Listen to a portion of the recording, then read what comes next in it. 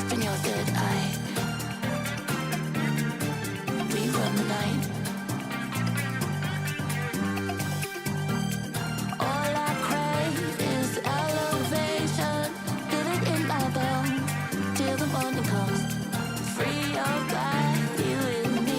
Don't wait for sunrise. Don't wait for sunrise. Don't wait for sunrise. Don't wait for sunrise. Don't wait for sunrise. Yeah, we run the night.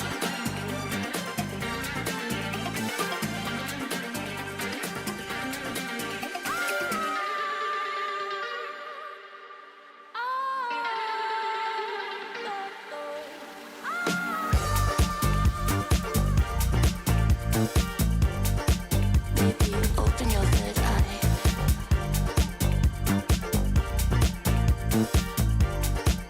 We're not afraid, we run the night. It's lightning, love is deep in the third eye. Come closer, I'm not afraid, we run the night. Benji wangu, baby, open your third eye. Come closer, we're not afraid, we run the night. We run the night.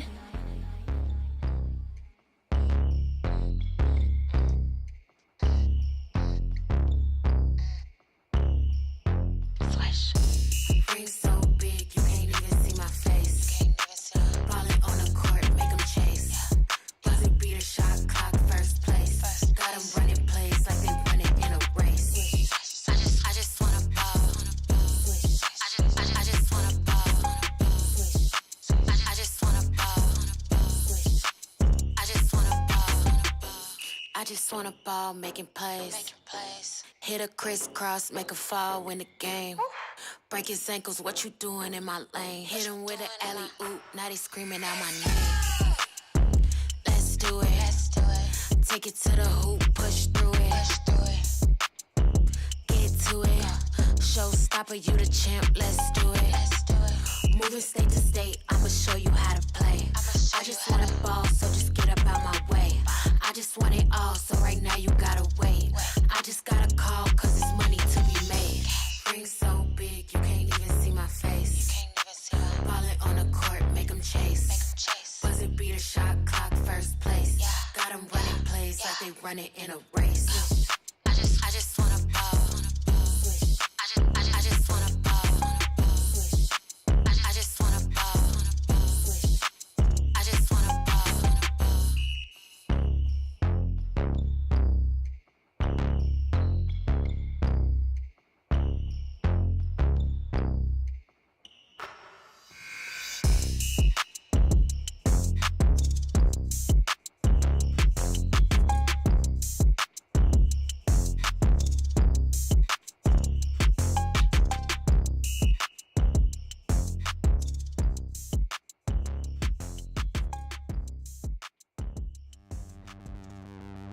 You sure do like to share your opinions, talking big like somebody's listening. Nobody's listening. It's so fun and games until it doesn't toss me out. I'll hit the ignition. Now you listen. Hop up in the window. Smaller and smaller you fade out. Hop up in the window. You cannot get my vibe, no, there's no way. I'm flying high above all your gravity, trying to bring me down, but I'll never stay. Hey, hey, watch me levitate. You cannot get my vibe, no, there's no way. You can say what you want, call me insane, trying to bring me down, but I'll never stay. Hey, hey, watch me levitate. Watch me levitate. Hey, hey, watch me levitate. Try to paint me like a no-name, so sorry, but we're not the same. No, we're not the same. Boo-hoo, poor you, please forgive me, cause I don't feel any pity. I'm fed up with lies, you wanted my demise. Now you're watching me rise, rise, rise. Up in the window, smaller and smaller you fade out. Up in the window. You cannot get my vibe, no, there's no way. I'm flying high above all your gravity, trying to bring me down, but I'll never stay. Hey, hey, watch me levitate. You cannot get my vibe, no, there's no way. You can say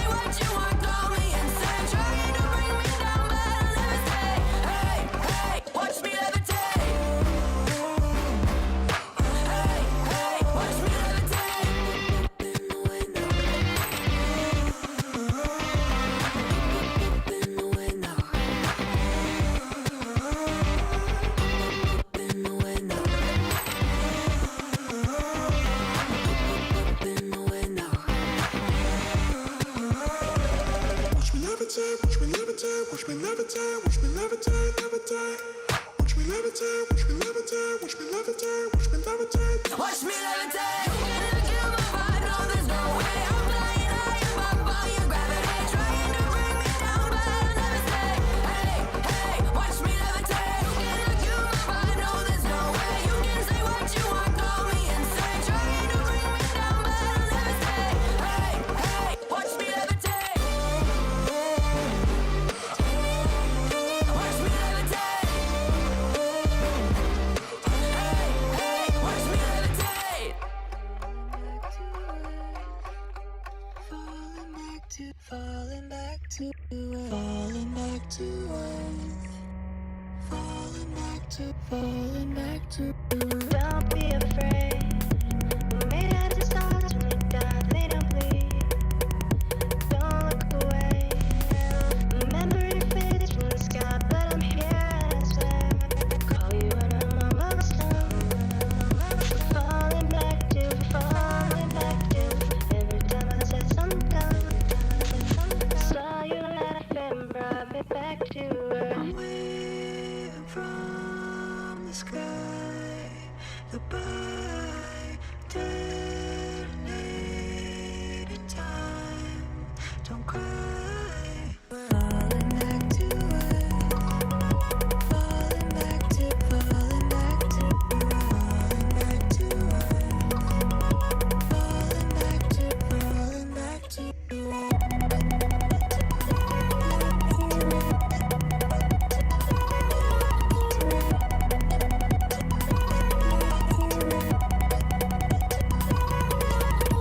Covered in flames, spiraling down. What a sight, what a day. Sand on sweet, and you made way for trip. Let's just go again. Call you when I'm almost done. Falling back to, falling back to.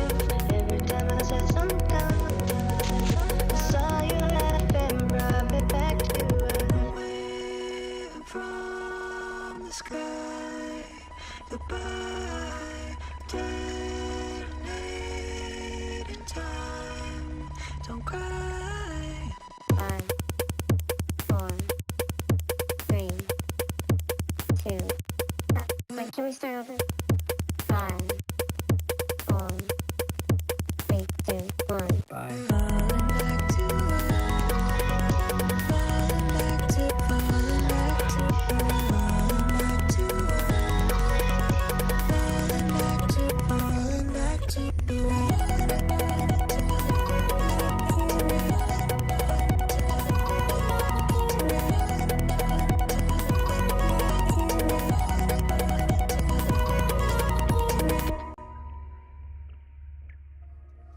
I feel a rushing tide guiding me through, just like a glimpse of light in the shimmering blue. If I could taste a little bit of the sunset from a heavenly wave on a Sunday, I'd be in paradise, shining like new. This stream contains fast flashing images that may affect viewers who are susceptible to photosensitive epilepsy and other photosensitivities. Viewer discretion is advised.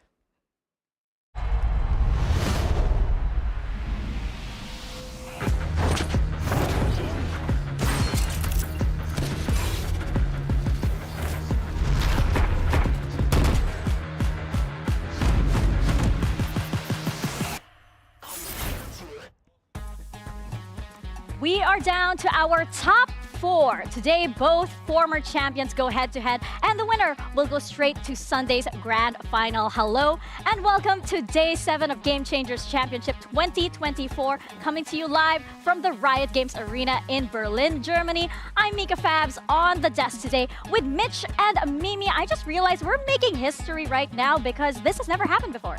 This desk? This desk M has and never M and happened M. before. Oh, it's triple M. That's so Yeah, true. This is the first time this is happening, so I'm really excited about this. It's history in the making. It is. We're gonna make it. Unlike the games today, which are all just repeats of what has happened before. Actually, yeah, it does feel like deja vu when you take a look at the bracket and everything, right? Let's talk about what happened yesterday, actually, how we got here, because the Pacific region was up for elimination. I was sweating bullets backstage and everywhere just because this was so chaotic. This was a brutal game to watch.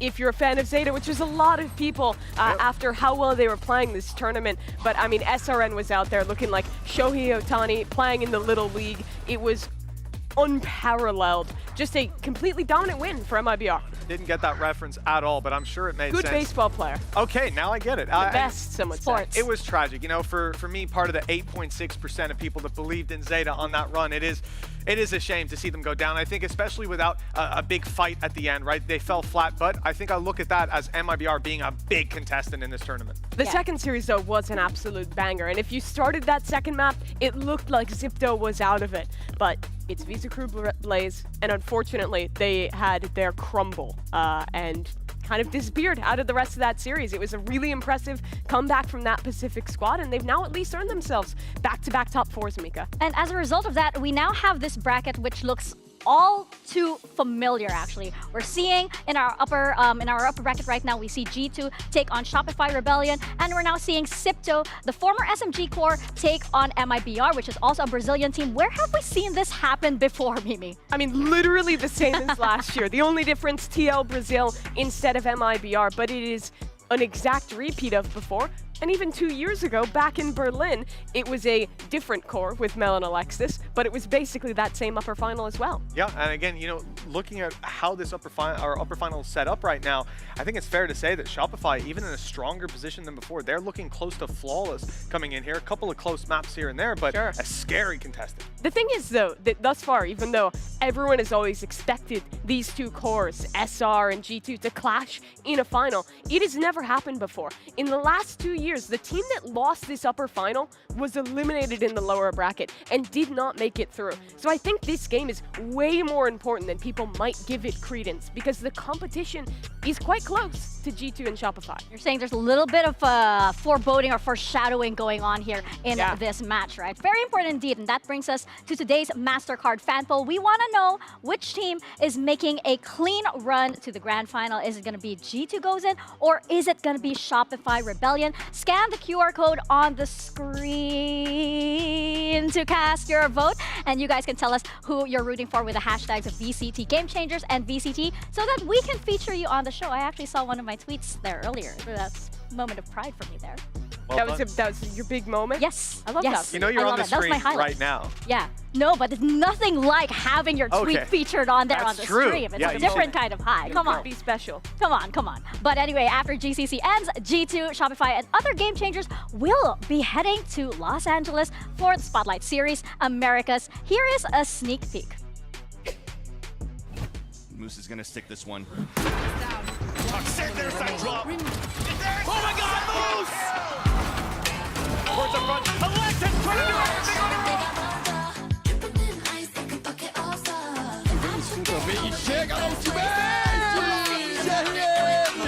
Grabbing himself a weapon now. A series. Something to red just right above it. Free for lead. A phenomenal round. Oh my, 4 kills for Mimi. Mimi with the ace.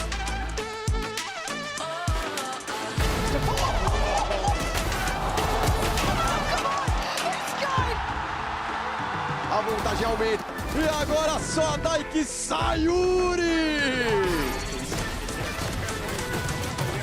But opening first is MIBR. Fortnite is just way too fast. Buena por parte de Com, que saca la doble. It's Oxy again. Oh my God.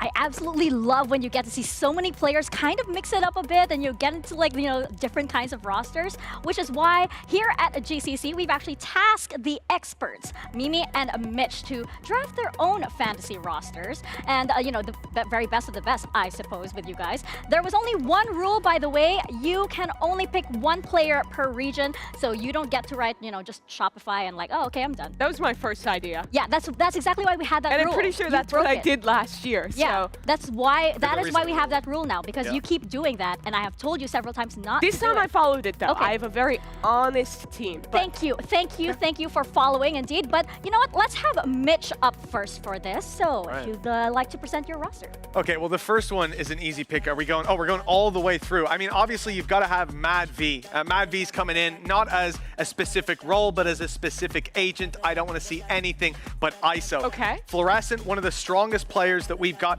within the league. I think that's MVP before we even began this tournament in most people's minds, and for good reason. Serena, I mean, the story of Zeta, sitting on that stage in between the maps, dedicating herself to that aim training and bouncing back in a beautiful series. I think that's our Sentinel locked down. Then, of course, we've got Conir and Jelly rounding out the roster. Jelly's had a remarkable tournament. Obviously, he's going to be my support, and Conir has to be our smoke player. I think this is a pretty scary roster for anyone to take on.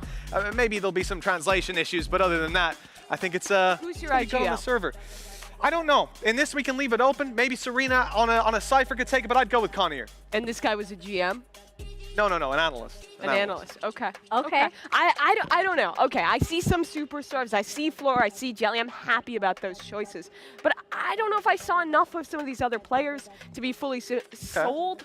I think my team would crush this, Mika. Yeah, and I just want to say, I absolutely love Serena. If you can see, by the way, I didn't notice that she has like cat ears on her. Yeah. Yeah, she's too cool. She is. But Serena's IGL, I can see the translation issues just come into full, rearing its ugly head here. So, I don't know. Good try, I would say, Mitch. But we'll see. Thanks. We'll see. I'm judging. That him like, sounded okay. so sincere, That- Mika, and I really believe I'm like, that you did a good you job. did well, You do. okay? I You feel did proud. Well. They're Thank you. there. But I mean, you do have Floor here, which is already was a like good choice. massive. If you don't have massive Floor in W. yours, we're going to have I a have serious Floor in mine. conversation. Okay, all right. Well, let's get to the floor to Mimi, quite literally and figuratively. This is my floor now? Yes, this is my floor. All right. Take it home. This is everybody's floor. Here we go. Floor, Mimi, Kamiyu, Michaela, Jelly. I'm going to stand back up. Okay, And I'm going to following you. I've explain. been way too I'm not scared. 70, I swear. I'm going to explain why this team crushes. First Okay, off, I don't okay. really need an explanation for Floor.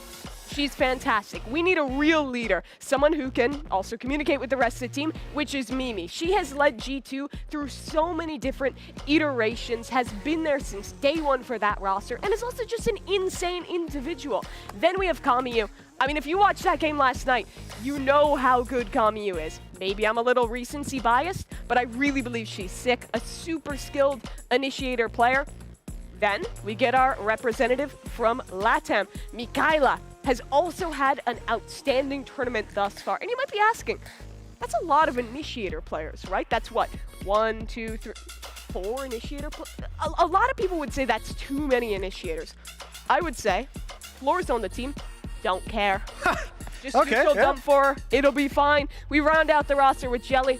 That was a wise pick, Mitch. Thank you. She's outstanding. Are you saying your strategy is basically like 4 initiators and 1 duelist, and that's it? Not That's just how you any roll it. duelist, though. Floor. Fluorescent. Floor, yes. Floor is actually like a duelist, like in real life. Yeah, she's. I wouldn't want to duel her. No, absolutely not. But you know what? I'm actually on board with Mimi's roster. Thank you. I'm feeling this a lot more, and I want to say, Mitch, like I think it was a good try, but I just feel like yours was a bit too ambitious.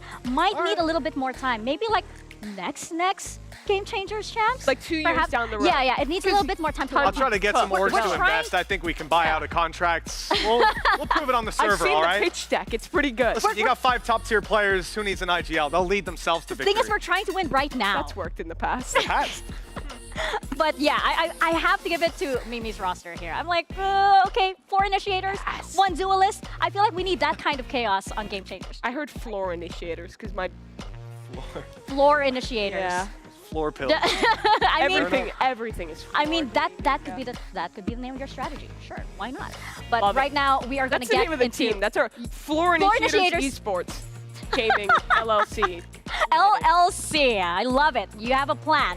We're going to get into today's matchup and actually see how Floor is going to do with the rest of our players. Our upper bracket final. Once again, we've got NA versus EMEA. Is it really VCT without this rivalry? The last teams from the regions, by the way, it is G2 Gozen taking on Shopify Rebellion, and this is one that we've also seen quite a number of times here on the Game Changers Champ stage. It is indeed. And look, being from EMEA, I'm not too happy about how things have gone in the past. NA, unlike in the early days of Valorant, they are having a field day with some of these rosters. And we always have faith in G2. Not only a long-standing roster going into many different esports, and obviously there's been iterations, there's been changes, even looking back at that last time that they faced off, the rosters have swapped it up. But the reality is, being from EMEA, we know that this team is always capable of pulling out a ridiculous performance, especially now looking at someone like Petra, who's just had game after game where your eyebrows are stuck to the top of your head. It's just a jaw-dropping performance. Again, though, the form that Shopify are on, it's not looking good. That history is going to change this time around. I mean, thus far, it's been a pretty swift 2-0-2-0 for Shopify to get through this one, whereas G2 Gozen has dropped the first map in both of their series. Yep. But I think the biggest difference between these two teams, because they are so similar, the super teams from their respective regions, they have their two star duos that have been with the organization since basically the start of the team. But what's different is that this is now Shopify Rebellion's second year as the top dog in North America. They're past that initial development phase. They're very much in the refining the craft, finding new ideas, getting ahead in the meta, doing all of this, where I think we've still seen G2 Gozen kind of finding themselves with the new players, having to bring 3 new members into the fold for this year. And for that reason, I feel like we've seen a Shopify who is just a bit further along in the development, and it's just looked so clean thus far this tournament. And I think that's a great way to look at it. Realistically, when we talk about the potential of both of these teams, of both of these rosters, I don't think they're separated by a very wide margin. But like you say, time, sticking together, having that synergy is something that you can't just fabricate overnight. And for G2, that will be a challenge taking on Shopify, who are on form. And like you say, they dropped their first map on G2, but also some of those going to the third map, it's been like 13-11. A pistol could swing it either way, and that's not the kind of form that inspires you that they're going to be able to topple an on-form Shopify. Well, I'm wondering what form they're in today. Ahead of today's rematch, Yinsu caught up with 2 of the GOATs, G2's Mimi and Shopify's Mel. Let's see what they have to say. We have a generational matchup coming up today. I'm now joined by Mimi from G2 Gozen and Mel from Shopify. Now, you guys are 2 of the GOATs in our scene. You have a lot of history against each other as well. And I wanted to take this moment, to get wholesome and ask you guys, what have you made of the other person's career in esports and what it is about them that makes you respect them as a competitor? I'll start with you, Mel.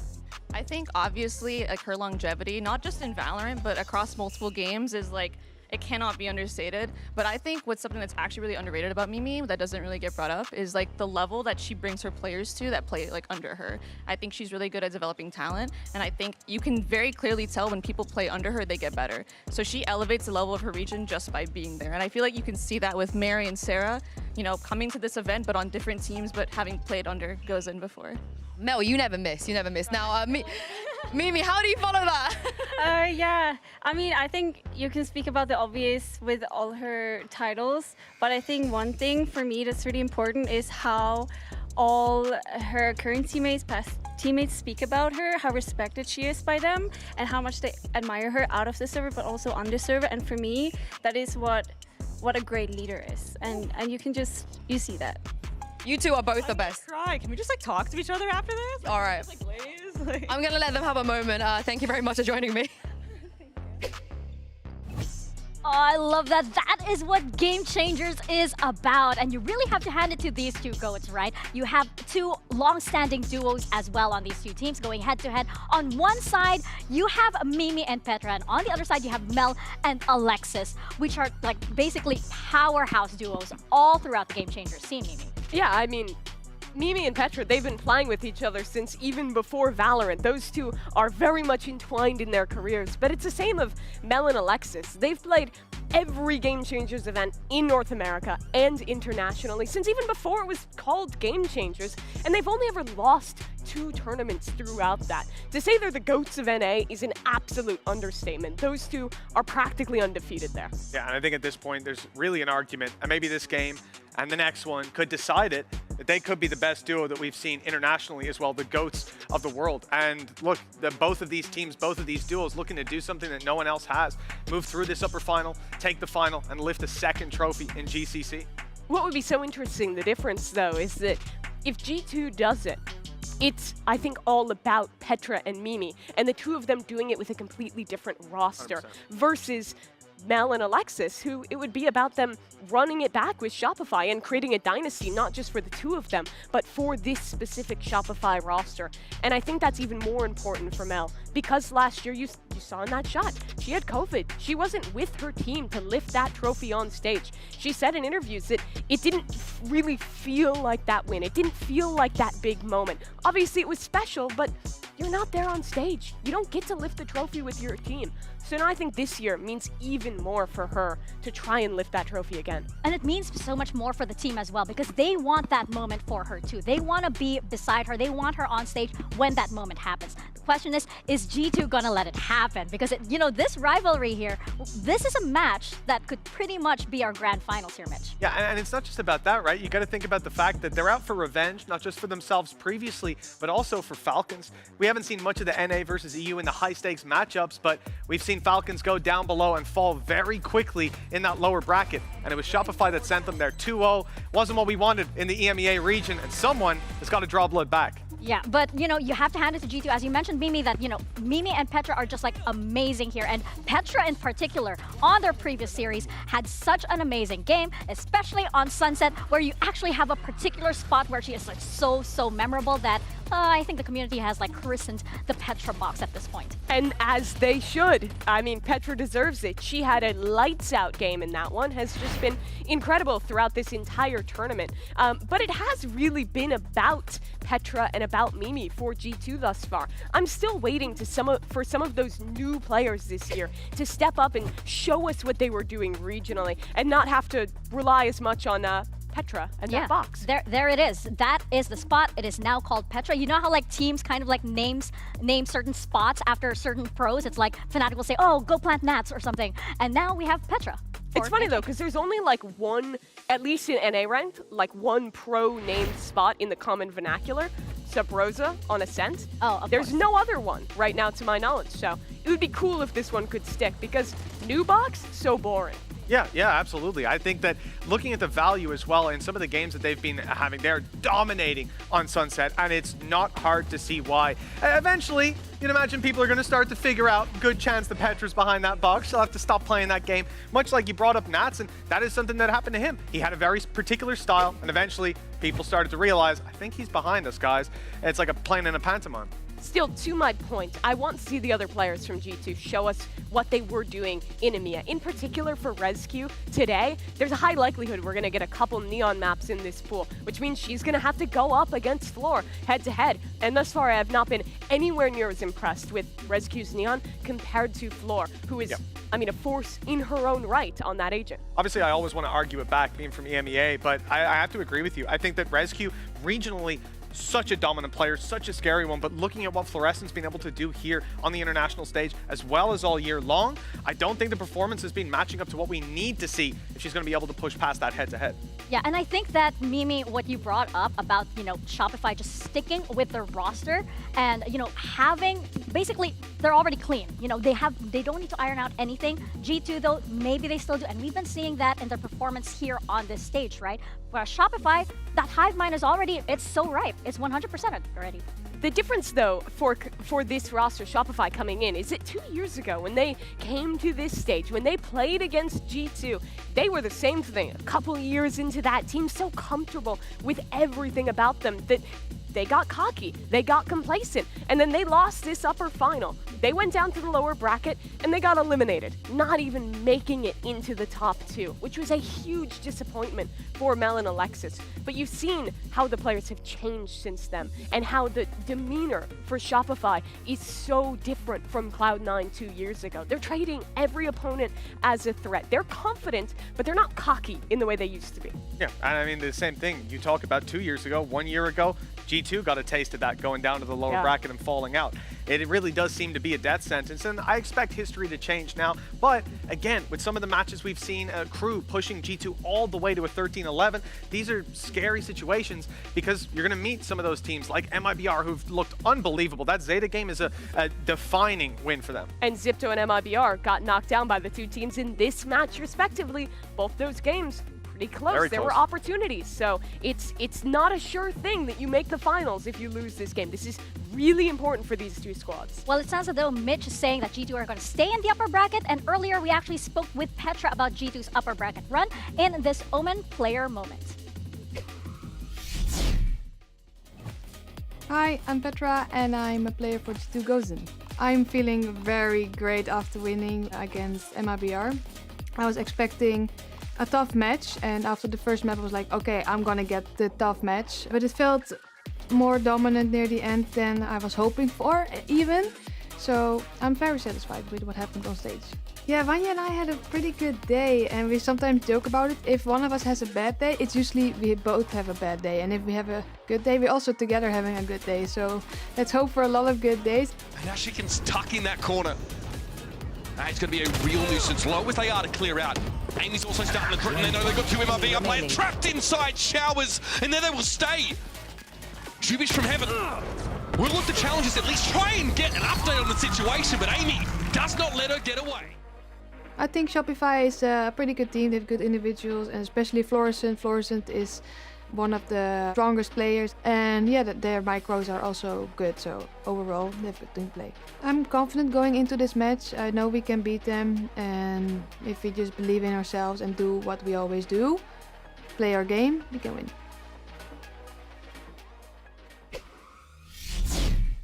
Okay, I'm all set. I think I like this flavor. Let's I'm all go. good. What's the movie? It's this really wonderful film that I've seen. Everybody has been calling it absolute cinema, so I think we should really watch this. Like, what genre is it? It's quite experimental. I just want you to experience it because it's something that you really have to see for yourself. Okay. Oh, I'm excited. Okay? Yeah. Let's get it going. It's got great reviews all around. So, Yeah? Yeah, let's watch. Oh, I think it's about to start. Is it about to start? Turn off your Quiet, phone. guys. Quiet.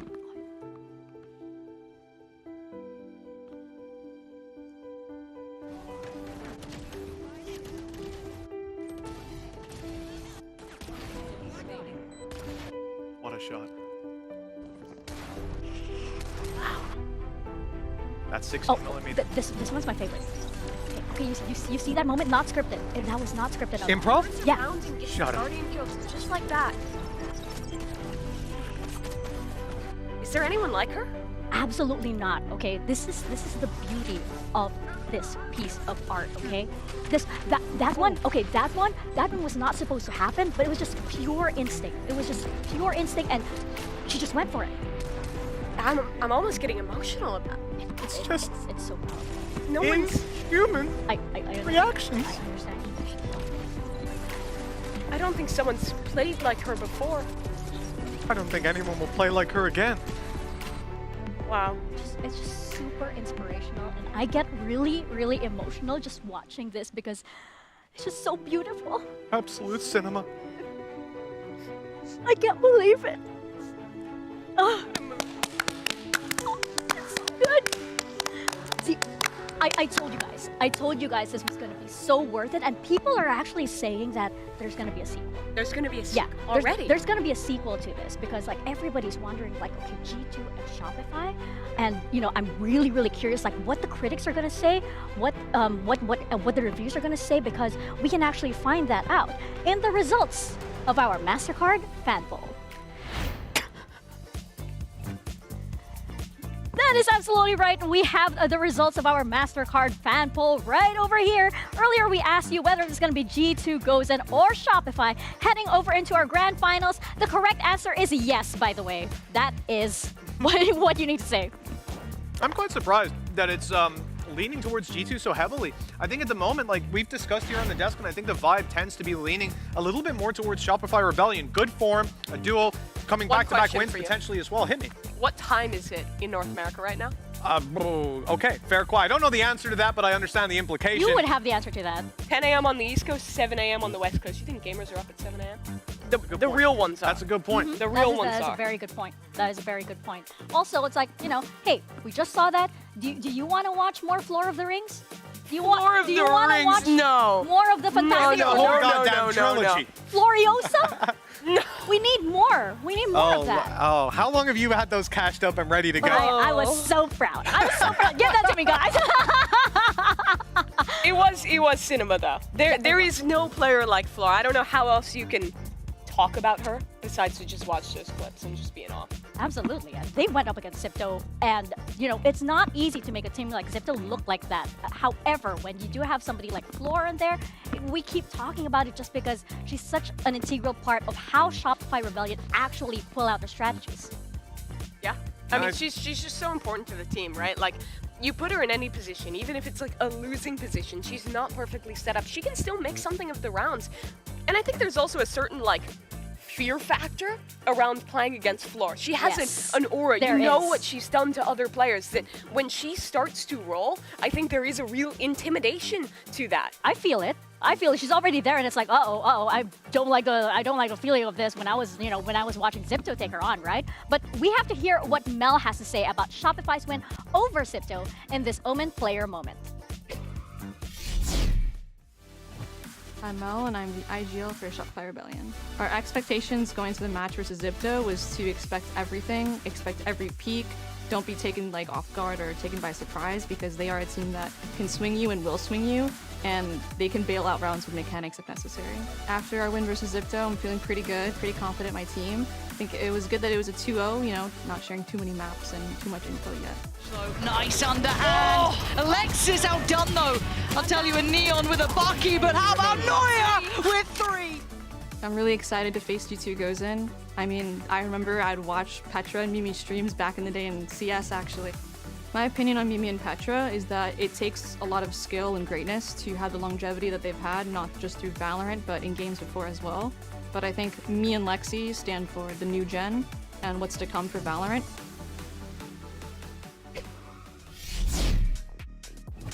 I think what Mel said just really sums up the legacy that both of these teams are, you know, looking to build, especially with a match like this. So important as the winner qualifies to the grand finals, right? They want to be able to say, like, you know, hey, we're here to win this all. We are not dropping any single series here. It is so cool to hear that too from Mel towards the end, that like these were the players that she was looking up to when they were competing in CS, and we're kind of the Mel and Alexis of that game. They've kept that legacy through Valorant and have had such an incredible staying power in Europe. But they've inspired this next generation of players who have come out and, well, gotten even better, beat them last year. And so for G2, I think winning this match, getting their revenge, especially being at home in Berlin, would mean so much to them. Yeah, and I think a lack of travel and everything like that comes into it in an early tournament, but now they've been here for so long, I think that playing field is leveled a little bit. I am curious to see if there will be some sort of a home field advantage down there in the crowd, if they'll be behind both teams, as we've seen in many international events, or if this is going to be a G2-sided affair. Oh yeah, it's definitely a factor, right? And I'm curious to see what everybody else says. So let's take a look at the predictions from the entire team over here. I think, you know, okay, let me just check on behalf of Yinsu. I want to check everybody on the side of EMEA. And Kakuka? All right. Yep. All right. Traitor. We have a traitor in our midst. It's disappointing to see. But Am I crazy to say Shopify is the favorite? I do agree with you. I agree. I think it's clear. At the same time in the EMEA, we have seen many times G2 look a little bit shaky and then come out swinging. This is their moment to do that. But I have to agree with you. The favorite should be, although the MasterCard fan poll disagrees, it should be Shopify. If Shopify is playing in the form we've seen from them all tournament thus far, I have no doubt that they will win this game. They've made it through these first few games 4-0. Floor's been playing out of her mind. Mel's been calling a great game, but they crumbled here 2 years ago, and G2 always rises to these games. You know what? We have no other choice. We have to get this show started. These two teams are going to write the next chapter in their legacy. It's G2 Goes In versus Shopify Rebellion. Game 7, Day 7 of Game Changers Championship 2024 starts right now.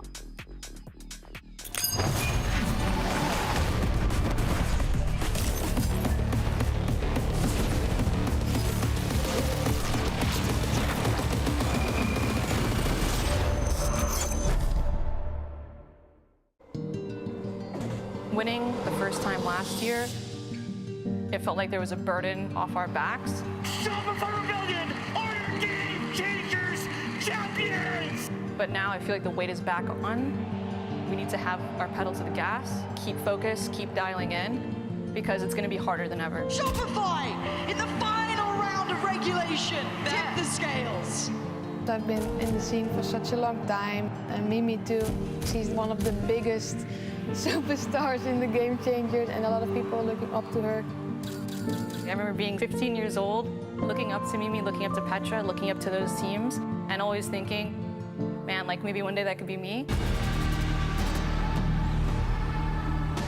I'm excited to play Shopify Rebellion. I'm confident going into this match. I know we can beat them. 2 years ago, Lexi and I lost here at their home soil in the house of the Gozen. Last year we finally got them. This one's to settle the score. Shopify, good luck. G2 Gozen, this year, there's rebels in your house.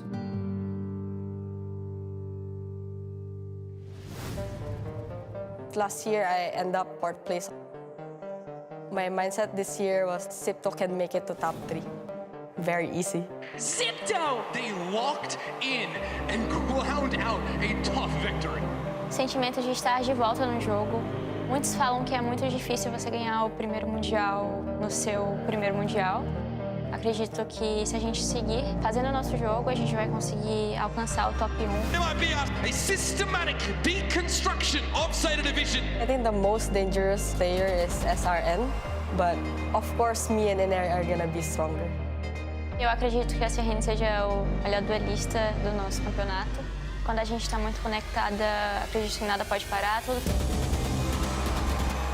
Estamos muito confiantes para enfrentar a Zipto. A gente tem muito conteúdo delas, então a gente vai saber em qual gramado estamos pisando. MIBR, be ready. We're gonna avenge our sisters in APAC.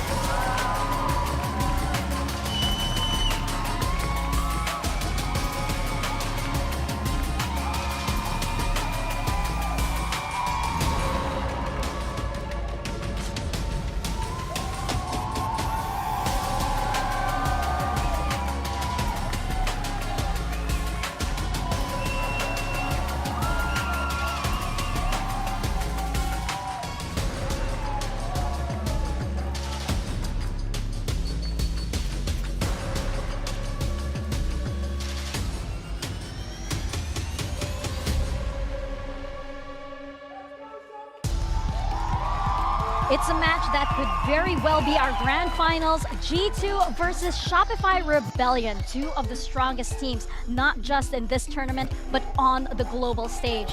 You already have champions walking onto that stage as both teams have lifted the GCC trophy in the past. And the team that emerges victorious from this match is one step closer to doing it again. Who is it going to be this time around? That is the big question for this series.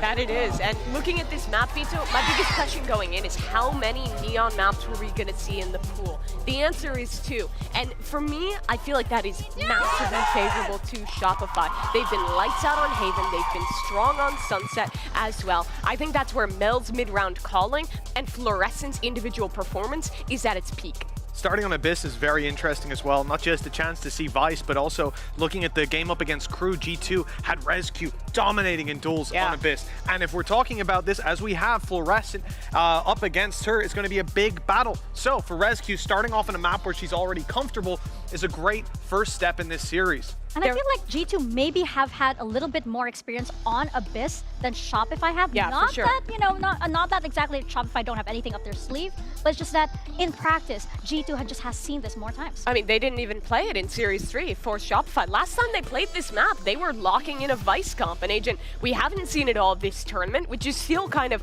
weird. How good are they actually going to be in competitive? So the Agent Select is going to answer some big questions here. And as we bring it up, indeed, it looks like both teams are playing safe for now. Perhaps not bringing up any of those cards just yet. Yeah, going back to the boring comp for Shopify that they played before and just a straight up mirror here.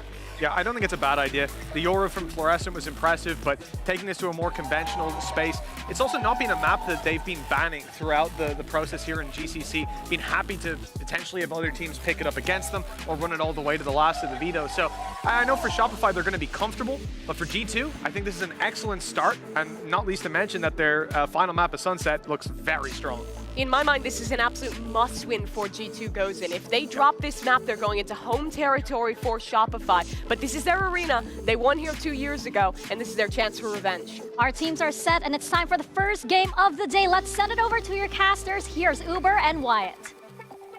Thank you very much, Mikael. We are once again back here. It's an upper final between Shopify Rebellion and G2 Gozen. A new chapter in this rivalry and awaiting the loser. A literal piranha pit there in that lower bracket. Something G2 fell afoul of last year. Trying to right the wrongs are G2, and a very different trajectory that these two teams have took since the last time they met. Shopify, of course, they won last year in Sao Paulo. They have stuck together with this elite roster, and G2, feeling that dismay at their upset loss they suffered in that lower bracket, have made 3 changes since then. It's a new roster that they're going up against the juggernaut of Shopify with. Into the pistol we go. It's going to be G2 starting on the defense side, and Amy in his characteristic setup spot here. Going to get eyes on floor early on. Already hear Sheriff ring out on the side behind them. Some of this utility cleared with a shock down to floor. What a quick strike! And Sarah gets involved as well. It's up to Rescue to hold it down from heaven, and she's done a job. 2 down to the Sheriff. A lot of damage to Sarah as well. 1 flash to play with for Mimi. Could be used in tandem with the paranoia from Vanya as well as they try and get some space back into this site. Sheriff recovered for Mimi. 2 from heaven. Noya, though, is an issue. She's playing well back over towards Crow's Nest here, and Vanya's going to try and get involved now. The shots are a little wayward, though. And Sarah exits the round with 3. We begin already. Fluorescent, first blood, first round. By far, the statistical leader of this tournament at the moment, averaging 330 ACS up until this point. Obscene. First bullet, a headshot straight away. And she is 16-5. First kill, first death in their win over Zipto. Just mental stats, eclipsing even her performance from last year where she dominated the competition. 330 ACS average. To put that in perspective, I think Rescue's best game saw her at, what, 285 CS? So we are seeing Floor well and truly above the curve here. Got a customary jump off the map, gives G2, don't want to give up the weapons, orbs, you name it. We don't get paid by the second. Nope. So, not mad at that. Not mad at that. Already, look at the buy here for G2. Rescue with the operator. That was the weapon that she dealt serious damage to Crew with in that recovery they had, that comeback late in that second half. I'll find their cipher. Obviously, without G2 being able to plant or to get any kill money, there's a little bit of an awkward armor situation. So that Outlaw actually has some play here. Now G2 are ready to play the game in earnest. Flash here over towards the A main side. That one-way set up by Vanya. Mimi able to play off of it here. Early on, Noya, exploratory in mid, but regrouping with the team. It is a straightforward fast hit. They'll have to contend with 3 defenders, however. Up onto the boxes already. She's into the mix. Back at the site. Petra's able to find her there from security. Now going to back away up on tower as that is going to be smoked out. 2 players down for G2 though. Another good fast hit from SR, and Petra is picked off through the smoke. At the moment, G2, they have no option but to save here. Rescue couldn't get involved in the action. Was posted up towards that B site with the operator. Shopify don't even know that that's on the field at the moment. And for the G2 fans' hopes in the next round, that weapon being concealed may offer opportunity for Rescue to still find an opening pick. Shopify, you know, perhaps a bit too willing to jump peek corners or jiggle, not knowing that that weapon is there.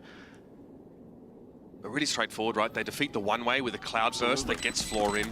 She's able to updraft Tailwind onto the site. Really straightforward. Site kits with a jet, defeating that crosshair placement. Very cleanly done. G2 maintain the operator and a rifle into the next. Nothing out of the ordinary, just the firepower from Shopify on display. It is Floor with another entry kill. Noya actually got the first by just a half second there. I've been so excited to see more of Noya in this tournament, Mitch. I know I've been speaking to you a lot about her when we were looking at this game, thinking about how it could go down, because heading into this, her performance in the regional North American Game Changer Stage 3 was her best ever. She left that with putting up 0.9 kills per round. Obscene stats for a Sentinel main, and the duo of her and Floor being in such a lethal current status is dangerous for G2. Customary setups here for Noya. She sets the spike cam up and gets a cyber cage to the upper causeway here in mid. Vanya going to be forced back here by this flash, but this is all pleasantries being exchanged. This is well within expected parameters for G2's controller. Just a slower 1-1-3 open from Shopify on the anti-eco, waiting out any potential aggression. And the aggression is the riskiest it could possibly be. It's Rescue pushed up fully with the AWP shot. It just goes wide. Noya, 2 first kills in a row. That is so deflating as well. G2 getting nothing done on this map so far. Yeah, again, it's a round where you're pretty underarmed, but that was the operator committed to trying to dig out the Cypher. Now SR start to look over the B side, licking their lips. Some of this util over on the side. One of the trips was just cleared. And the recon thrown down over there as well. There's an attempt for G2 to slow this down.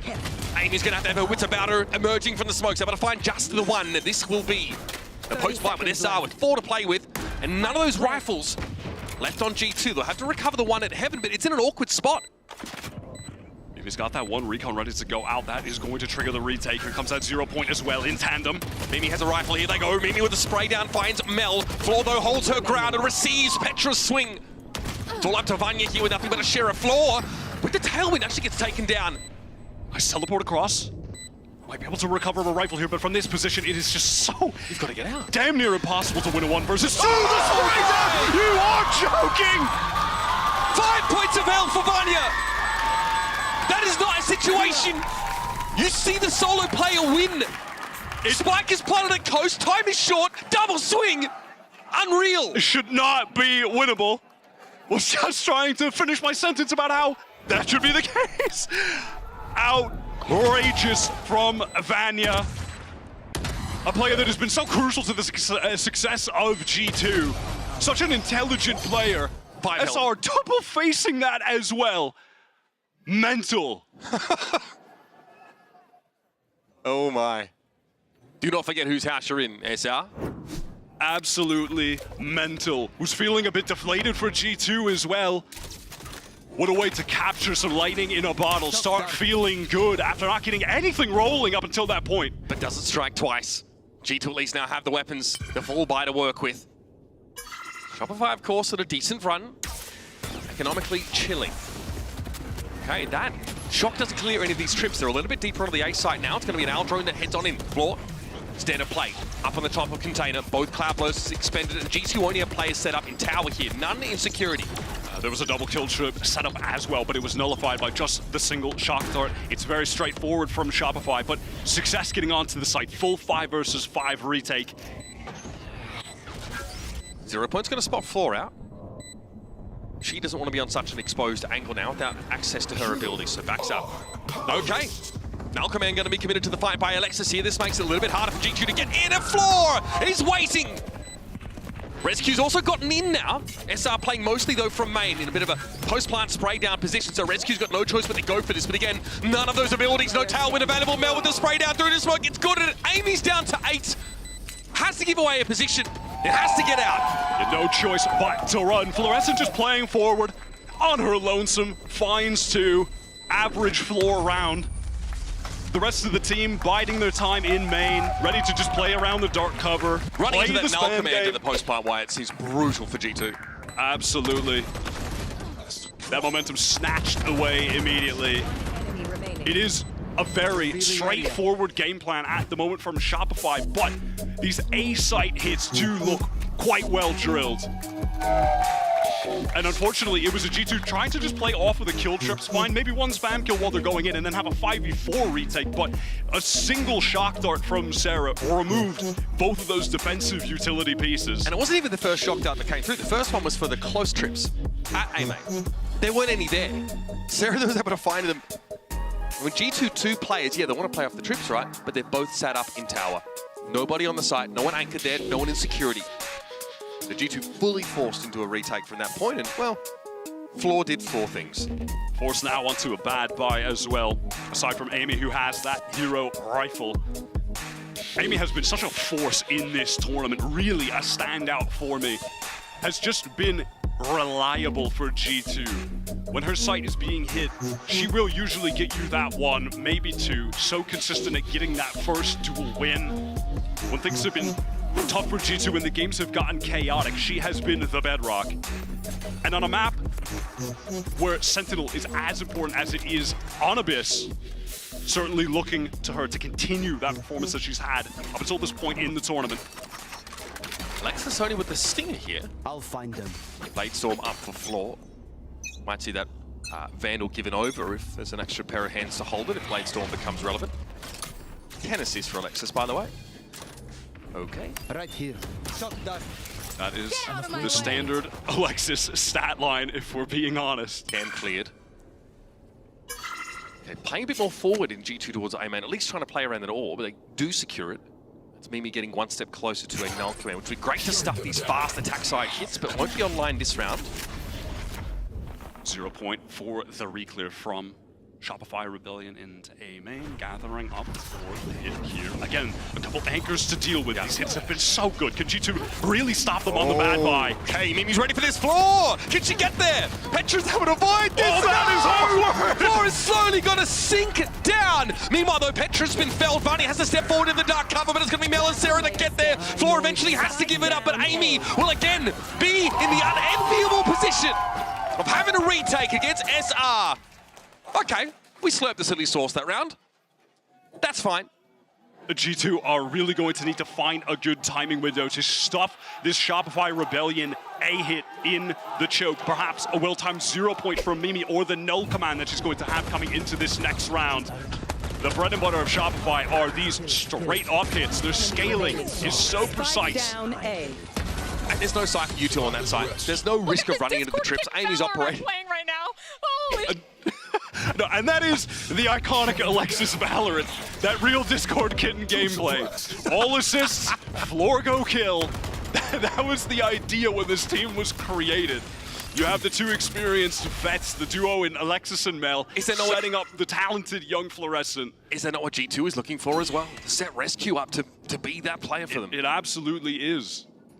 Very analogous to the team building of Shopify. She has 22 matches, I think, before she joins this G2 roster, right? Another extremely talented young player. It's just a matter of getting her online. It was here where Rescue popped off for G2 against Karoo Blaze. Once she got an op in hand. Here is this double face setup. Contact is going to be taken by Vanya, and then Rescue going to swing up top while the crosshairs are focused a bit too low. Floor already tagged. There's a swing out, not able to find it. Danger as she's tagged up, has to retreat. She's going to go for it. Still, despite this, here comes the Hunter's Spear. Oh, Sarah gets a brace of 2. Rescue and Vanya both perish to the Sova ultimate. Floor just had to disco dance out there in the middle of the B site. G2 are really struggling in the first blood game right now. It has been all Shopify. Floor or Noya, the 2 of them, deadly on these execs. Or in the case of Noya, picking up one of those lurks on one of the prior rounds, an aggressive maneuver from G2, and we're just into this situation that I feel like we've already seen many, many times, which is the last couple G2 players who were drifting towards mid or are anchoring the other site. They just have to save. Amy has not been able to play the game. She has been rotating into site, which is definitely the Sentinel experience, right? But SR's utility jump, Sarah's utility jump, especially over onto the B site, was devastating for the embedded defenders of G2. Amy can hear the horde of players trying to rip that gun out of her hands. They won't be able to sniff her out. The Shopify economy, obviously, after this string of rounds, out of control. 7K minimum for everyone. So they are going to hunt every rifle, every round. What a 2-piece. There's just no way to go. What a 2-piece. Hunter's Fury is just perfect. And you just jump scared me. In a position like that with a double face, G2 are simply playing to fight them in the choke, to stop them, to get the kills, but they right now are not hitting hard enough individually. The shots are not connecting in those situations.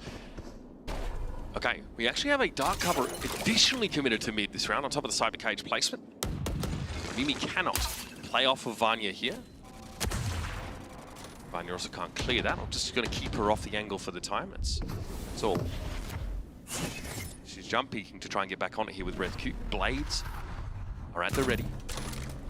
Is this 1-3-1 setup for G2? Amy Hero Rifle anchoring towards B. SR know there was a recon just fired out at A main here. Mel sees everything that she has to. This definitely keeps SR confident in this push towards A and elsewhere. G2 don't know where to put themselves. Now, the teleport from Mel has those 3 in mid from G2 scrambling on the defense. As the hit comes in, here's that dash from floor, this time into heaven. Bit of a variation. Catchy with his out! Rescue's not ready for it!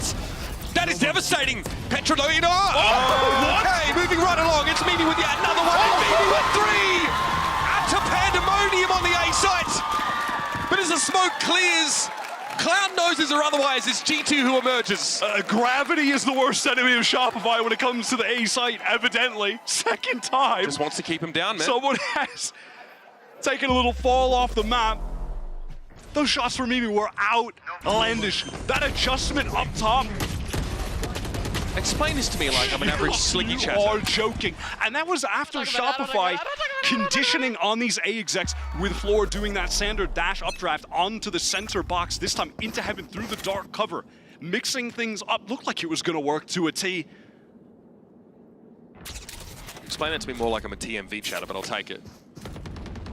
Either way, once again, SR with that 1-3-1 setup, this time actually really stepping in the mid, really looking to take up this position. Flora's playing so close. Just playing off that dark cover. Standard ship to watch mid though from Amy. Passive information as Noya for the first time really adventuring through the vent towards A. Oh, catch on Alexis here. Oh, she's not able to get away. Petra speculating there from Spawn's able to find one. But Flora is already the cat amongst the pigeons and she's awful hungry. But the catch from Rescue absolutely flattens her. Noya backs off this now, realizes there's not much more to be done here, but B is open for the taking. Just the trio left here for SR. And Mel will play forward to receive the rotates. Do not go airborne in the vicinity of Rescue. How does she keep getting away with that on this map? Petra on the swing. Shopify trying to get aggressive here, trying to fight forward. Noya! They got Mimi, she does go down, but can be brought back. It's up to Mel here. Depressed on the side, recon to spot around. She has to back up, but Petra ends with 3. It all starts with that Hunter's Fury that lights up Alexis. G2 clawing back these rounds. Yeah, more than a sign of life. They're feeling rejuvenated. Rescue certainly quiet so far. Makes her presence known with that little air shot no scope. So sick. Floor thought she was slick. That is a way to get the confidence up. Headshot, no less. That's crazy. Petra getting in the mix here as well has been a standout in the fragging department for G2 in this tournament. She's been on Initiator, but has had the same average ACS as when she played Duelist last year. It's just crazy. And she does play that Initiator like a Duelist at times, but when you're hitting the shots she does, you just can't be mad at that style, that confidence. Again, Noya prodding towards mid early. Right, Petra gets forward here and we'll clear that. No camera here for SR. Some trips to be cleared here. So Sarah's on deck now to do some janitorial work. They're likely going to go for this one close and does right that initial trip. Not the second though, yeah. Falls in though, already back in the tower, but Petra's ready for it this time. Look at G2 embedded on this A side, refusing to give an inch. Dark cover gives her some room to work with, but Mel has to emerge from one of her own. Petra's tucked up here in this corner and sees Sarah coming almost a mile off. And then it's just a bit of aim lapse for Petra. G2 really have made the proper adjustment now. When Shopify are allowed into the site, we saw how excellent their scaling was, swinging off each other. Those timings were as tight as they get. So what is the adjustment from G2? Just don't let them do that at all. Fight them in the choke. Anchor those sites hard together. Petra leaning over to put on her jacket. She has been ice cold. Look at this. This will commit. Also, that second trip never fully cleared. SR never really get up on that site. Vanya gives such good dark covers for her team to play around, by the way. So effective. Such an intelligent player. Have really been blown away by her. She's not always the loudest because she doesn't play the game in a flashy way. The impact is immense, yet so understated. She falls back. She doesn't step up to try and take these high-flying duels, does she, Wyatt? We saw this on Sunset in their previous series. Selfless player. Absolutely. Still able to get like 26 kills in regulation, of course, in that game, despite being selfless. On most dependable, on her birthday. Nice little birthday gift. One of the most dependable, low econ players you could ask for. Does not require a setup from her teammates at all. Just a dream controller player to have on your roster.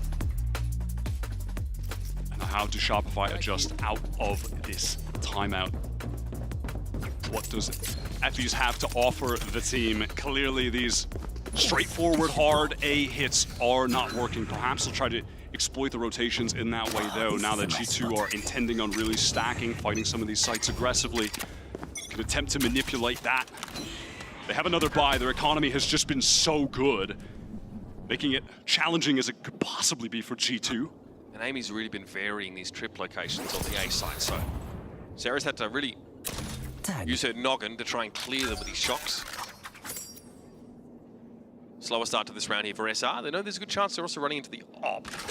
Rescue is maintained, so how do they avoid that? It's a pertinent question. Rescue's all the way pushed up on their big extremity, so that's dangerous for SR. This time they have that two-player insertion onto A. They've left floor there, with Alexis ready to just swing off any contact. Well, they pressure towards mid, Noya making noise, trying to feign that they could be exploring forward, but look at how close Petra moves up on the minimap in mid right now, retaining good information from G2, allowing them to rotate towards A again. There are 3 players from G2 on A, prep for the hit. She's going to be fighting mid. Noya wins it out. What she can do with this, she's going to go over towards tower, but then we're going to watch the side itself. Here's that null command thrown out, but Floor does not care. She's in there. Vanya here from the top of tower. Can't do anything either. She tries to peer in over the fight, and SR just walk up 30 seconds and take what they want. Noya really cracks the site open by dealing that death blow to Petra in mid and then presence through the vent. Rescue forced to save Shopify out of the timeout, winning that round. But it's really just Noya finding that great entry and all of a sudden applying pressure to G2 from all angles that throws some serious disarray into the A stack. Vanya was poised there to really disrupt what SR were doing. But because Amy so quickly, or Noya, excuse me, so quickly got up into tower from mid, there was no opportunity for that. Yeah, all of a sudden that crossfire is just fully broken, right? Final round of the half, full buy for both sides. Up again for Rescue. There is that crucial kill and then the push into vents from Noya. It's all there, man. Once again, the rest of the team scaling forward. That flash comes in. Unfortunately, that was a team flash too from Mimi onto Benny, which is really unfortunate. But even regardless, Noya's just ready there for the backstop. Perfectly executed. It's too much pressure for Vanya to make something happen there. Yeah, Shopify still doing really well with the first kills. Entire team gathered up at B. This 0 point going to catch the ops here. A lot of players. Get out of my way! No 0 point on Rescue, so she can get out of here. Okay, didn't have a tower room ready, but can back up behind the Cloudburst. Floor wants to try and chase, but Rescue gets out of sight. It's Mimi at Coast, takes down the Jets. Only 3 left here for SR. It's gone horribly wrong for them over on this B side. They haven't even been able to scale forward. They can't even attempt to trade this. The dark covers are now thrown down as well from Vanya to keep them safe. Slowed down now are Shopify in the mid round. No map control. Have to go exploring. Have to find an opening forward. There's so much to re-clear. Mel just has to grit her teeth and swing that one. She has been allowed to get up mid. It's an annoying one way, which Mel probably has the disrespect too. She's just going for it, Wyatt. No trips to deal with at the very least because Amy has been so focused on littering that A site with and just intuition, timing, experience. Here. And extrasensory perception on top of that. Petra is just too locked in at this tournament. What do you do about Vanya? She's big chilling, yep. Hold the angle with the operator. Mel at least able to get something here, but hit with the paranoia and forced to back away. Petra puts it to bed on the end of Hunter's Fury. G2 coming back into that half with some serious strength. all of a sudden, they went from not connecting a single shot to out of a timeout. Huge adjustment. ResQ hits that insane no-scope not long ago, and after that, really begins to feel it, pressing forward with the operator on that final round. 30 seconds And some left. good adjustments to shut down those strong A execs from Shopify by just getting aggressive, fighting them in that choke as a team, finding kills together and with good crossfires. We've got a game on our hands. Was worried for a moment. All right, close half it is. We've got Yinsu standing by with some of our co-streamers in the arena. So Yinsu, take it away. Some Valorant royalty here streaming in the arena. It's not every day we get Coach Potatoes here on site. We've got Sliggy and Minnie here. And since, you guys are known for your watch parties, your analysis, I thought I'd pick your brains a little bit. Because on a map like Abyss, we've seen teams that usually like to experiment, Shopify running the Vice and so on. Now running this defaulted comp that everyone likes. So Sliggy, why is that? I think when I look at Vice on this map, I think it's like a one and done. It can be antied pretty easy. Like the wall kind of protects you sometimes when you know where it is. So going back to this is the Ascent comp, right? That everyone runs on Ascent. We know how fluid it is, how many times it can be run, and just how many different strats you can run with this comp. So it's just better for these kind of tournaments when you're showing a lot of footage. Is this the best comp on Abyss? I'm yet to make a decision on that. I don't know. Oh, I mean, this is a guy that ran no smokes once upon a time. So, and Minnie, looking ahead to the second half as well, it looked a little bit dicey, a little bit for G2. How can they pull this back on their attack side and make sure they bring this home? I think the first thing is to remember that 5 rounds on defense of Abyss is more than enough. And then after that, as soon as Fluorescent gets the AWP, we need to avoid Fluorescent. So do the old avoid CNED strat with avoid Fluorescent, I think. Okay, so find floor, run to the other side. Run to the other side, 5-person hit that side. Let's go. Okay, love that. And lastly, you said we there. You said we. Are you here to support G2 Gozen? Yeah, because I like flaming them. So when they win, I can flame a little bit, So. All right, G2 fans, how do we feel about that? Minnie is here to support G2. Sliggy, how about you? I'm just here for the game. I want a third map. I'm always like this. I always want a third map. I'm gonna have to put you on the spot here. Okay, well, I'm gonna say Shop's gonna win. Oh, how do we feel about this, Shopify fans? Sliggy is backing Shopify. Okay, we'll find out in just a moment and see which one of these guys is right. Let's get back into the game. Good to have the chance to explore some tactical nuance there with Sliggy and Minnie. Yeah, two of the finest minds in Valorant really dispensing as much knowledge as they can. Very, very helpful. Hope you all had your pen and papers ready for that one. Simply avoid a floor. Sometimes the simple trick is the best one. Here we go, second half of Abyss. Shopify with 2 rounds of surplus, but that second half of the first half for them, not great. G2 are certainly known to play a slower style when it comes to attack. They've displayed that in this tournament. Petra's Aldrone interrupted there as she is subjected to the 0 point of Alexis. Floor again in that customary little pinch spot there. Alexis looking to get that 16th assist with a little pop flash for Floor. Takes a bit of damage from Petra. What was that? Just drops into an engagement, reckless, punished. I think it's a misconception from Petra. She just does not expect there to be another there. Very exposed in that position. He's going to hurt you in an important round like this. Lacking the recon now for a site exec will be painful to deal with. ResQ tries to find timing. I respect it. Diva shut down. Oh, what a shot from Amy. Sarah's just holding this angle, could get punished, doesn't, drops down, has a teammate now to crossfire with. Paranoia might have hit Sarah there, but Neuer is also going to get hit by one herself. Amy's low. Sarah, 2 bullets in the chamber. She's going to need a couple more than that. Quick reload. Vanya is going to be held though by Mel. Nice little double stack here. And look at that, just rotating into the dark cover together too as the rest of them flood in to punish the last, win out the round. And G2, that was a little bit reckless on the B sites to open things up. I'm not mad at ResQ trying to find a window to salvage that round by pushing up into this engagement, but just loses out the duel. Had you won that, the complexion of the round is flipped on its head. No questions asked. Alexis so dependable there over on that B side. Despite 15 assists, she's able to get involved properly now. Floor pushed up with the Outlaw. Many glasses to face! Adjustment! She gets away with that! Unreal! Rescue's able to pursue, but Alexis can pick up the angle. Hey, okay. Even on an anti-eco, just giving us something to get the heart pumping a little bit. Definitely get the heart racing a little bit. Just the lane correction there with the second shot from the Outlaw. Great connection. Of course, no armor really here. And off we go. Yep, that's about it. Don't need to hand over any more orbs. And there you go. Another round here for Shopify. Really, remember, both pistols won by them in this game. Gives them a huge little boost here now. It's a 4-round lead. All of those bonus round guns were recovered as well. Noya made her way over there to get the Outlaw. Throws it back to Fluorescent, who's not the best round for it. Top fragging in the server. 14 kills.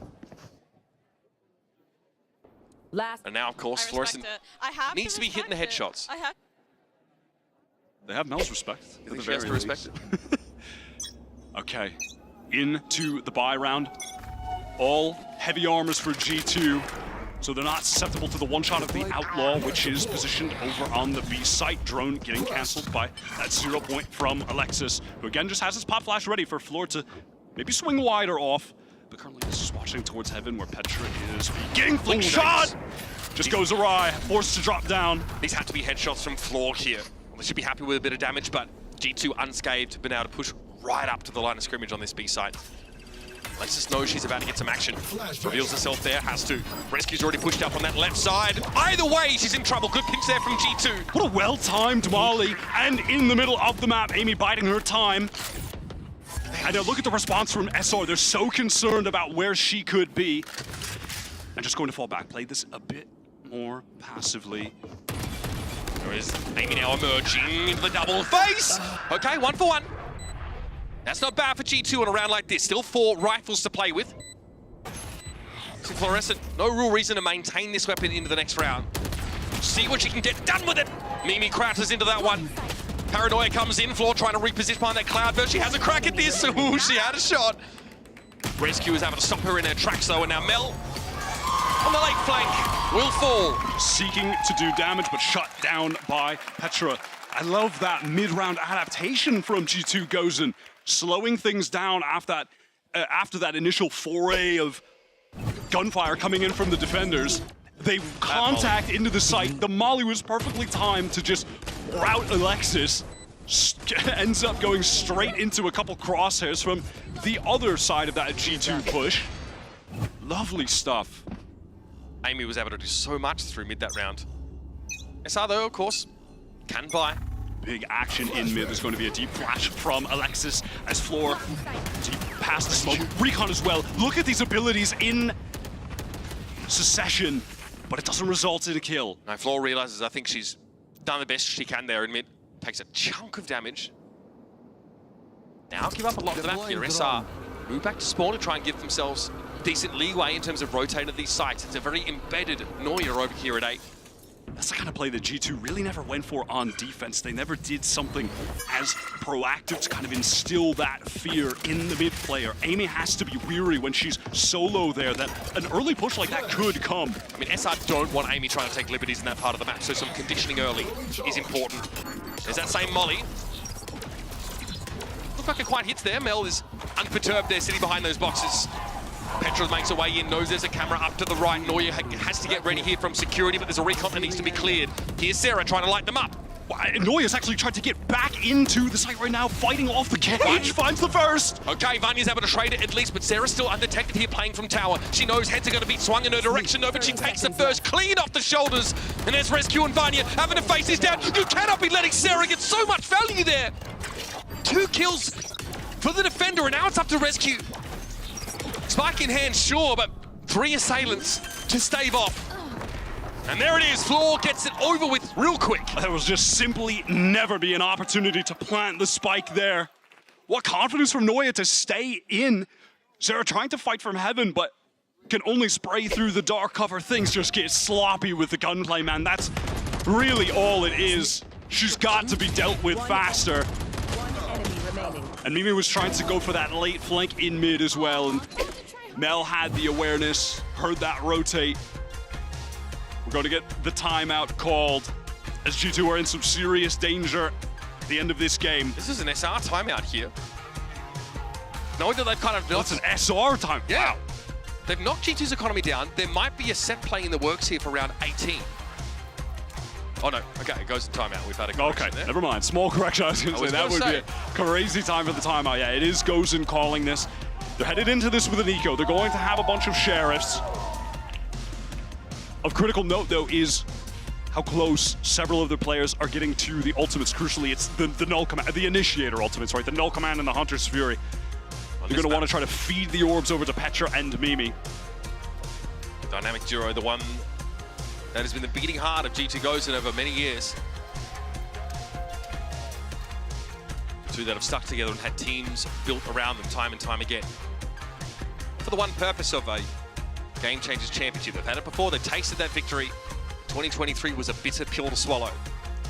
This time, they'd love to avert having to subject themselves to either Zipto or MIBR in the lower bracket. They'd love a clean shot into the final. They don't want to feel that pain that they suffered last year again. Shopify sent them to the lower bracket and they were dealt the death blow by Brazil. There is certainly potential for history to repeat itself. The form that we saw MIBR in, a dangerous prospect to lose here. You want to get into the finals.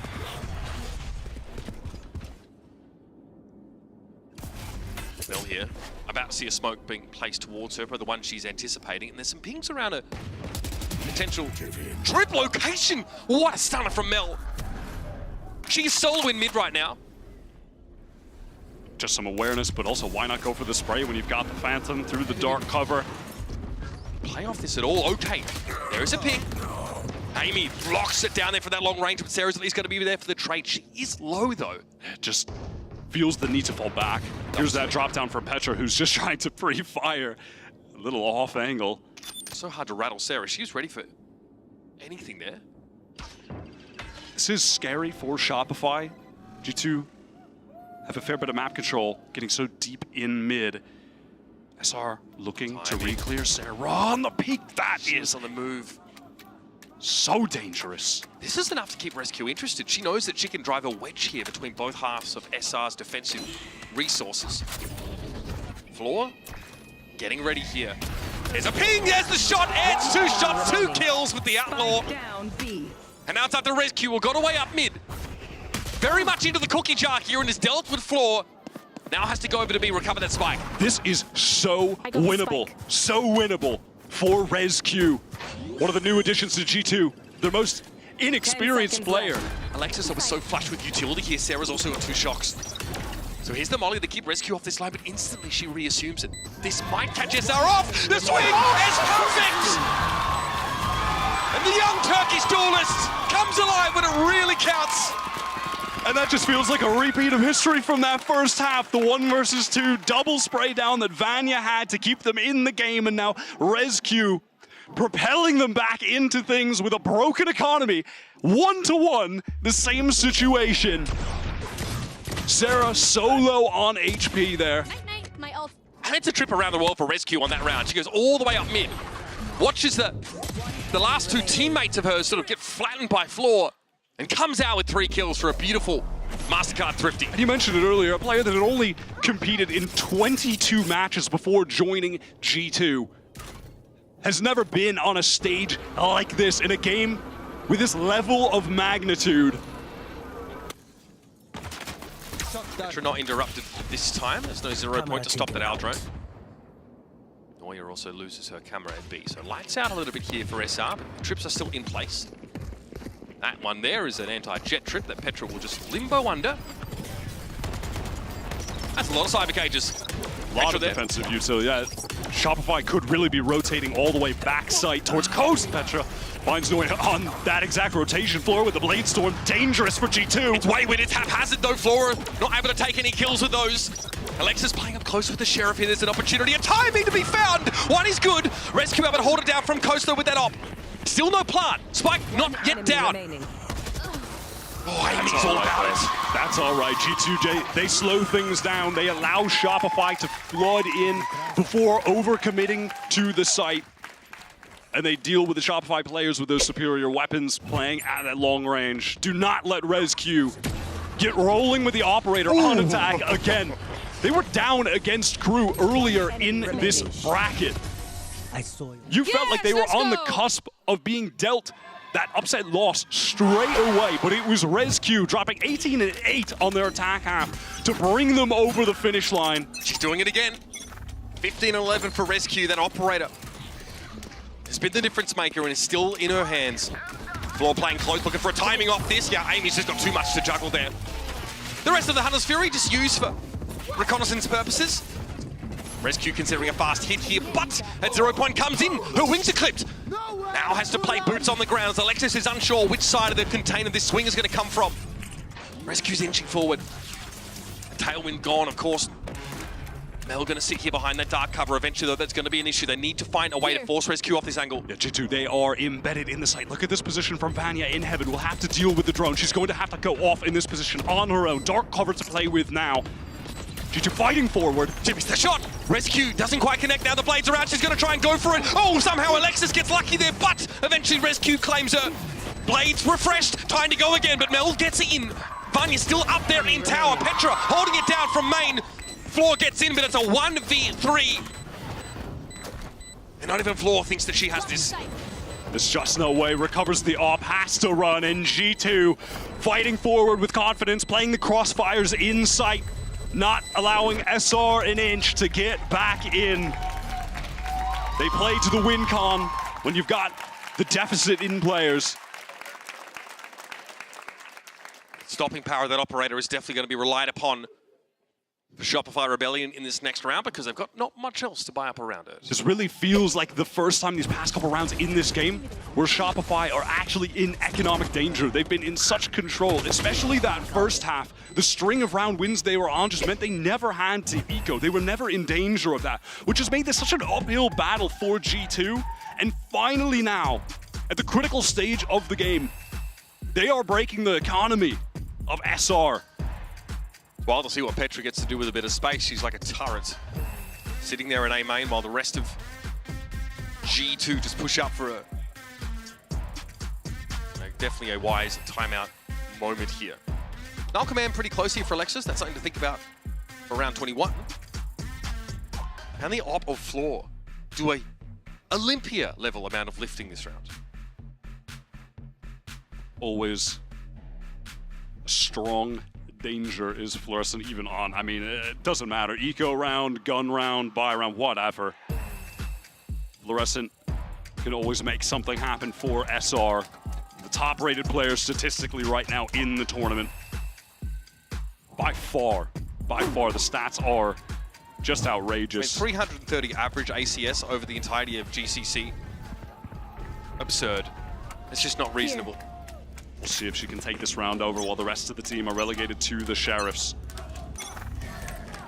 G2 want to be quick about this one, apparently. There's Initiator ultimates now, though, going to be quite a few rounds away for them. Early recon from Sarah is dealt with as both Initiators stood towards that A site for the Shopify defense. There's going to be awkward from the attackers, but it looks like we're getting the patient G2 right now in this 1-1-3 default, keeping their eyes on the extremities on a potential mid-push, something that SR did do earlier in the half. They don't want to give anything away now. They're about to tie up the game. It's their map pick as well. Down to a minute here. G2 have been meticulous in this round, but eventually they're going to have to wager something. This is going to be it here, I think, behind this 0 point. ResQ getting ready to emerge here from the dark cover. There are two players. Shopify Rebellion set up on this A side. It's Alexis embedded with the Sheriff. Alexis alone, Sarah trying to get to heaven. ResQ pressing forward. ResQ pushing up. Okay, Alexis realized now she's going to be pinched on both sides, but Amy and Mimi open up the account.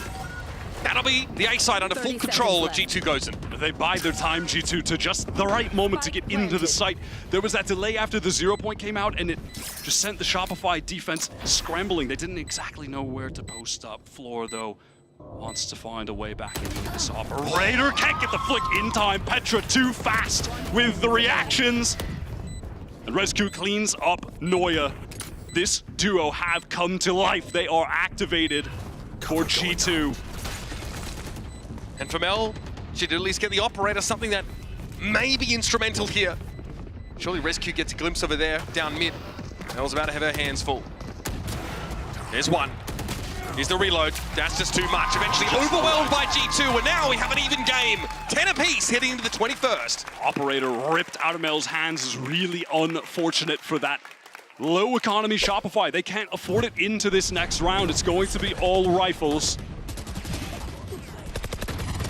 Making it look effortless here are G2 on that A site hit. Rescue and Petra leading the way. They took their time on that round. They knew the op was somewhere. It's actually this operator that's been recovered and thrown over to Rescue. We've seen how much value she extracts with that on the attacking side. More difficult side to use it. She certainly doesn't make it look that way though. Floor's pushed up, ready to play off of a deep pop flash that might be thrown by Alexis here. She avoids a 0 point. I don't think there's a recon bolt going to be thrown that way. So being queued up. That's an opportunity to play off this. She emerges and Mimi crumbles. Still, the rest of the action for G2 headed over to the A side as the trips that are laying in their way, and a deep trip on this side as well by Neuer.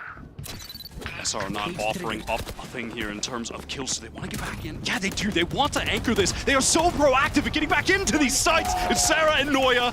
Don't even need to see him to bring him down, Wyatt. Take flight. It's just Petra, who's been stunning this week.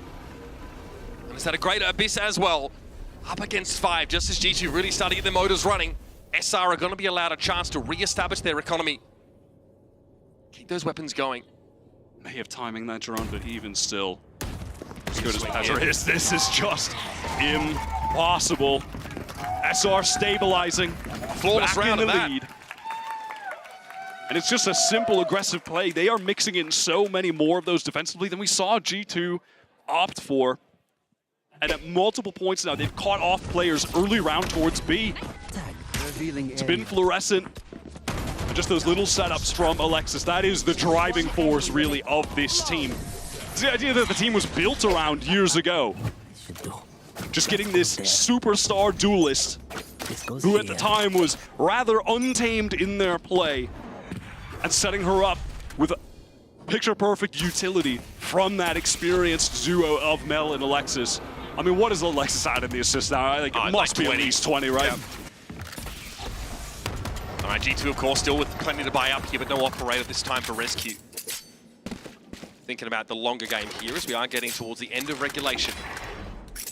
The economy for both teams is stable at the moment as well. No one in danger of getting eco'd because of this round.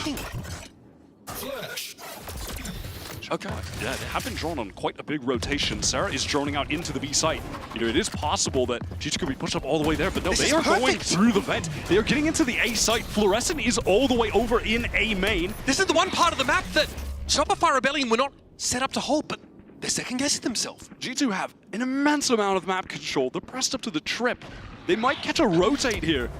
Okay, there was a dark cover at B right there. I don't think SR have any idea what's going on. Great double face. They're going to get through. Neuer now is going to be next up to deal with this. She opts off it with the paranoia in play. Corner's going to be checked by Petra, but Neuer holds it down! Now G2 scrabbling. Amy and Mimi need to put this together, but the spike's going to be out in the open. Alexis knows Mimi will challenge this. But is she ready for the timing? Yes! And now it's up to Amy, who has just recovered the spike in a 1 versus 2. That reaction time is so sharp. Dealing with Floor in this position is going to be a nightmare. 12 seconds on the clock. Wants to find one kill here because this crossfire is more than deadly. Most important moment for Amy this tournament potentially sees Alexis and recovers in time, but Floor has the crossfire set up. And SR emerged from that round pretty battered, but still victorious. So chaotic in the mid-round. G2 were in the walls. They were pressed up through vents all the way deep mid.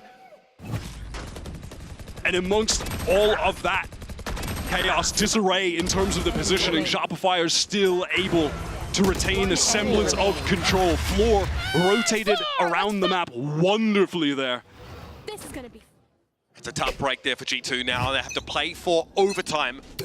Still not for Floor here and only half armor on Mimi. They've still got that full buy. It's Mimi, though, with the null command. That is more than enough to claim an attacking round. 1-4-0 set up here for G2.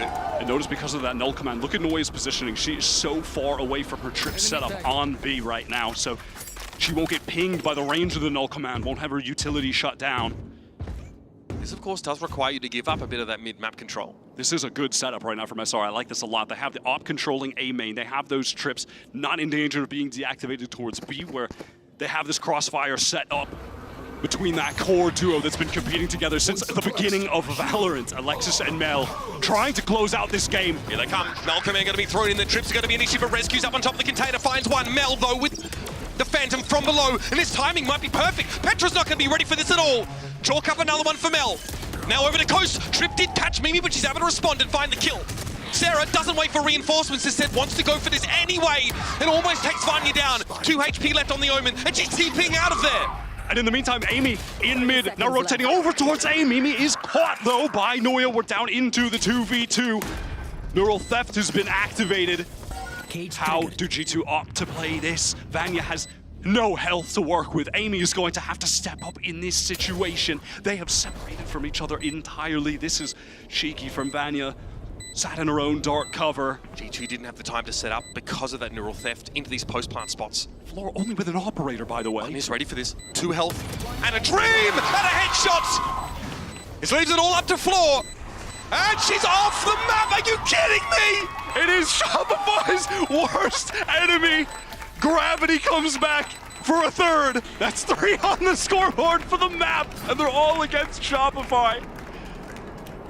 A sad drift to hell. Floor. To quote a particular med school dropout, may an eagle pluck out my eyes. Oh, no, no, no. At least the op was saved, I suppose. Floor did end up dying. You are joking, man. You are kidding me. Well, those that hate winning maps in Valorant, rejoice. It's devastating.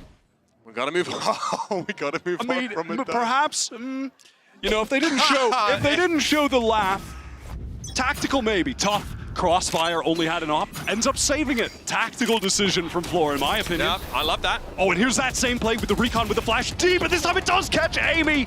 Didn't work the first, but Floor capitalizes. The second time they go for that early round play.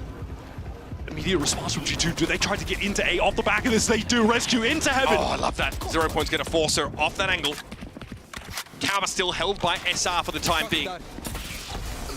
Petra wants a bit of damage. Gets a tickle on Alexis here as Sarah just gets out of the dark cover.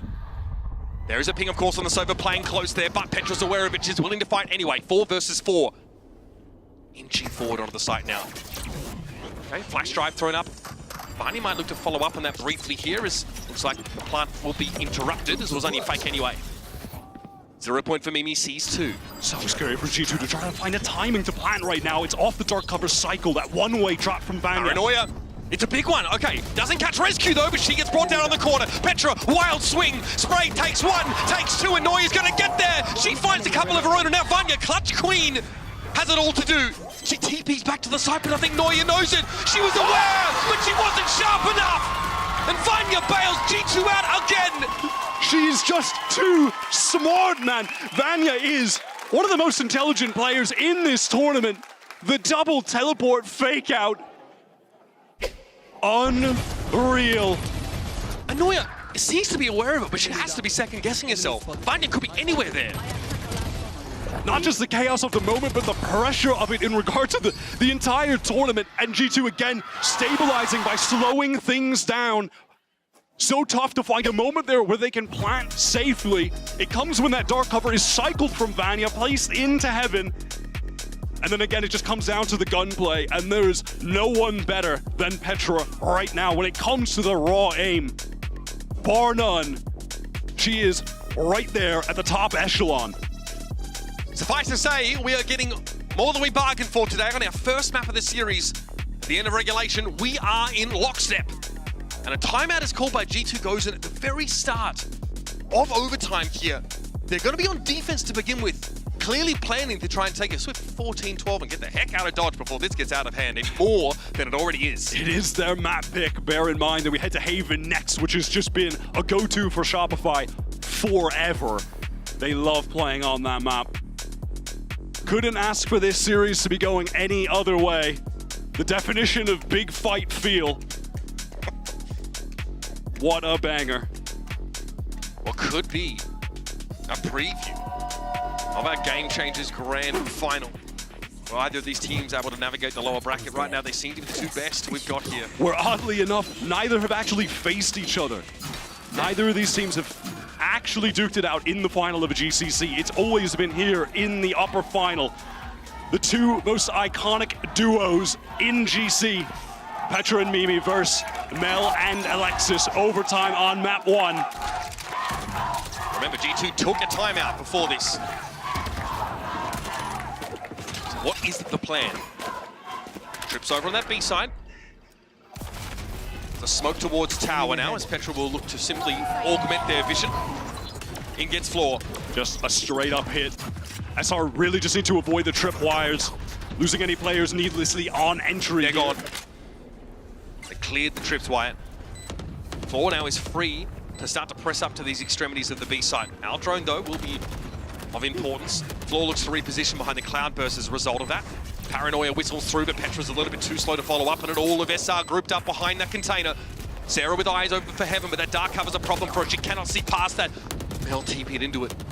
She's waiting for this. I don't think they're ready for Mel at all, but Floor else was able to find two. Mel gets hers over on tower, and SR lock it down. That post-plant setup was fantastic from SR. You could just see that utility cascading one piece after another, multiple flashes from Alexis playing back towards Pillar that just stifled the effort to come back in, a Paranoia as well. That dark cover place from Mel, love that teleport up just to get a new position to play from, then alongside her teammates who are more steadfast in the site. That stings. 3 G2 players trying to make their way through Link. Floor just disrupted them. Blast Cannon Operator picked up by Floor. It sat over tower side on B at the moment. As we get a slow default from G2. Set up in the 2-1-2. Standard camera set up here. Pretty normal trips too. Look at how weary Amy is bottom mid right now, by the way. After being dispatched up by some of those aggressive Shopify utility combos earlier in the game. The cam is quite deep onto the attacker side as well. Mel is looming. I hear this pull out of mid. Amy, careful not to make too much noise. Now the glass cannon operator of Floor becomes relevant. Jiggling. Alexis with the 0 point, ready to throw that out, and Floor Three off now. Floor is smoked off. Can't swing out though, with the dash active. Floor gets ahead of the smoke, but Rescue ruins her. Okay, Alexis falls back off this now, but not getting the chance to play for post-plant. G2 swarming all over this B site now. Mel suppressed up on the 0 point, but has to remain here on this side, and Rescue has enough time to wind a shot up, and Mel brings it down regardless. Now we're even. Sarah very low. Really lacking in utility here as well. There's just one Molly for Mimi to work with. You have a crack. Sarah might here take the aggro and have Mel follow up on it. Amy gets off the angle. Good passive play. Amy repositioning brings down Sarah, but she was the low one. Mimi at 75 here. Dark cover is going to allow Mel to cross and get to coast properly. Paranoia thrown out, but that one way is a problem. Vanya's just too sharp for it. This will leave Mel now in a 1 versus 2 for the map. Mimi though shuts it down. And we're going to run it back again. Huge credit to Rescue for finding the first kill off that Floor swing in heaven. Prepared on the angle. A little bit, nice. You know, telegraphed. You can be prepared for that when you see the flash coming from Alexis. You know, likely that a swing could be coming from there, and deals with the op of Floor, not even able to get a shot off in time. The reaction from Rescue. So good. When it comes to the Jet, she has been elite 2 times now on Abyss. Has really taken the game over, been the star for G2. The glass cannon of Floor did not play out the way Shopify would have liked it to. Round 27 here. We have G2 back on defense. Amy was able to place a pretty deep cam here over on B, which Rescue can try to swing off of. These were the kind of positions that G2 were struggling to get kills on when the game began. It's the reason that Shopify were able to get out to that early lead. They weren't fragging as well as they are now. But at this point, it feels like Rescue is certainly good enough for him to start getting kills defensively. I mean, does go down, lit up by Sarah. Floor on the dash up front. Petra trying to get back in, but immediately traded out. It's the 4 versus 2. spike planted by Alexis, and at this point, it should just be a textbook end to this. Vanya and Mimi. Cover going out. After trying to find a way to put this together, it's pretty standard. Smoke on that B site would allow someone to get across, or at least imply the crossing of a defending player. Vanya's just so far away from the action here. Mimi essentially has to do it alone over at the B side. Well, she's brought down by Mel. Neuer waiting for the emergence of Vanya from mid. Both teams just trading B hit for B hit, finding success. Displaying some real prowess at getting in the site. Didn't have to play a post plant there, but both sides have shown that they know how to set up effectively that recon. I mean, it simply just came down to that. It wasn't broken in time. Rescue didn't even have a chance to take a real fight, lit up behind the cage. Easy enough for SR. SR, who, by the way, taking that round here, see fit to call a timeout. Fluorescent, 27 kills, 18 deaths here, leading the way by a healthy margin. I think there might be a question of whether or not they want to go for that strat again. Do they put a glass cannon op on the field, or is it rifle and armor for Floor? And SR have been leaning into the op a lot, which obviously on this map, the sight lines are so long, the weapon thrives. But surprisingly, haven't gotten a ton of value out of it. It's honestly got more out of the Outlaw. I mean, a silly comparison to kind of make. It's just funny that Floor has gotten so many more kills with the Outlaw, I suppose, than the Op. You know, there's not a massive difference in how she's playing with it. It's just that G2 have done a fair job avoiding it, and on some of the rounds, it's just happenstance. Yep. You know, Floor just sets up on the wrong site. G2 simply do not go there. You see that, like, teams knowing they're going up against an op, they don't even play B, maybe one. It's like a 0-1-4 sometimes. As we're getting back into it, at least as of now, Floor has the glass cannon operator. They are going for it. Was going to C2. Maybe Rescue wanted to go for the attacking op. She does that a ton.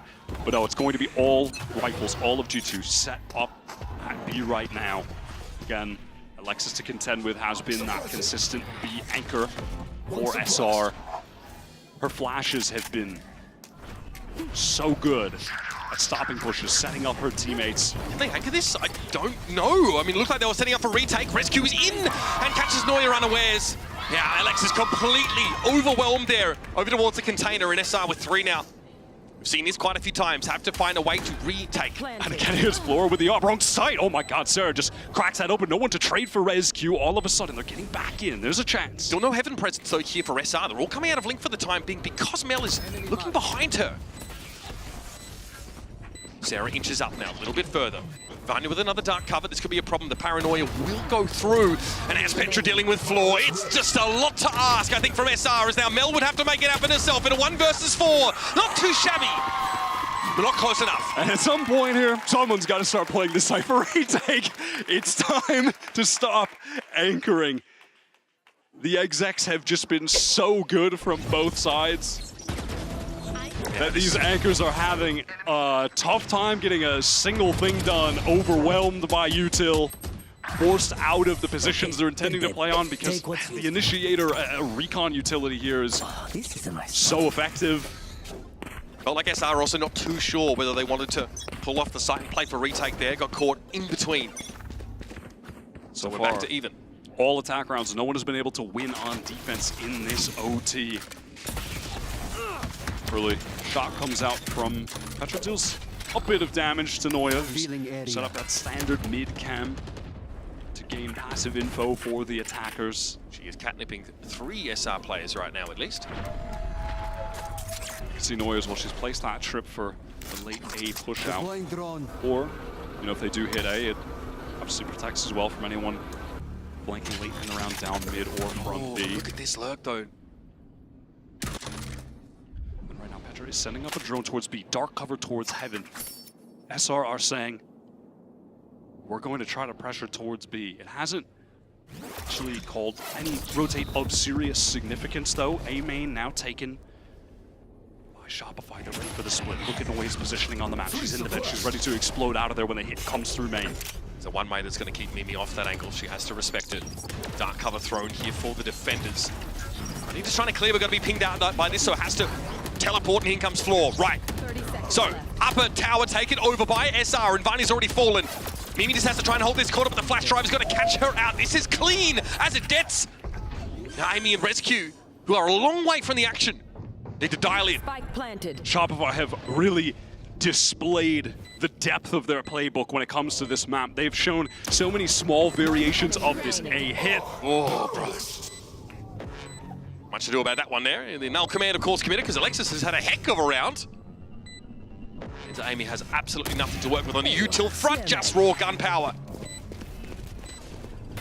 Anna Donlan intended. Time not on her side either. Cleaned up by Floor. That was Shopify, just another variation on the A hit, that time working Noya into mid. They re-clear A main pretty late. Sarah's util usage as well there. I mean, that forces that awkward TP from Vanya. And then it's Sarah's so sick. Floor just on that dash up draft into heaven, which is causing a distraction for Noya to pop out as well from the vent. Guys, and we're back. Okay. And we're back. I'll go crazy, bro. That's And the G2 coaches, leaders, he's having a tough time. And I can't blame him. Couple more maps to go, leaders, so hang in there, all right? Okay, huge difference though from Shopify. They don't have the op this time, and Floor is pushed up all the way through A main. G2 in the meantime. The front of the forces, they are just trotting down mid. They're going to have to break this info trip. Sarah attempts to re-clear with the drone. It's fast to be split. We're in danger. Backs out. Doesn't take this fight, however. Will there be help from Mel on the site? Doesn't look like it. Rescue's going to get the paranoia. Help. And follow up for the kill. Mel's just trying to stay out of sight right now. Trying to buy a little bit of time, but this is a precarious position to play from. Rescue opts to drop down in front of her. But it's all up to Floor. SR fall to pieces as they try and assemble some form of retake. Both teams are just rifling through the strat books, finding any page they haven't opened yet, and using that execute. Something totally new from G2 on round 30 of the game. Floor perpetually revealed here to G2. Would have to do the unthinkable to end the map there. Now at this point, if I'm on defense, all 5 players, we're in spawn. Let's just go for a full retake. I'm over anchoring at this point. It's not working for so hard to do against anyone. This Sova util that both Petra and Sarah are expertly leveraging. They are Such a cool hit. Just swarming all the way up through mid this time. With one player from G2, I believe that was Amy, just... No one can win a defense side around Wyatt. Late in main. Not one. Not one from either team at the moment. Well, here's round 31 coming at you, folks. Quite a lengthy overtime so far. And there's dark covered deep mid placed from G2 this time, but not going for anything in the same vein of the aggression that SR displayed with some of those early dark covers when they placed them deep mid defensively. Spike dropped. Right, we have shoulder picks here from Petra out on that A side, so she's maintaining current information about that extremity. Alexis at a casual 26 assists at the moment. Absolute role player for Shopify Rebellion. Here's the re-clear of A main, which doesn't really get that deep into it, but hope maybe is to keep Petra a little bit busy over there. Rescue misses an opportunity. SR now thinking about that B side. I must wait a moment. Right. Amy gets the info with that deep cam that she placed. You can see G2 rotating towards the site. Tick-tock. 3 players getting close. Amy's going to need to be steadfast in the back door over the top. That flash was perfect. Hey, Rescue's head is just unleashed sheared off, and Petra now gets active over on the A side of the map, and it's going to be a trade. Floor very low, but that's never been an issue. She's got one more point of health than she needs. Rotating back to A right now are SR. Vanya's getting onto the site in time. She's made miracles happen. Can this be another moment for her? She's got a paranoia to play off of as well. If she can stick this together, it'll be unreal, but no opportunity. She checks it, and Mel checks her down. Mel is just so ready right there. Was locked in on that angle, and Amy revealed 3 players facing her down. Trying to reposition off the cage. Too much to look at here, too much to work with. Just no chance. And the defense side boys continue for both G2 Gozen and Shopify Rebellion. Now, SR need to win that very, very scarce defense round to close the map out. Honestly, surprised to see G2 not really going for an op on one of these rounds. Spike down. And at the moment, would love to see them stack one site really heavy with the anchors off elsewhere, or just play for mid aggressively and pure retake on either side. Just play for delay on A and B with your Sentinel, 1-3-1, and then go for the full retake. Looks like the only people out there that are having fun are the coaches. No, this is pure misery for Effie's in leader. G2 fast hit onto the A site. 0 point, won't catch a thing. SR, they are all here. They are ready. Noya is flooding in. Just perpetually lit up, and here's that defense side round that SR are looking for. And the House of Gozen is back on the market. The highest bidder, Shopify Rebellion. We're headed to SR's map pick next of Haven. G2 showed some real ferocity coming back into that game. It started slow. Rescue picked things up. You know Petra is always going to be good for at least 20 as well. Some incredible play from both sides. Exactly what you want from this series. Oh man, this has get been better. A barn burner already.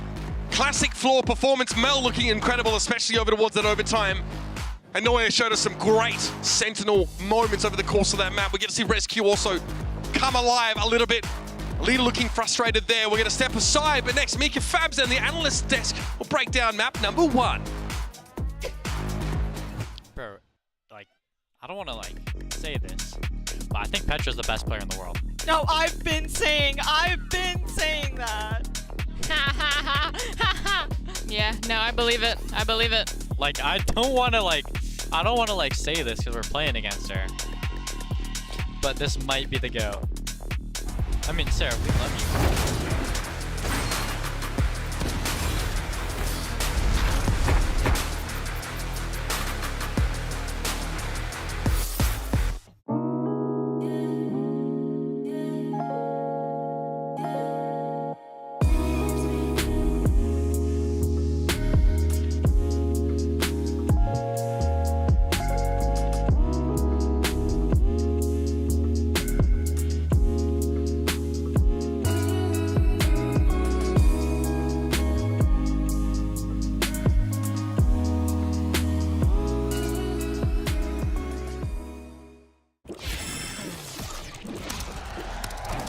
Red Bull gives you wings.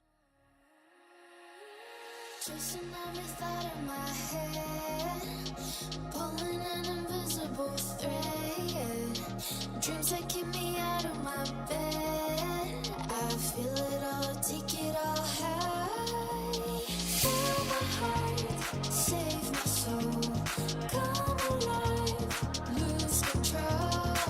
'Cause I belong here, I can feel the heat. Taking over, this is pure bliss. Feel my heart, save my soul.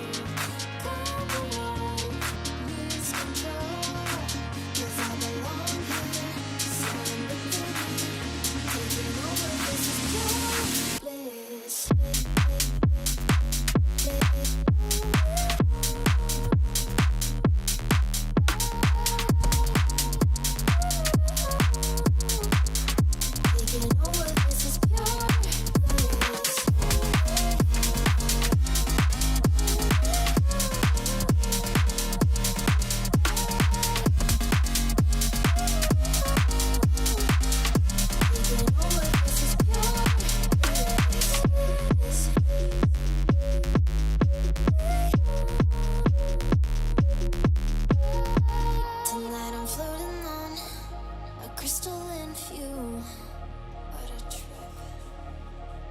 The silver moon is young, hearing these melodies too. Tracing every thought in my head, pulling an invisible thread. Dreams that keep me out of my bed. I feel it all, take it all high. Feel my heart, save my soul. Come alive, lose control. 'Cause I belong here, I can feel the heat. Taking over, this is pure bliss. Feel my heart, save my soul. Come alive, lose control. 'Cause I belong here, taking over, this is pure bliss.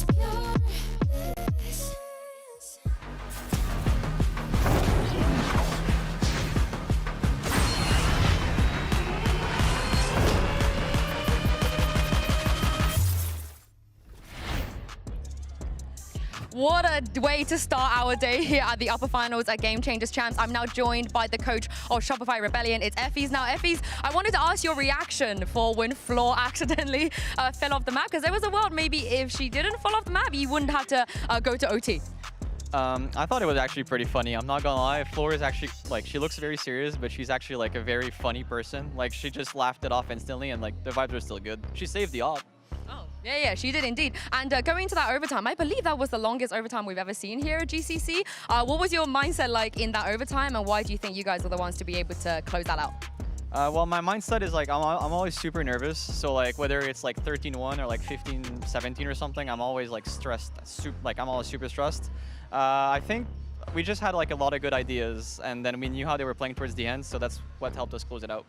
I can't wait to see some of those more ideas on map 2. Thank you very much. Welcome back. If you're just joining us, we just had the longest overtime in Game Changers Champions history. It feels like we just saw an entire series, but that was just map 1. That map was literally longer than the last series we had. MIBR versus Zeta, 29 rounds. This ended up something over 30. Absolutely ridiculous, Mitch. It really is. A game of attrition, a battle indeed. And look, when we started out today, we're talking about this being, to be honest, I could see a world where it could be a quick game for Shopify Rebellion, but in the hopes of most people at least, we're expecting a long game. And that first map has certainly delivered. The problem is, with the going Shopify Rebellion's way, I'm not so certain we'll get a full series out of this. Yeah, and it just goes to show just how prepared both of these teams are for this series, for this kind of matchup that has so much on the line, right? And, you know, all of these players also just had their moment. I would say, like, you know, even the players that maybe, of course you have Floor on one side, but everybody on Shopify Rebellion came alive, as well as on G2, everybody had their moments. Yeah, everyone absolutely did. I wanted to pull up a little telestrator here, though, and talk about some of the post plants from Shopify, because you've heard of Bunset, you've heard of Burl.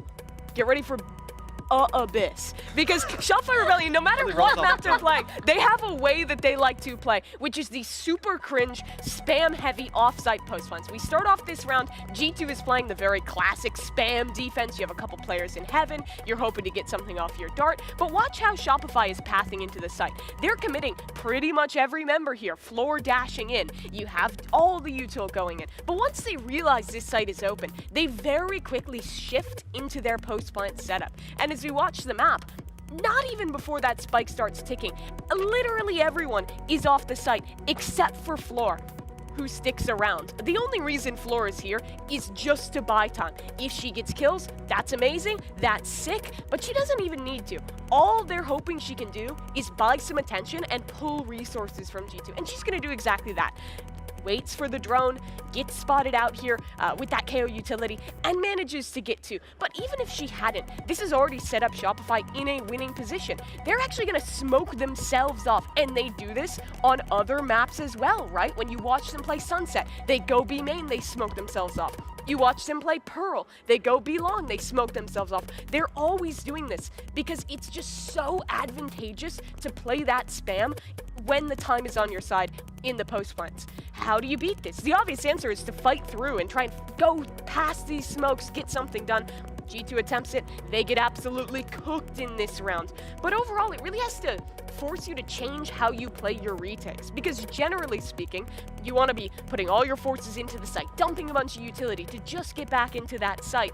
But when Shopify is playing like this, you waste so many resources, so much time, and then you're having to scramble to fight down long at the end. They're doing it in so many of their maps, and it's winning them so many attack side post plants. It just forces you to make so many mistakes, and that's what's uncomfortable about a strategy like it's that, also right? so cringe, by the way, to just, oh yeah, by Phantoms, we're gonna play 4 off site and spam through a smoke. But it's stupid good right now. But the thing is, G2 do have comebacks for that. For example, we do have this Hyper X reflex moment, and this one goes to Mimi, which had, you know, everybody gasping here. Our jaws were on the floor.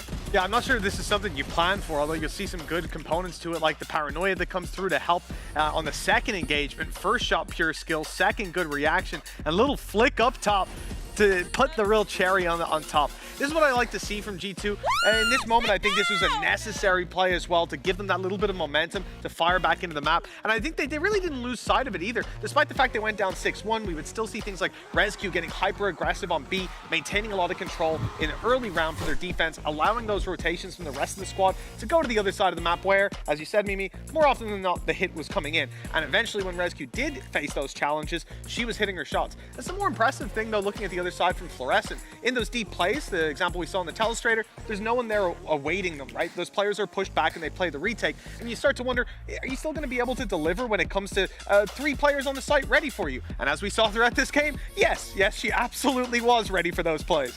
It's so crazy because these two teams also know exactly what the other team is going to be doing. They know those tendencies, so they're just trying to out-mind game each other. And as we're seeing right now, our agent select on Haven, no surprises for either team, so it's going to boil down to that execution. Yeah, it is a straight-up mirror match here, and Shopify, this has been their home territory for as long as you could remember. When they were Cloud9 White, this Mel and Alexis duo has always thrived here, and in the Neon meta, it's no different. This, for my money, has been their most dominant map, and G2 goes in, playing a mirror matchup against a floor on Neon, this is a really tough proposition. Yeah, it's going to be a tough game for ResQ, and thinking back to the 13-8 loss they had against Crew, they didn't win any pistols there, though, so maybe it would have been a closer game. They're really going to need to pull out all the stops for this one. Well, are we going to a map 3? We're going to find out as we send it back to your casters. Here's Uber and Wyatt. What a way to set this game up, right? I think that's pretty succinctly put by our friends on the desk, with Abyss being unable to be won by G2. They've got to go to Haven, where SR look incredible and where, frankly, ResQ would need a breakout game on Neon. This is the first map that G2 actually played in this tournament against Crew, who displayed some seriously high-level Haven gameplay.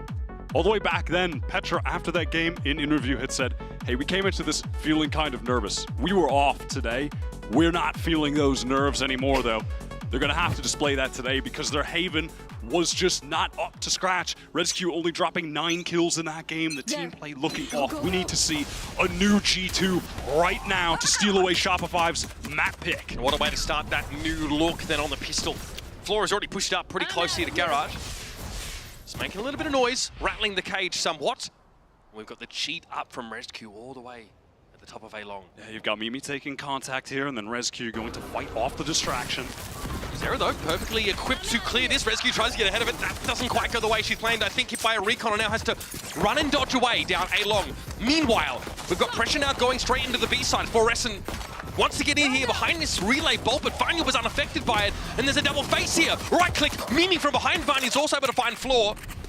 And SR down to 3. G2 can take things slow, but Amy adventurous too much so. At least ResQ, who pushed out of A fast on the trade, and now G2 need to slow this pace down.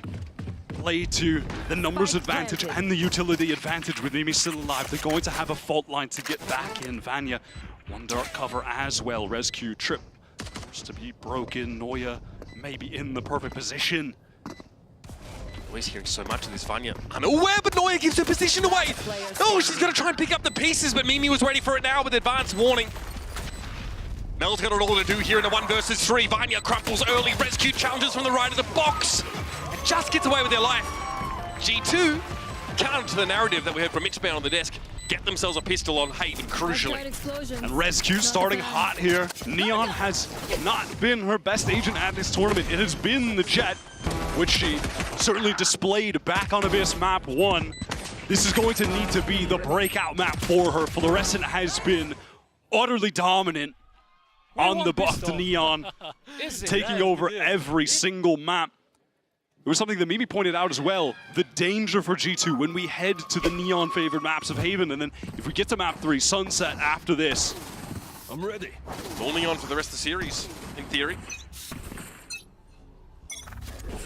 G2 get, though, their dream opener. Now that we're Shopify Rebellion. Plunge their way into sewer. ResQ's going to be waiting on this, though, with a rifle. Fault line could have been there to be played off, but ResQ wasn't on the line, and a pesky one-way will be put together by Vanya, who has been virtually immovable in so many of these defensive scenarios. Shopify opting to fall back out of sewer after creating some pressure there, and G2 could certainly be thinking that they've left a player inserted. Perhaps Noya's still there on that Sentinel lurk, but no, it is all of Shopify. Zug, zug. Towards B. Just playing to get the spike down. Mimi going to feel the pressure of this horde of players trying to breach into the site. Vanya with the defensive paranoia that will stifle Timing's things. good. It's perfect, actually. Vanya steps up, given nothing to see. Mel swings while under the effect of the paranoia, and Vanya cuts a bloody swath through SR. Rescue with the GTA seal, but that's fine. Round secured for the hometown team. Not a ton of damage dealt either, so G2 will have a fair bonus buy to try and keep the momentum going. Get that Katamari ball rolling, head towards the ultimates, get the economy boosted. What a way to open this up for them. They needed a strong start on Haven. Let's go! After that incredibly grueling game on Abyss. Right there.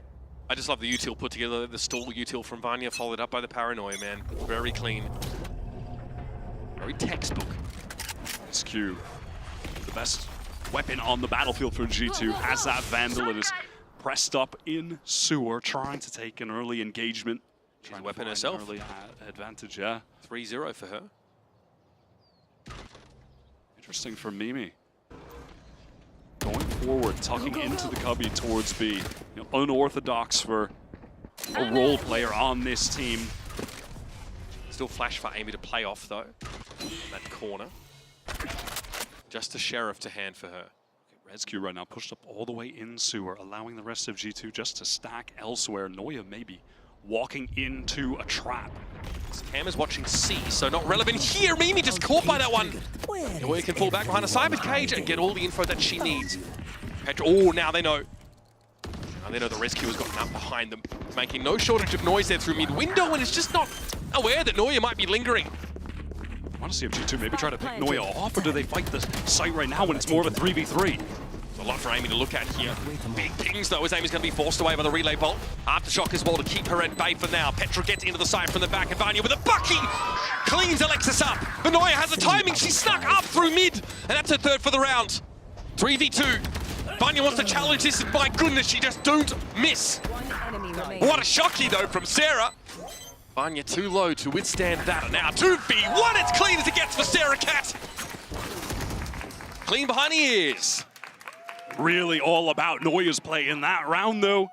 Sniffing out Mimi in the forward position, tucked into Cubby, and the swing from Petra to try and trade was just a little bit too late. Survived when that cyber cage had been thrown down. Catches out Rescue as well. And then that late wrap. Really well played. Noya already topping the board for SR 6-3. Something I've noticed a little bit already. Rescue is not ready for Noya, who's playing a little bit slower, I think, than she's otherwise anticipating. Been caught twice by her now. So fast from G2. Rescue is playing fierce at the moment. This stun could be huge, but just knows that it would be far too risky to go for an aggro play there. Fluorescent is in so deep. She doesn't stop. She won't be halted. Rescue tries to throw up, I think, a fast lane there to obscure her position, and it's beautiful. What a snap on Alexis. Now it's Noya and Sarah. They have to put it together. Sarah inside that dark cover, looking to follow up in a great last round, and Noya can only get the one. G2 with 3. That is the rescue we've been waiting to arrive at the tournament. Drops 20 plus on map 1. Making plays like that happen on the Neon, the agent where she has struggled the most in her duelist pool at GCC. Coming to life. Look at the speed on the flick there. Alexis already in the dark cover and just couldn't react. After a loss on Abyss, she's already feeling herself. She's playing with such aggression on this A side. And due to the damage that was done on the prior round, Vanya finding a lot of those kills over on that C engagement, SR had lost enough weapons that they were fully invested. Lose, and are now on the eco. 3 defense side rounds for G2. That's spectacular here. After the first 4. And SR mostly grouped up again. It will be Noya holding back. Mimi has been getting really active on this defense so far. Vanya first engagement, trying to spray through that relay bolt. It's perfect, and the range is just not good with the shotgun. SR, how do they find 2 openings? Amy has to stabilize. In a good position to do so, in fairness. The paranoia misses her now. She can just shoot heads. What a flick! What an adjustment for Amy.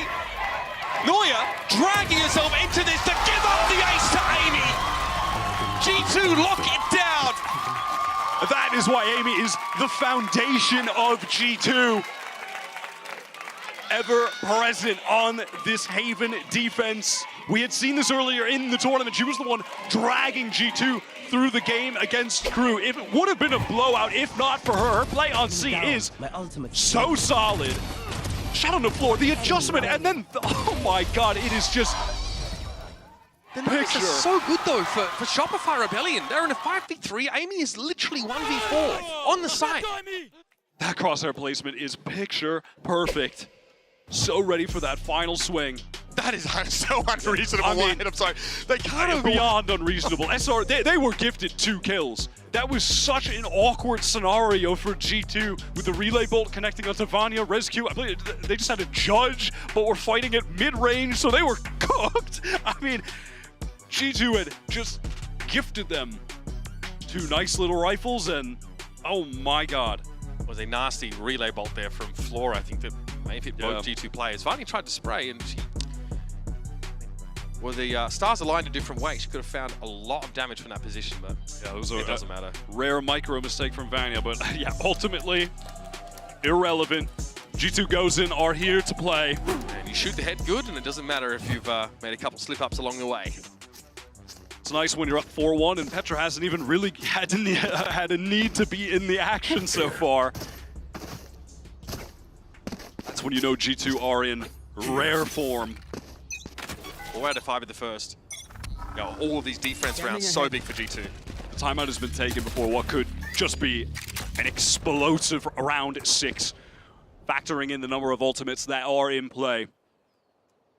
SR have the Hunter's Fury to work with. Overdrives for both Neons. That's a nice little combo to catch out a player that may even be positioned really far back for the defenders. Getting in their face with the overdrive while you're hitting them with the Hunter's Fury from Serum. B-site is vacant. Oh! I will exploit that. Floor in real danger as the spike goes down. The trip is way deeper than Shopify expect. Floor gets snarled up in it and gets taken down to 5. No point going for the ultimate here. And it's just abandoned in the site. If Floor can even get 1 here, that's more than enough from her. She's a ward, basically. Dropped here. Left embedded. Mimi, oh, you can't be serious. Floor is getting it all. Gets the 1, a bit of damage as well in the second. Rescue eventually makes that flank play, but Noya's now really in tune with that timing. Petra pushes up aggressive, but is shut down by Mel.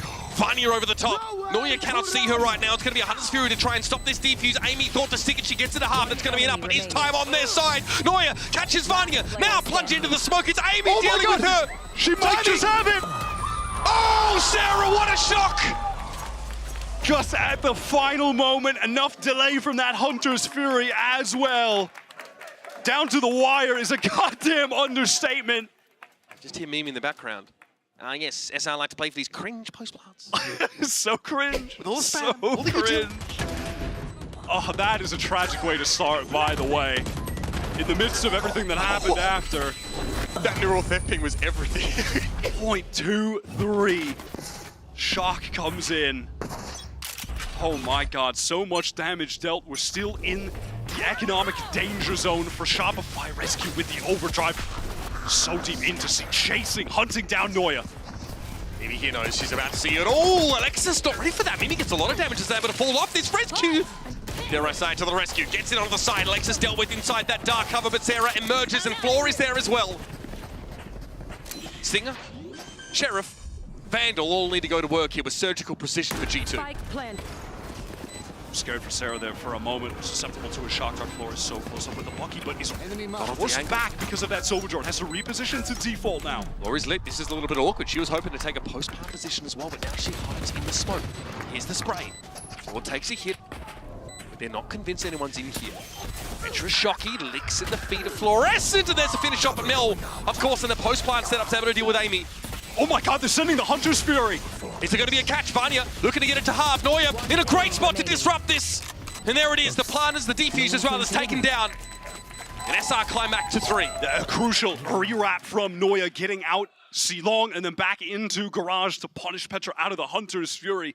Sarah was susceptible to just getting one-shotted by that in-long, was so low on HP in that situation.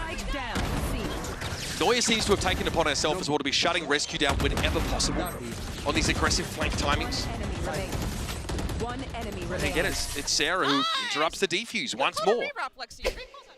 Sarah had a sickening shot onto Rescue mid-overdrive, by the way, to hold that ultimate that was getting value. Already into this, though, the operator's been picked up by the Neon, but is just punished, strolling out of the dark cover. Petra, I mean, how is she getting away with that? Needs to fall back, needs assistance, but is just stuck here alone.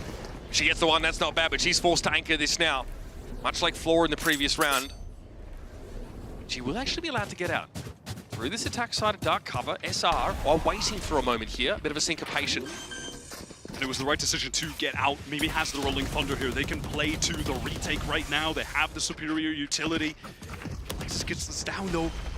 Rolling Thunder of Shopify's own to counter G2 on the entry. And it's set up for a Rolling Thunder. Spike out in the open here. Perfect for Mel to capitalize on here from A-Main.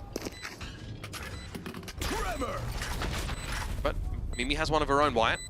Both Breach ultimates are online. This is about to get a little bit hectic. Here we go. A lot of tectonic activity over on the A site. High magnitude, but Amy is going to try and set up in heaven, take a brief shot before the dark cover blooms, but Mel gets rid of Petra first. And G2 now, they are feeling the pressure of the clock. They know there's no chance of getting back in.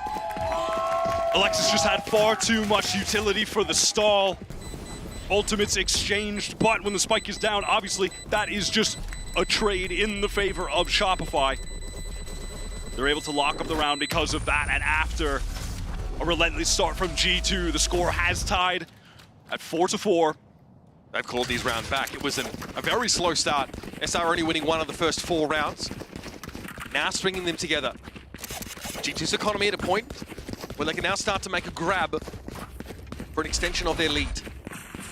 Rescue invested so much into the op on the last round and push out of that smoke. Ill-fated. Instant punish. Went down. Here at G2 early, again playing towards A lobby. Odd buy here, Wyatt.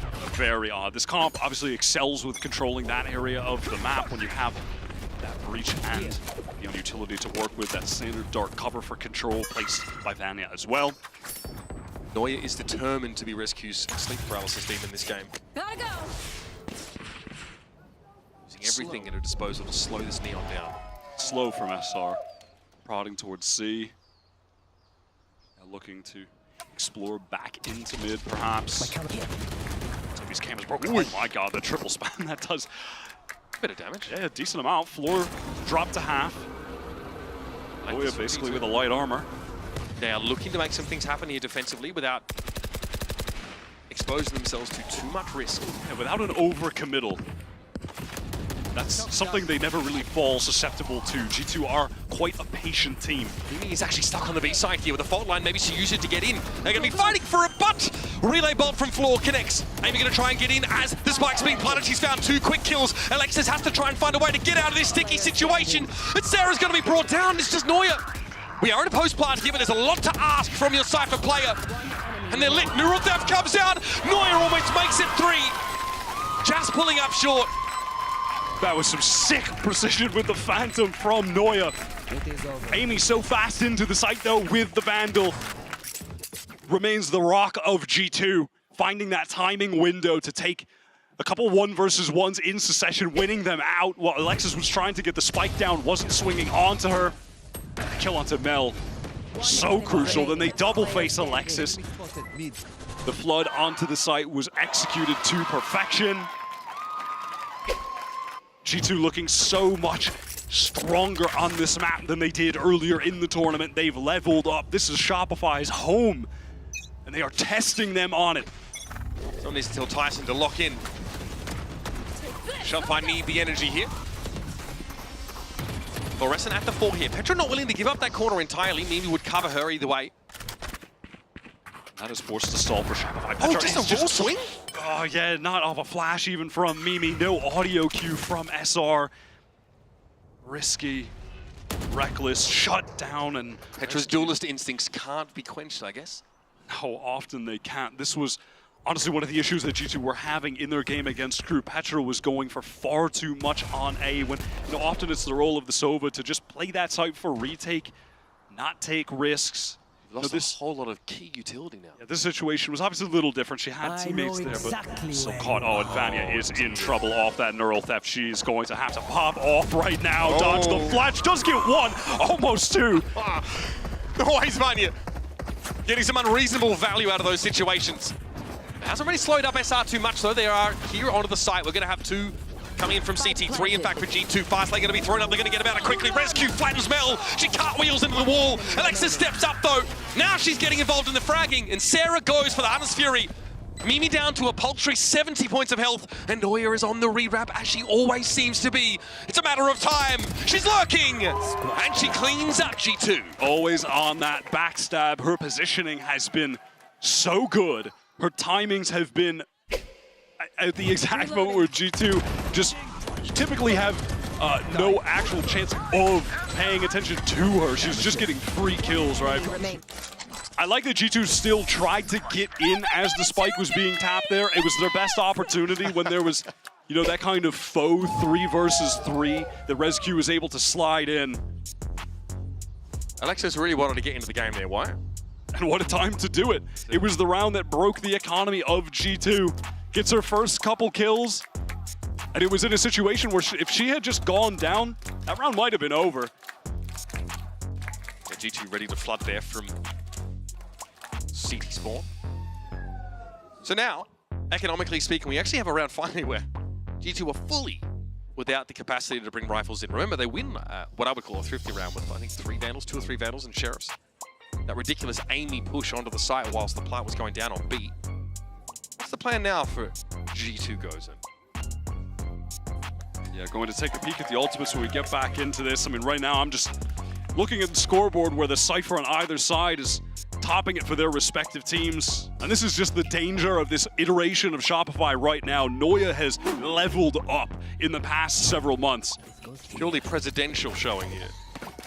13 for 7, the backstabs have all worked. G2 have not had the read on how to shut her down. We are tied up here, heading into the 11th round. Just a Guardian for Vanya. She's holding that on B. Looks like G2, they do want to go for this fast pressure. A main, once again, Rescue is up close, spamming through the cage off the dark cover place from Vanya, and a mid push. Vanya, of course, with the key weapon here, but Mel seems to have sniffed this out. There's a lot of angles, though, to expect some aggression. Paranoia's going to shut down the Guardian play for the time being. Oh, my goodness, floor to Geronimo over the windowsill. And that was over almost before it started. Rescue here is the trip that she has to contend with now, and meanwhile, the spike is in a different postcode. Can jump over it, win this maybe, but just no way she's going to be ready for Fluorescent in that off angle. Rescue would have to do something insane. She's been in good form so far on the Neon into the relay bolt. Go, go, go. So I'm not sure that she's in this. She's going to go for it. Yep, get it over with, see if she can make something happen. SR finally get into the lead. Not expecting that double up in the cubby. G2 invests a lot into that out of the timeout. A strat called by the coaches. Investing. Got a Guardian. Yep. Hunter's Fury went in, did a ton of damage. They were so close, truthfully. With a couple Shopify players at like, what, sub 70 HP. They were in the real danger zone. You know, Amy swinging out with the ghost, got the headshot, but just not enough. I mean, Mel was jump scared. Floor just ran past her and belly flopped onto G2 in mid. We've got the last round of the half rescue here, feeling the pressure. Aftershock has to use that fast lane just to evade the bullets. U2 cover on the side, it's been good. Floor with the overdrive now active. Amy looking to come out there, emerge from garage at the right time, but Mel is ready for it. Look at this, SR canvassing this seaside in its entirety. Floor going forward, rescue going to be brought down, but Vanya always good for one. Here comes a rolling thunder though, and Alexis can capitalize on the fact that Mimi couldn't quite get out, but she does escape. TP here to see long for Vanya. She cancelled it to make sure there's no post-plant positioning. Get taken up by SR. Petra sending out the recon, trying to get any amount of information, maybe cause a distraction for Vanya to get in. They are separated. Petra and Vanya in the 2 versus 3. Petra trying to draw someone out here. Gonna play off this. Oh, she's so clever! Oh, it's all too easy! You can't be getting away with that! She just dangles the catnip in front of SR and they go for it. Hook, line, and sinker. I mean, that is a comedic outplay if I've ever seen one. That Oh is my not God. okay. That should not be legal in EU. Oh, and you're too locked in and you're just tracking the dart ready to break it. That little bounce. Oh my God. Okay. All right. It has been a half I'm stunned, man. of Valorant. I'm stunned. Ridiculous. Okay, we've got to break. We'll come back with more of Haven, and I'm going to, find my balance again. See you in a second. And if you're wondering why I move the way I do, I just feel so good, good, good.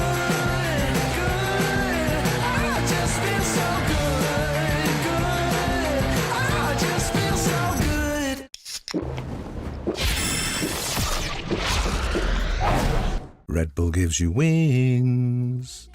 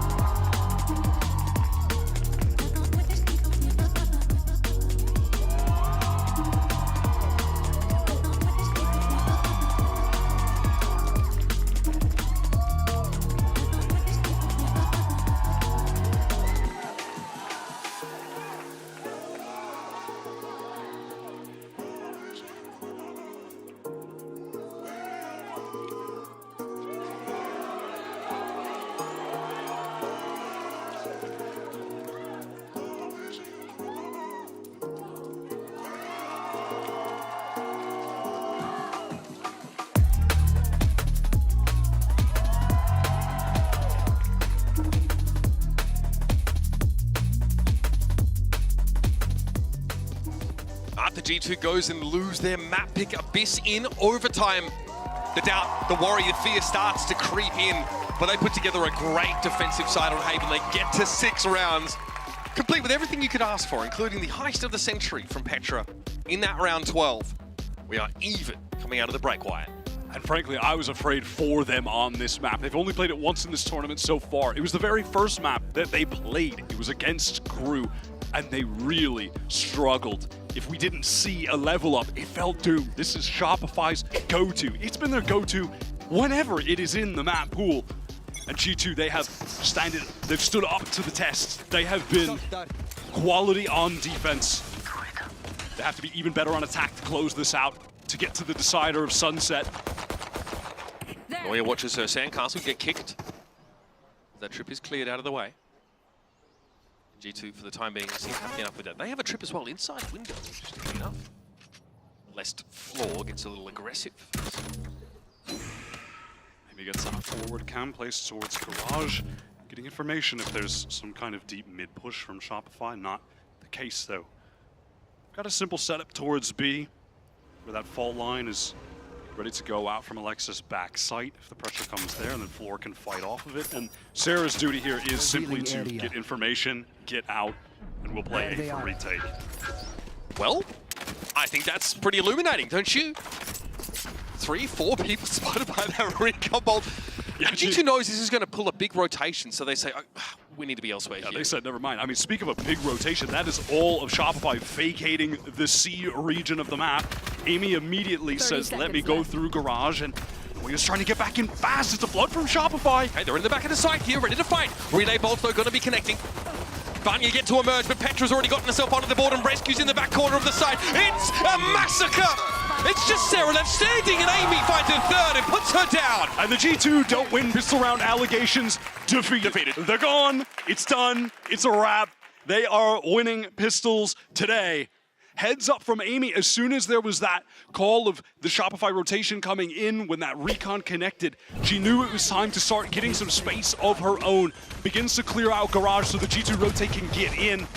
SR are so happy to fight for these floods, and often it's Noya actually kind of getting back in first, and then the rest of the team follow up if it's her site, right? They are confident in those situations, and G2, they fought them at the choke. This is Haven working against you. SR see everything over at A. They fall into the trap of rotating into it, as you probably would. Tough map to cover, you're spread thin, and speaking of which, SR opt not to do that this round. They're stacked on A. Just the president over at the seaside. Just a slow contact up C long. G2 certainly intending on finishing on that side, at least for now. They're going to draw back and play a bit slower. Touched on it prior, but G2 certainly compared to the field, one of the teams on attack that like to really take their time, get information piece by piece, deal with utility here and there. Amy getting a little bit more aggressive though. She's the one player with just the Ghost. Cypher takes a bit more, or some more liberties in a situation like this. Punishes Noya. Yep, finds the timing beautifully there as Noya tries to react to the fault line.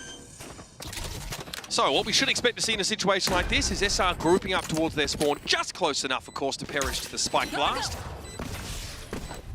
Floor may have other ideas here, just in case someone is pushed ahead of it. Did invest into the Sheriff as Floor, so that is true. Wants to try and at least claim one. Let's see. Trip there. A knee on the corner. Okay, that's that Sheriff now knocked loose. The rest of SR, if you are in the venue, you probably see them hoping to discuss a little bit what the next round should look like for them. They might simply want to punish a push up like this from Amy. Fault line. She definitely dodges it. And at least gets something for it, but gymnastics. And there's a number of orbs just handed over. Little cartwheel to the left. Finds another. Why not? Do-si-do. And there it is. Mel will 360 her way out of the round. When you're that Ghost player, you take your liberties, you go for some fights on the Cypher. Why not? And then you're going to... Neural Theft available. Buy something else into this round. Yeah, that's a great ult to have early. It's used at the right moment. Turn the round in your favor. Amy. Great move. Amy. Padding the stats a little bit. 18 and 10 now for Amy. Not too bad. Picks up the Guardian now. Fair bonus buy for G2. G2 just trying to keep it calm here. It's been a pretty competitive game so far. Scanning ahead. Really want to keep the energy ready when they need it. That's Shopify looking to get proactive towards A. Paranoia comes out a bit late. Mel really wants to fight forward. The res Q's. Guardians along. Hey, very low. Mel sees it coming, catches her out. Yeah, that's G2 just over-committing a bit, but they are on a fast pivot to C. They'll have to deal with Noya. We'll see if SR can get in position to flood this or if they just play for the full retake, the safer option of the two. Play off the kill trip, I think, here. There is one at the back of the site. Petra's trying to clear it, though. It is still there. Amy gets picked up here. She tried to get into window by the looks of things. Yeah, perhaps a little bit too fast. Was well watched by the rest of SR. Ooh, Petra misses the first shot. Floor now in a position to do some real damage. Mimi pretty exposed on the site now as Nohit just always seems to find a rewrap. Mimi holding her ground though. These weaker weapons for G2 though will let them down. SR shut the bonus down. And G2 not dealing any significant damage to SR either, so Shopify walk away from this about as clean as it can possibly get. G2's economy obviously though still very strong after retaining all of those weapons in their bonus round. They came into this with about 3K apiece. Amy trying to recreate what Noya was able to find success with so often on Shopify's attacking half, which are those post-plant flanks. For Noya, it's a matter of being able to fall off that site into a retake position without getting caught, something she wasn't able to do on the pistol this time, though. She falls off and then rewraps through Garage. Always so active. G2 are again focused towards A. Well, all right, decent way to open a round, I suppose. Just a little auto aim. Petra taking the fight. Someone needs to inspect the mouse, the hardware, the software. Do check her PC. Peripherals. Reaction time. May make Amy feel like she needs to do something more proactive to reduce the deficit. She's trying to cause a bit of a ruckus through B. She's actually in on the B side. So we'll see how that goes. Yep, okay, winning out against Sarah now. Might have opened a door here for G2. Vanya deals with Mel. Rescue pushing up, but she's got support this time. And Alexis needs to hold it down. Ooh, not bad. Mimi really unaffected by that. Now we have a 2 versus 2 set up for his Floor into heaven. It's well and truly smoked out though. Mimi is playing so aggro. G2 activate across the map. So much utility here from Mimi. Keep your eyes on that. Or this is awkward now. She has to play across in heaven. Oh, you're not ready for that! Rescue flattened. Floor now can fall back as Noya takes a moment to emerge onto the side. That is so hard to retake. It's Haven. You're in a 2v2. You're locked out of the site by smokes. Unreal. And Mimi with a wealth of utility to offer up, but just doesn't matter when Floor goes for that jump peek, instant headshot. I loved how prior in the round G2 really activated this fast timing. Amy, I think oddly, uncharacteristically forcing things in that round. She found the first, which, you know, at that point, they're at a disadvantage. They want to go for something. That's understandable. But she can fall off after finding that kill. Retreat to her teammates on A, goes for more, and is traded out. Unfortunate. G2 put themselves in a great position to win the round, and now they're forced onto the ego. Indulge me for a moment, Wyatt, as I just appreciate how competitive this series has been. This map, no exception. Into round 17, it is a tied game, but G2 are lacking in terms of arsenal. Right floor. Petra ready for that, though. Testing G2's reaction time, peeking out of doors in mid. Falls back. Right here. Holds it more. A safe position. Pings here for SR. Because they're dark cover, they don't know if someone's been embedded on the right side of that doorway from Mel's perspective. Doesn't want to get caught with util in hand here. Floor falls off that line and will allow Amy, again, who has been so proactive, to explore into Garage. Petra's in deep trouble here, though. Just doesn't have the weapon to get herself out alive, and Alexis is more than happy to face down. Rescue and Amy get something done. That Amy kills over at B again. She's always able to find something here. Amy picks someone off on this rotate. Obviously, she's getting a ton of information. She hears all of the footsteps headed towards spawn. She's in the walls. She is ready for this. Amy is looking to plant on. Hunter's Fury here. No way, does Amy catch Sarah right now? Mid-ult. No, she's going to do it. It's a free kill. 30 seconds left. All right, Amy brings Sarah down. It was a fake over at B that draws out the Hunter's Fury. And in come Shopify Rebellion. Again, have to win a 2 versus 2 retake on the A side. Amy looking towards Sewer. Mimi's very, very low on the side here. It's a fault line over towards Heaven as that trip stops Alexis from getting into the site so far. They need to get rid of it, and we'll try and explode with Floor from behind it. Amy now is ready. They know where to be looking. Here's the fast lane. Floor is in the side now. Mimi trying to go around the left-hand side on the box, but Alexis brings her down. Amy's in a 1 versus 2 here. Shopify Rebellion have an ultimate even to play off of here, but it's going to be Floor who tries to go for it. It's not to half yet, and Amy saves them again! Time and time again! Emerging in the clutch, 4 kills on the round. By the way, it's supposed to be safe for G2. A light little 23 on the board, has been getting so active on this attacking side. To her own detriment on the prior round, immediate redemption. Shopify got completely scrambled in the communication there. After that fake tap from Mimi, they completely misunderstood the situation, threw them off entirely. Hunter's Fury gets triggered. Sarah thought that Amy could be coming from B. You saw her crosshair was ready for that potential push earlier, then felt like, no, they just went elsewhere together, surely, right? Well, they were together, but they were pathing back to A the entire time. Absolutely melted their minds on the rotate. Amy has a soul read on Shopify Rebellion right now. These attack side lurks have been so unpredictable. Noya, when she was on the attack side, was playing very differently, really wanting just to keep Rescue at bay, sit back, punish like these push-ups from the enemy Neon. Yeah, her lurking was a lot more, rather, when she was lurking, when she took action, it was delayed. Amy, there's no delay right now. She's going for it. She is going for everything. And it's the timing of that that seems to be causing Shopify a lot of issues. And in some of these situations, I mean, brother, why not? She is 23 and 12. After she got that 4K a few rounds in, she said, "Now, time to fight everybody. I'm on point." There's that X factor here, Wyatt. So SR now down to a couple of sheriffs. They do have the hero rifle for Floor. Pop here from mid again. Gonna be a trade. Floor gets the 1. Okay, that's being a 2 for 2 here. Not bad when you're coming into the round with no real weapons to speak of. There was that one Vandal, sure. And G2 crossing the T's, dotting their I's, just cycling weapons off the map right now. In case Shopify go for them later into the round, if there's some kind of retake situation in our future.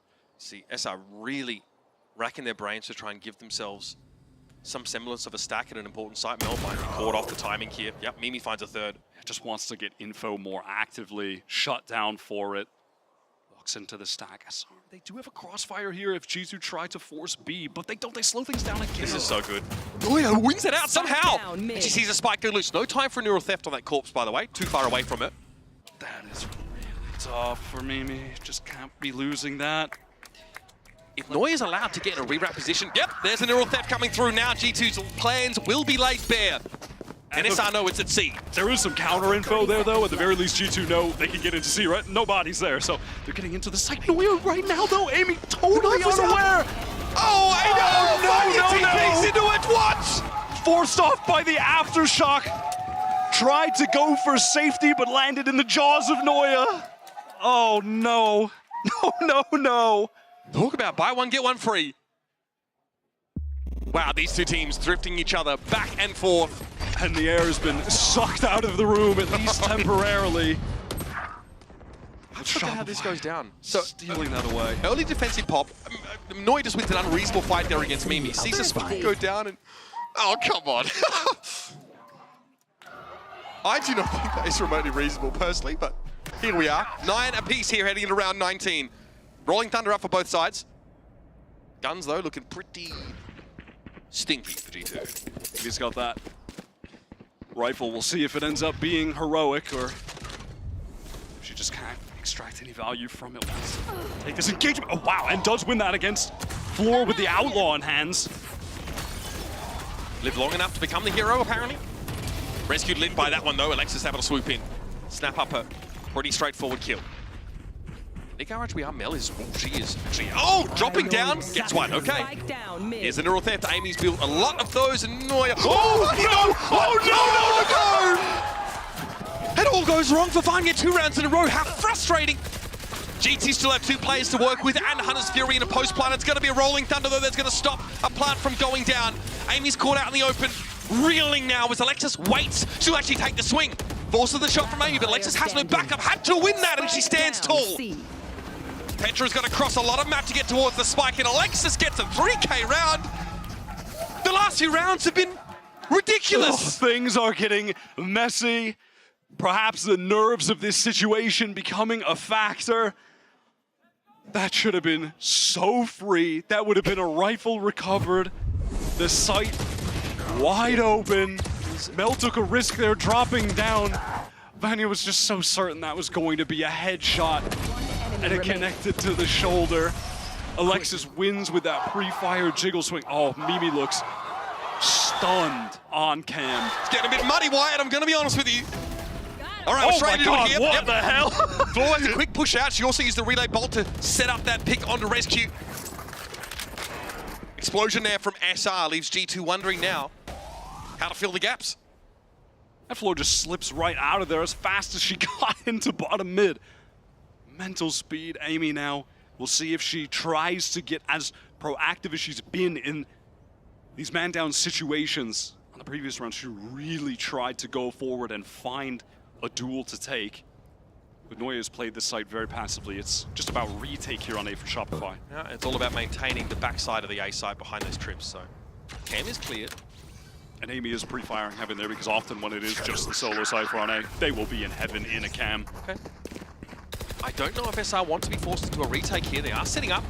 Drip on the left side of the side is actually still there, but Floor's gone down here. Oh, Petra revealed as she tries to go for the plant. They also have a good idea where Vanya is right now. Amy and Link. Cybercage thrown up, but she doesn't opt to pass through it. She would have been seen by Alexis had she done so. And there's a Rolling Thunder here for this post-plant attempt. Thrown out over towards that Link side here. And Amy wants to capitalize, but the paranoia is going to stop her in her tracks. She still wants to play close off that cam. TP from Vanya now into Hell to make sure she can't be picked off. SR have got to make this happen. 3 players set up in heaven. They might look to flood from this spot. Aftershot's going to force them out here. Tag on Sarah as she drops here. Vanya has to receive, and she does. Mimi locks it down, and it's up to Mel to step up, but this is an ill-fated retake attempt if I've ever seen one.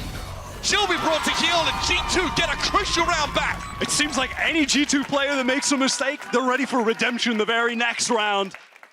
Vanya with the perfect 2-piece while they were flooding out of that window. Mimi instant swing from Sewer to pick off the third, and all the while Amy was ready for any player to try to enter through main.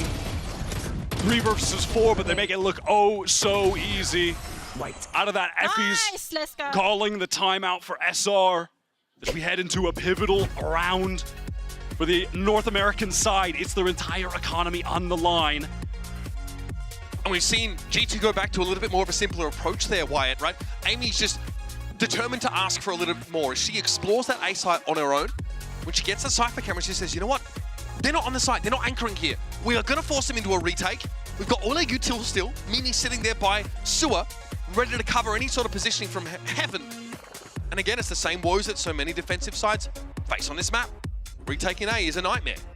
And it's Fluorescent there just straying a little bit far forward, but not even to the extent where you would say she's seriously overextending.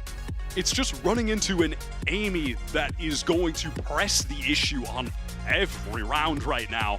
That is something that Shopify are going to just really need to be keenly aware of as we get into the very end of this game.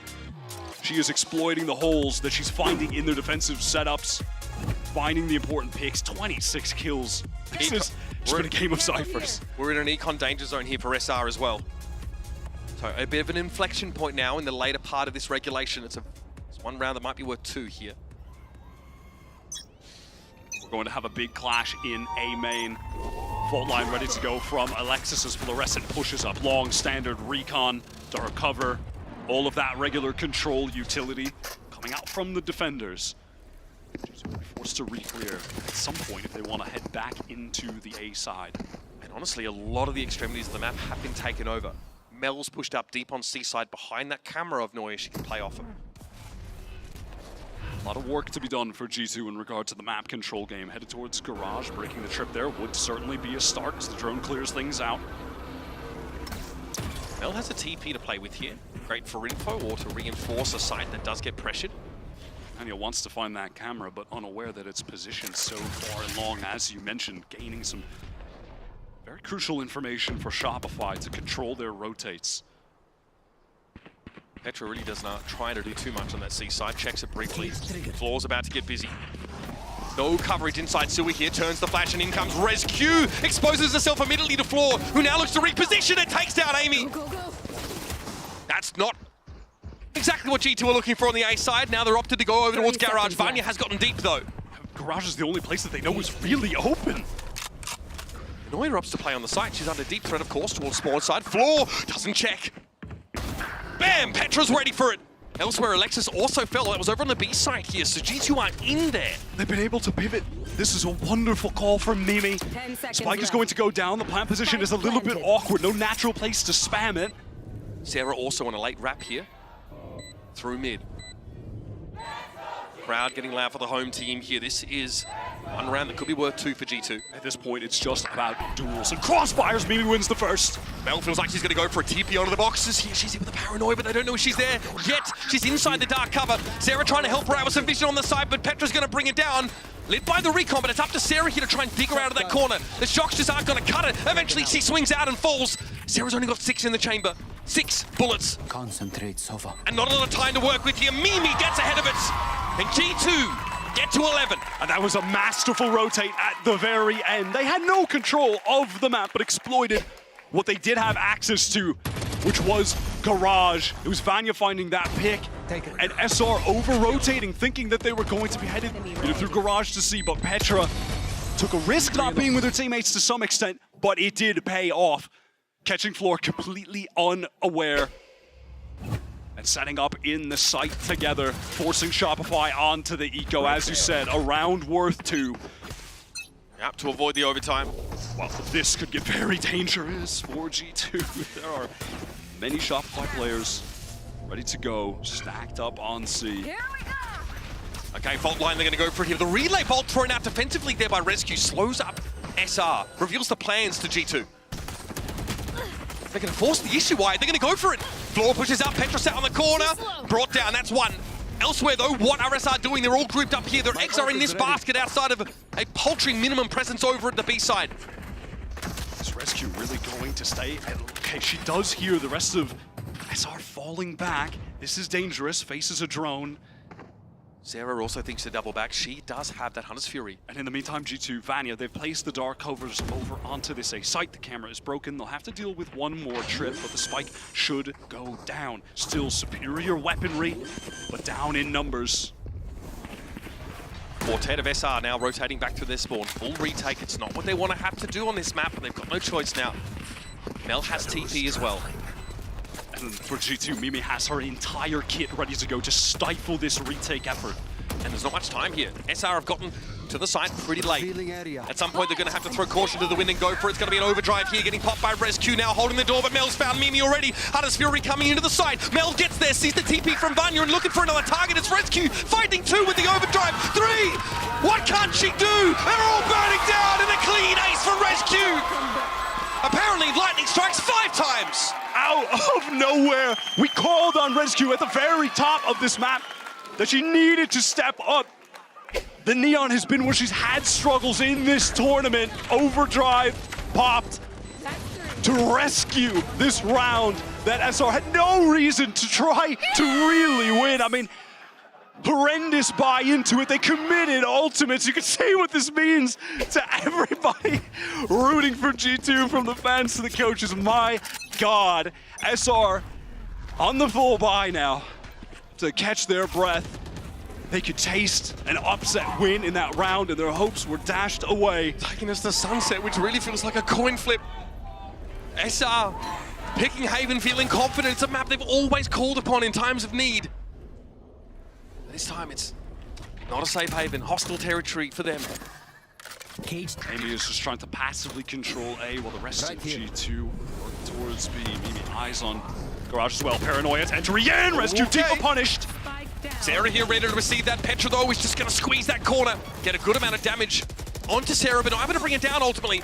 Okay. Plot armor for Sarah. 9 HP and she falls off that line.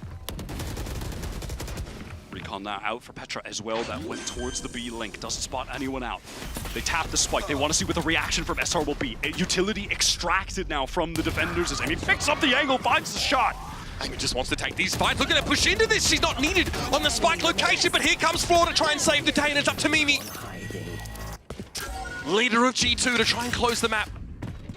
30 seconds left. Neural Theft, of course, will ping her out and make it clear to SR where she is headed. Camera also to confirm.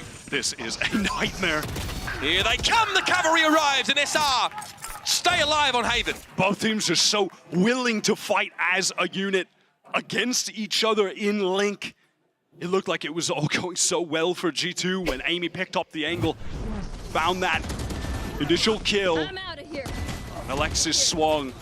I mean, Sarah getting one at 9 HP as well when that shock. I mean, you said plot armor. Don't know how she survived that shock dart. Looked pretty damn close to me. Looked pretty damn close to me. Should have been cooked. Do we get OT 2 maps in a row? G2 have got big ults here, and even Hunter's Fury they can pick up with an orb take here, Wyatt. Both initiator ultimates to end the map. I like those odds. Fast presence being shown towards C as the one-way is placed from Vanya onto the default box. There it is. My ult is ready. Hunter's Fury.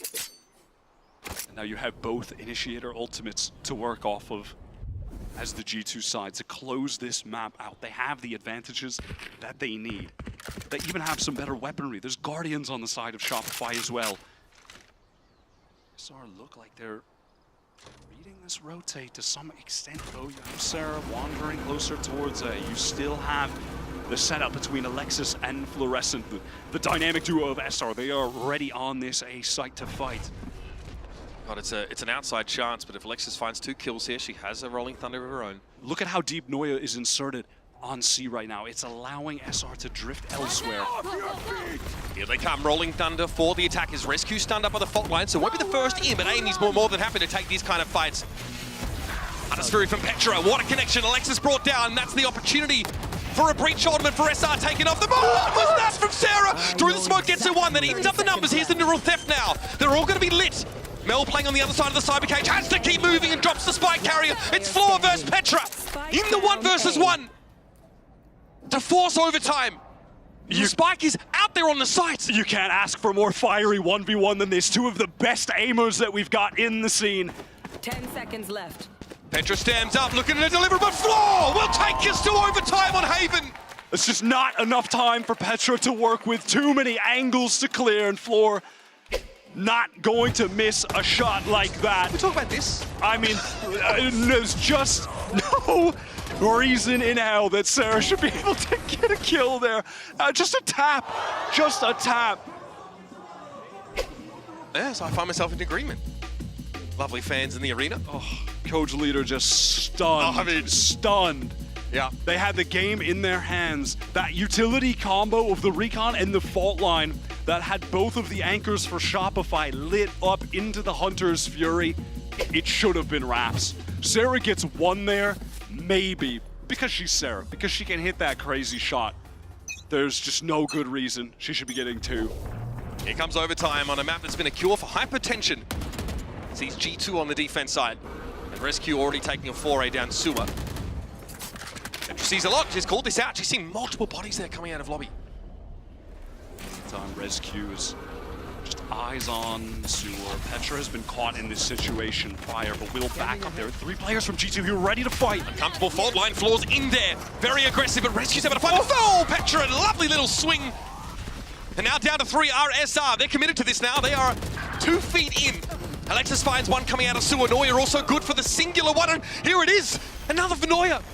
Vanya sitting in the back of the side towards Link. She has got to get out. Maybe allow for a plant to go down. Just wants to link up with Amy. Yeah, that is the timing. That is the moment where they can try to get in. But with the rotation from Amy to Heaven, things are going to stall out. Alexis fake taps first to see if they do flood in. Wants to be able to swing for Noya. She's got to know about Heaven. Alexis very wary of where Amy could be posted up. Bit of early damage. Elsewhere, Vanya needs to get activated. Dark cover thrown at the back of the site. Gonna lock SR in. Amy now knows where both players are, but it doesn't matter because Vanya's not there on the timing she needs. Oh, the rolling thunder of all things. It's gonna force Vanya well and truly off the site. Noya makes a great reposition towards sewer as well. That should lock this round up. This should be unwinnable. No util left for Vanya. Just pure grit, determination, and gun skill. She's got nothing to see. She can't find Alexis, who just wraps around behind the boxes and finds the timing. Shopify Rebellion have a match point. And those remaining 2 players, they could just be anywhere. That's impossible for Vanya to win. This series has absolutely lived up to the hype. It deserves 2 back-to-back overtimes. The first one was extended by attack round win after attack round win for both sides. We'll see if that is the same on Haven, if G2 can stay in this in front of the home crowd on home soil. 3 rounds in a row won by Shopify Rebellion. And now on the attack side, G2 need to put their heads together. Much like we saw over on Abyss, these overtime rounds really put the pressure and the stress down on you. Leader, of course, has been very vocal about how stressed he's been feeling sat there in the coaching box, and for good reason. What is the silver bullet for G2 to get them to 13 rounds? So we've had these 2 teams match up at every GCC, but none of those games have been as close as this one. Either side winning 3 maps to the other and losing 3. We are dead even in this rivalry between Mel and Alexis, the core of SR, Petra and Mimi, the core of G2 Gozen. Most iconic players in GCC. It's been going on for years. There's certainly a score to settle today. They always meet in this upper bracket final. SR bested them last year. Can they do it again here? Can G2 just keep clawing back to win the map pick of the NA side? Bring this to sunset. Off we go. Round 26. G2 will be attacking here. Hoping for some action here over towards Garage, but I got Spike. might pull back here over towards Defender Spawn. Spike thrown over to Rescue, which does imply that they're going to try to go for a fast tap on B. You know, maybe not fully commit. Maybe they just use it to get some utility out of the defense. There's that fast lane. It just immediately caught. No one dealing with the trip. They tried to. The shock dart was too far forward, I think. Or not enough to the side. It's unclear. Either way, G2 now down to 4. Mel trying to win it out. She gets the better of Petra inside Garage, but it's going to be traded by Vanya. Noya, a little more reluctant about getting involved in the fight. She's happy just to relay these sound cues over to the rest of the team. Sarah now wants to turn the lights on, and Amy goes into the smoke. Surely not a second from Sarah. Would have been unreasonable again. But a player advantage, G2 are short-handed and yet to plant. And as SR get closer, it's getting more dangerous when Mimi plants this spike. It's a fake. She gets up off of it. Noya's looking for the right time to emerge here. Floor, oh my goodness, she attracts a lot of attention. And as Mimi falling, and for the second year in a row, Shopify Rebellion will advance to a GCC Grand Final. And for the second year in a row, besting G2 in the exact same part of the bracket in the upper final. And the last year was a 2-1. This one was far closer. Double OT, frankly.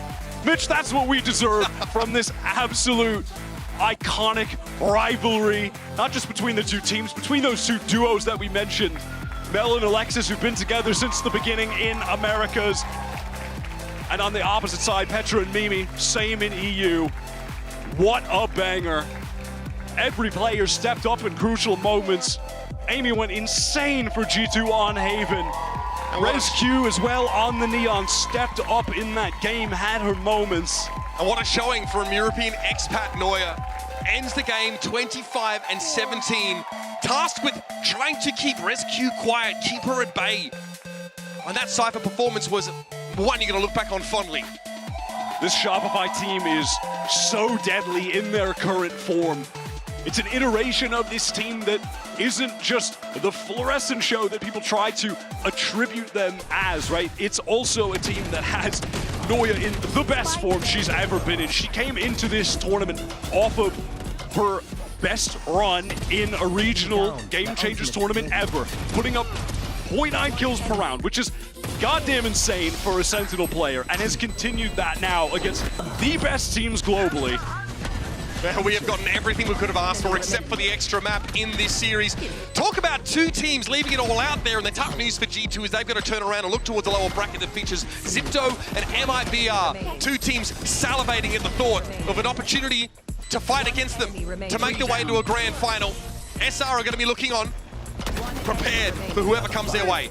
Two absolute powerhouse teams, and we do live in a reality where there is potential for the G2 versus Brazil lower bracket final. Things are going in the exact same pattern as last year. For the hopeful G2 fans, maybe a different end. Let's send it down to Yinsu over on the stage for our Verizon post-match interview. What an incredible series that was. I'm now joined by Sarah here for the post-match interview. Now, first of all, congratulations, another grand finals. It feels like at this point, people expect you to reach there. How does it feel for you to get there and to know that you're kind of fulfilling everyone's expectations here? Pretty good. I'm definitely excited to go for the two-peat. That was a really fun series, so yeah, it feels pretty good. And speaking of that series being really fun, it felt like some of the rounds, you know, on that Haven when it was like 8-8, it was crazy. It was so chaotic. How do you guys thrive in this chaos? It feels like you enjoy that. Yeah, I mean, I think that's just kind of Valorant. That's just how the game is. Definitely, we were a little bit nervous some of those maps, so some of the rounds got away from us. But this game is always going to be chaotic, especially in the current meta with Neon sliding everywhere and just insane stuff going on all the time. But yeah, I don't know. We're just used to it. We play a lot. Yeah, I was going to say, how much do you think your experience as a team kind of help you in these situations? Because it feels like you level up when things get dicey. I mean, definitely experience helps a lot, especially with getting nerves on stage. I think the first time around in Brazil, maybe we wouldn't have won that series, so. Now, I got to ask you, the last time you made the final, you dropped one map on your way there. It was against G2, this time flawlessly. How do you maintain this level of success? Just a lot of Valorant, a lot of grind. We've scrimmed every day here. We maybe had one off day. So, I mean, we're all exhausted, but we're hoping to get that dub, get the win. Honestly, at this point, it feels like you're on your way to, definitely, for sure. But I wanted to rewind a little bit, starting off with Abyss as well. The comp change, what was the reason behind that? Yeah, we honestly just felt like, I actually think that the Vice comp is really good on that map, but we kind of felt like we showed it in GC. It's like a little bit anti-stratable. This comp is just really like consistent and easy to play. There's less room for error when you're like nervous on stage. So I think we're glad we changed, but I do think the Vice is really good. Also, when Floor had her little bit of an oopsie, you know, Effie's was laughing as well. He was saying that he found it quite funny. I saw all of you guys on stage just having fun with it. How do you find the humor in things when things are so intense on stage? I think we just try our best to have fun, really. At the end of the day, like, we're here to have fun. Playing on stage is really fun. The more fun you have, like, the easier it is to win, the less nervous you are. When we have good vibes, that's usually when we're winning, so. How good are the vibes? Can you give me an insight? Pretty good. They're pretty good. Yeah, even better than last year as well? Yeah, I would say so. Ooh, okay. And lastly, before I let you go, you got to play against someone in the grand finals. There's still 3 teams left. Who do you think is going to make it? Who would you like to face? Honestly, that series was really fun. I'd like to play G2 again, but also we haven't played MIBR yet. So either way, I'm happy. All right, thank you very much for joining me one more time, everybody, for Sarah. All right, Shopify, they have made it to the final. It's time to find out what's going to happen in the lower bracket, so make sure you stay tuned for MIBR versus Zipto.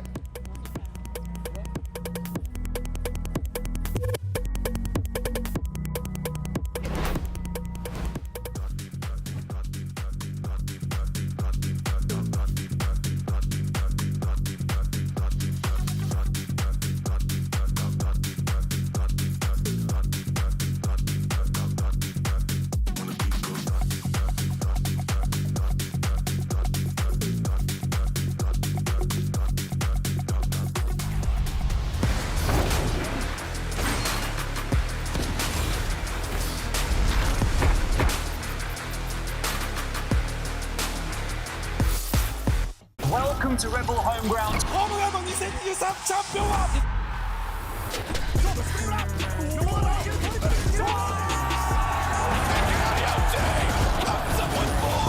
What is that?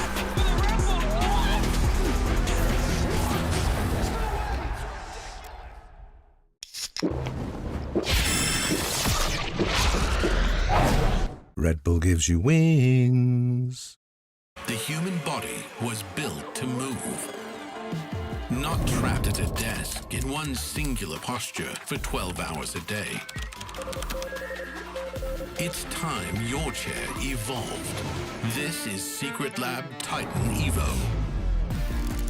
Ergonomically engineered for you, gamers, hybrid workers, artists, backing your every move.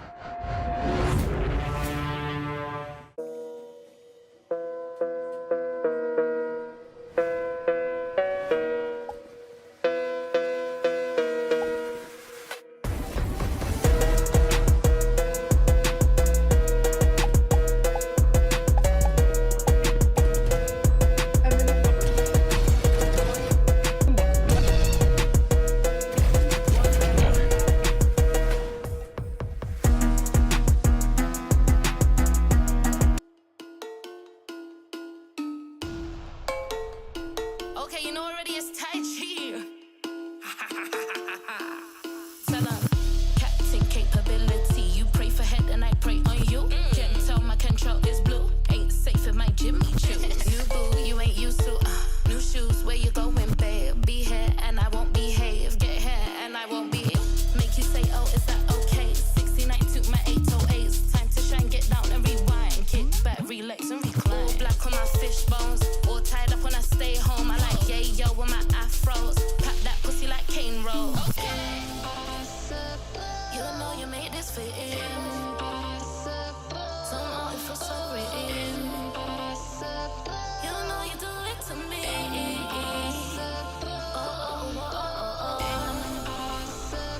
You know you made this fit in. You know it gets so real. You know you made me wonder. Yo, tell 'em. Impossibility make you lay down for stability. I birthed the game, my fertility is up there, match my agility. No B, call me no below T. Go ring for my mobility. Drop down, pop round my PYT. Big screw face make you feel petite. I bend and like when the icing is piping. On site, sniping, excited, you know I'm hyping. I bend and like when the icing is piping. Ay, on site, sniping, excited, you know I'm hyping. Impossible. Impossible. Yeah. Impossible. Impossible.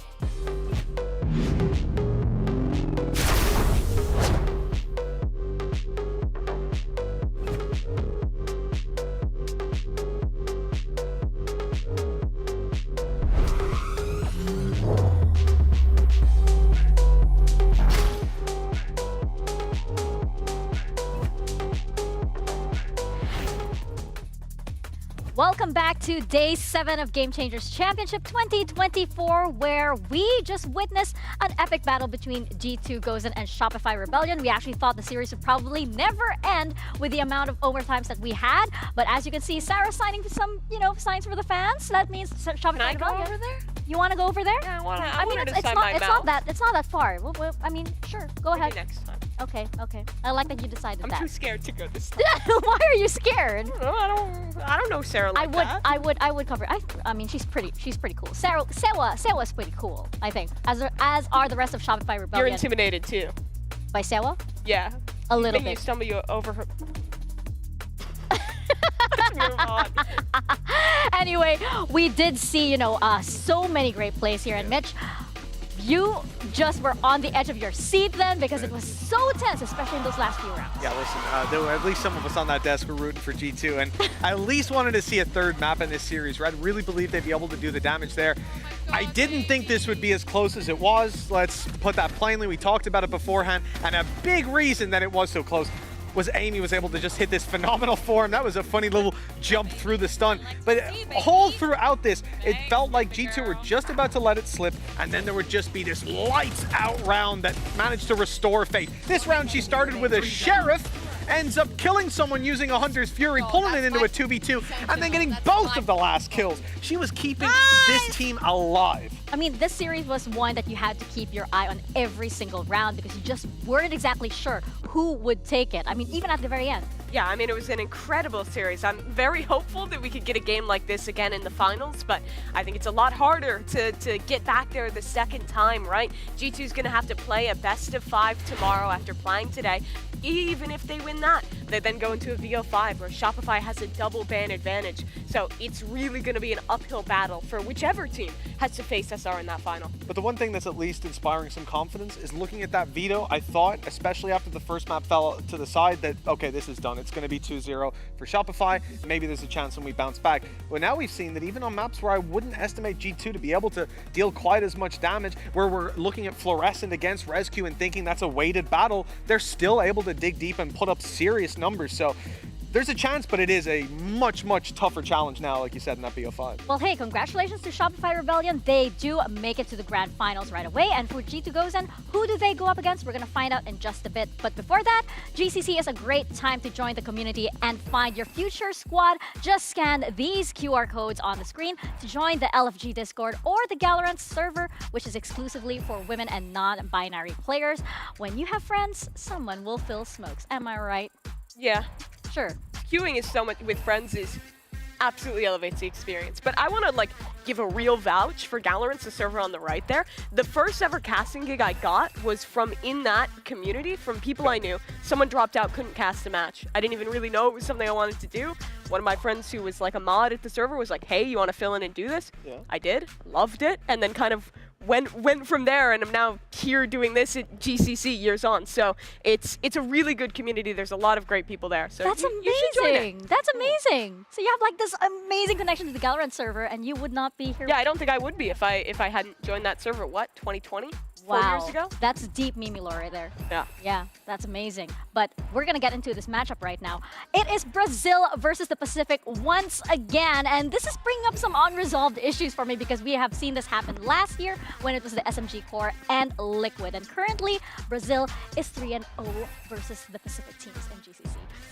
Yeah, and it was a real heartbreak for SMG last year. I think they had some real fire behind them. They were on such a great run, but then Team Liquid Brazil came out, and I mean, we know how it went with their own lower bracket run. Absolutely taking this game, then going through the lower finals and making it all the way. But it was a banger. It went all the way to a third map, was super tight throughout. So for this Team SMG Core, it may be against a different Brazilian team. They may be under a different org now, but they are definitely vying for revenge today and hoping to break through and make the top 3. And there have been some weaknesses there for MIBR, but The other question is, will the momentum that they're coming off of up against Zeta carry them through to have a much easier series? I mean, they definitely had a couple of shaky performances, like I said, but I really think that now they're coming in confident, and as long as they can put a couple rounds on the board early, they might run away with this one. I mean, it's a lot of momentum, especially since they had the first 13-0 in GCC history, and it was officially it officially ended Zeta's miracle run. Unfortunately, that's one Pacific team down for the side of MRBR. They're looking for another, but Sipto are looking to avenge Zeta. Again, MIBR's entire series to make it to this game was shorter than map 1 of the first series today.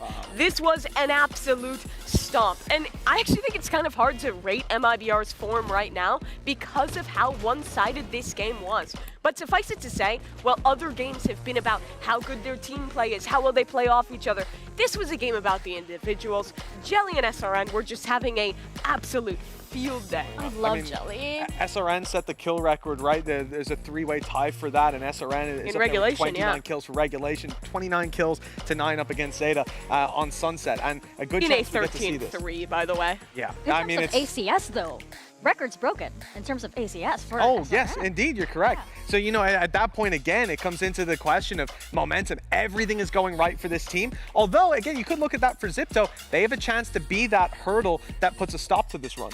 The thing about MIBR, though, is when you watch them in Brazil, they're all about the energy. They were trash-talking every opponent. Remember, Brazil plays their qualifiers on LAN. They were going up there. It was scary. Yeah, not favored against CL Brazil. I was watching the VODs. I was scared because this team is so loud. When they get that energy flowing, when they channel that into their gameplay, they can really beat anyone. And we saw last year how Team Liquid Brazil channeled that into a finals appearance. That said, though, they are the sweetest. And I love Jelly, by the way. Jelly is the absolute sweetest they're person perfectly nice ever. outside the server. I mean, and look, here's what Jelly had to say about, you know, her most unsung teammate, Jubes, which is just the sweetest, right? Jubes is a really big and important part of our team outside and inside of the game. She has great energy. She is just an amazing person. And then right after that, Jubes was like, oh my God, I'm gonna cry. And it was just a really sweet moment. And you can just see how close this team is. Yeah, I was watching one of MIBR's, I almost said Team Liquid Brazil, one of MIBR's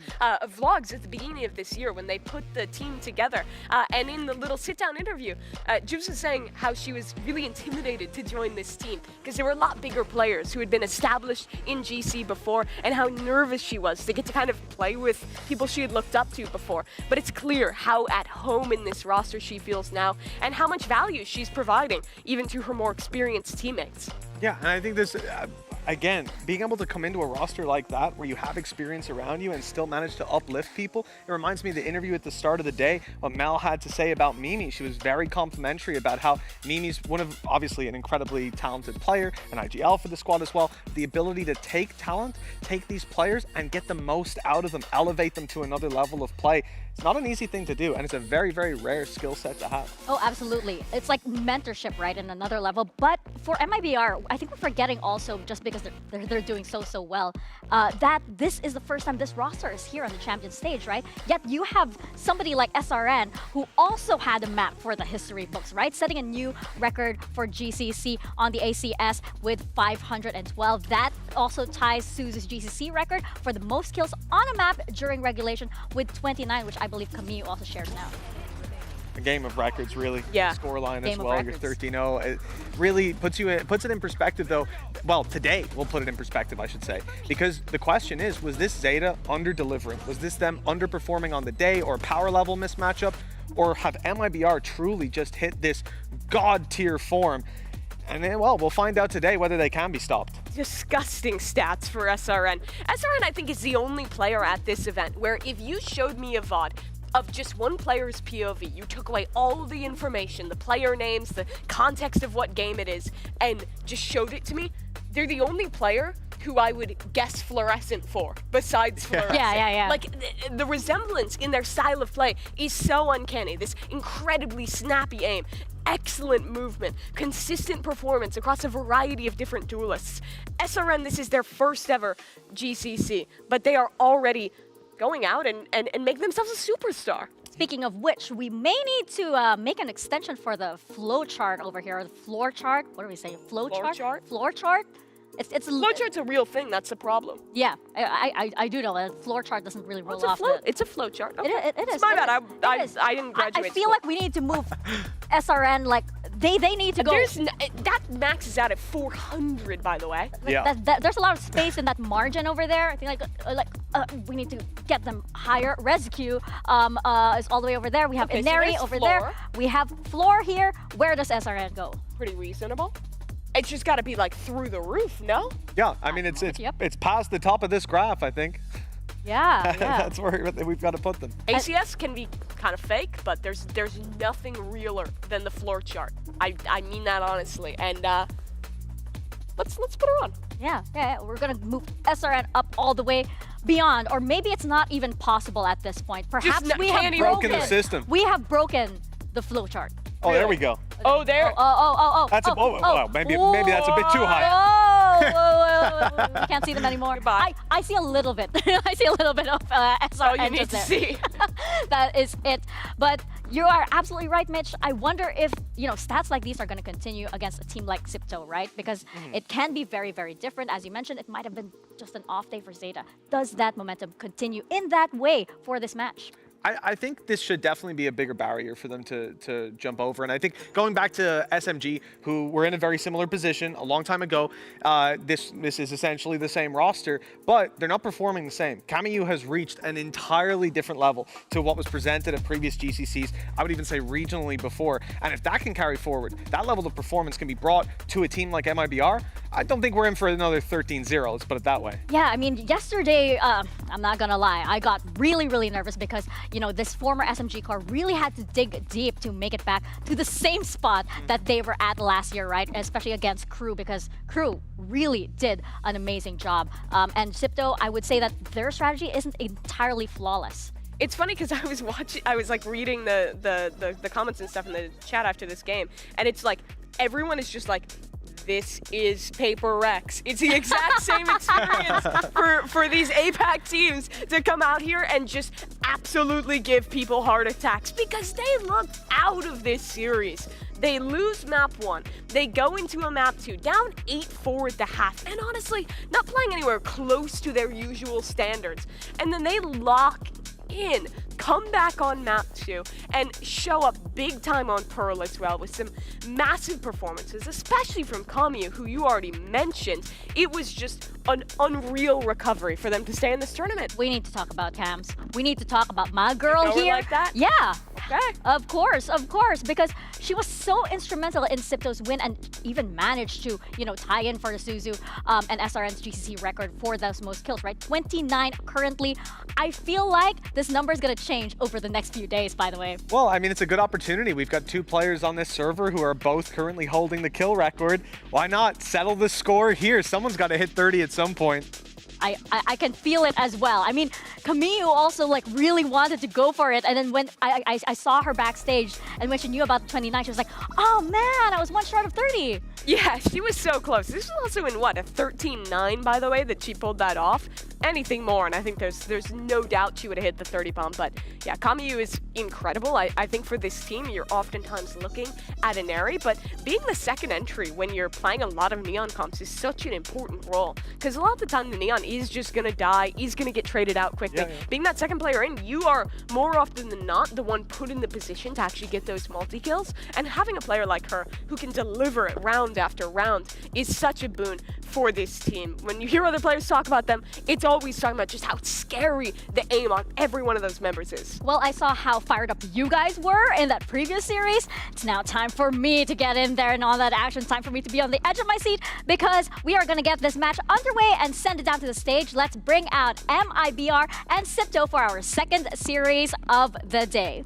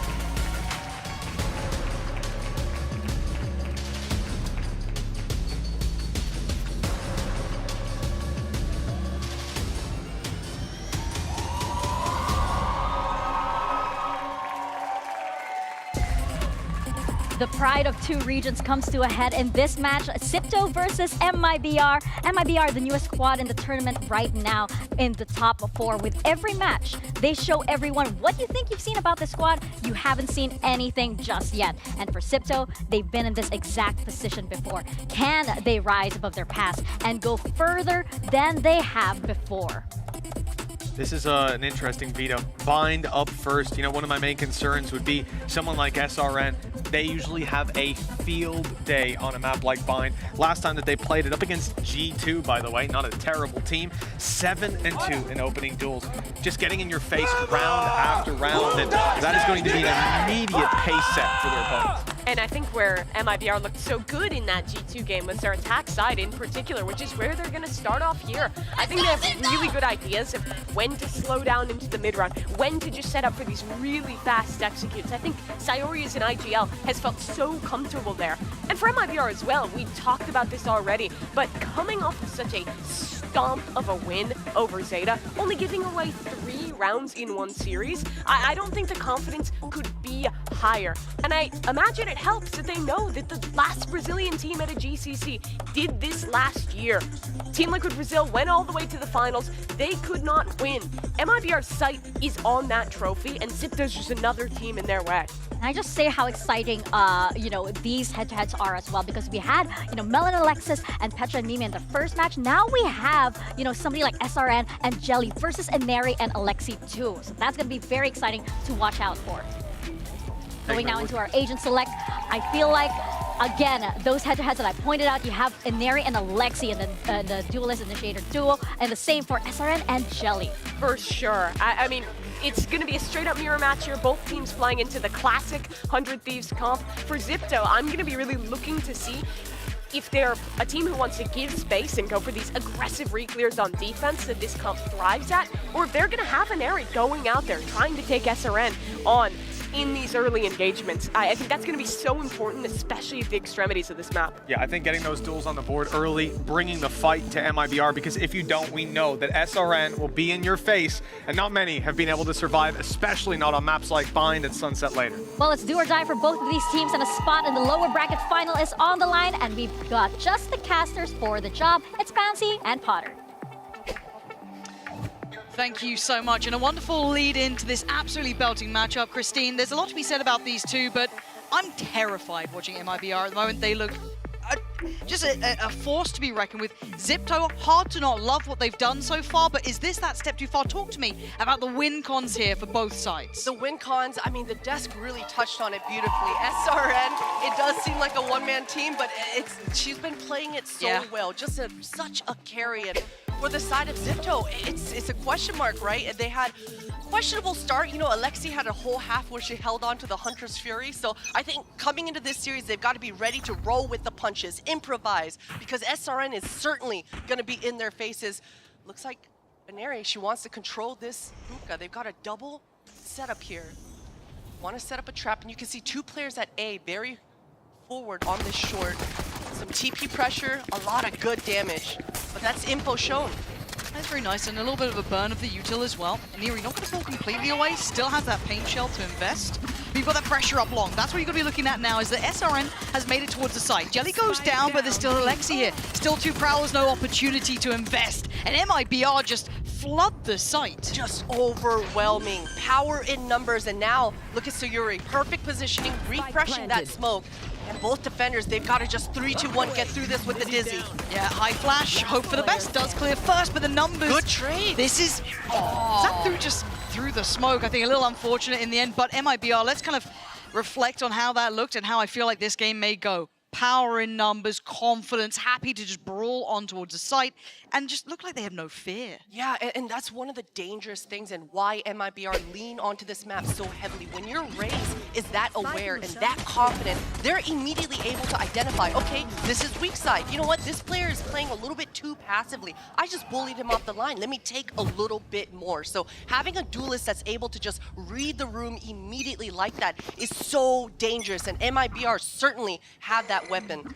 Spot on, and a very passive, standard almost approach here. Nice from MIBR, making sure. Ooh, I'm kind of surprised they got overwhelmed there. Yeah, a little surprised that that happen. I kind of like the approach everyone's sitting deep, looking to see if they're up to, you know, little naughtiness here and there, but an actual loss was surprising. Now, fortunately enough, you can recover the rifle, but again, All got good weapons too. I do like how MIBR are reacting though. They didn't immediately go straight into the Viper.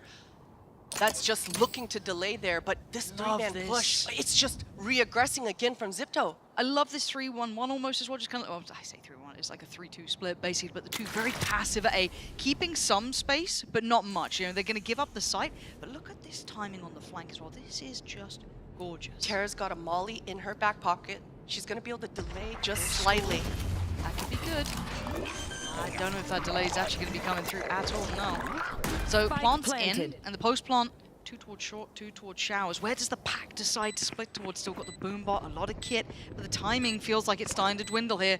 It's all down to timing, and speaking of, there they are! They burst, and that's the Vandal they wanted initially. Now back into their hands. You've got the flank on the flank, so that's something to keep in the back of your minds. Melissa is on the way. Now Sayuri could get overwhelmed here. Tucked into the corner, trying to play off the back of just that molly burning, and as soon as one shows, Camus goes down, it's perfect. MIBR trying to keep control of this, but a 2v2 is still dangerous. Time is ticking. Alexi and Tara are going to try and make something out of this. They know where one of the players is. Jelly is a little bit harder to note and gets the punish on Alexi. This looks like the round now is secured.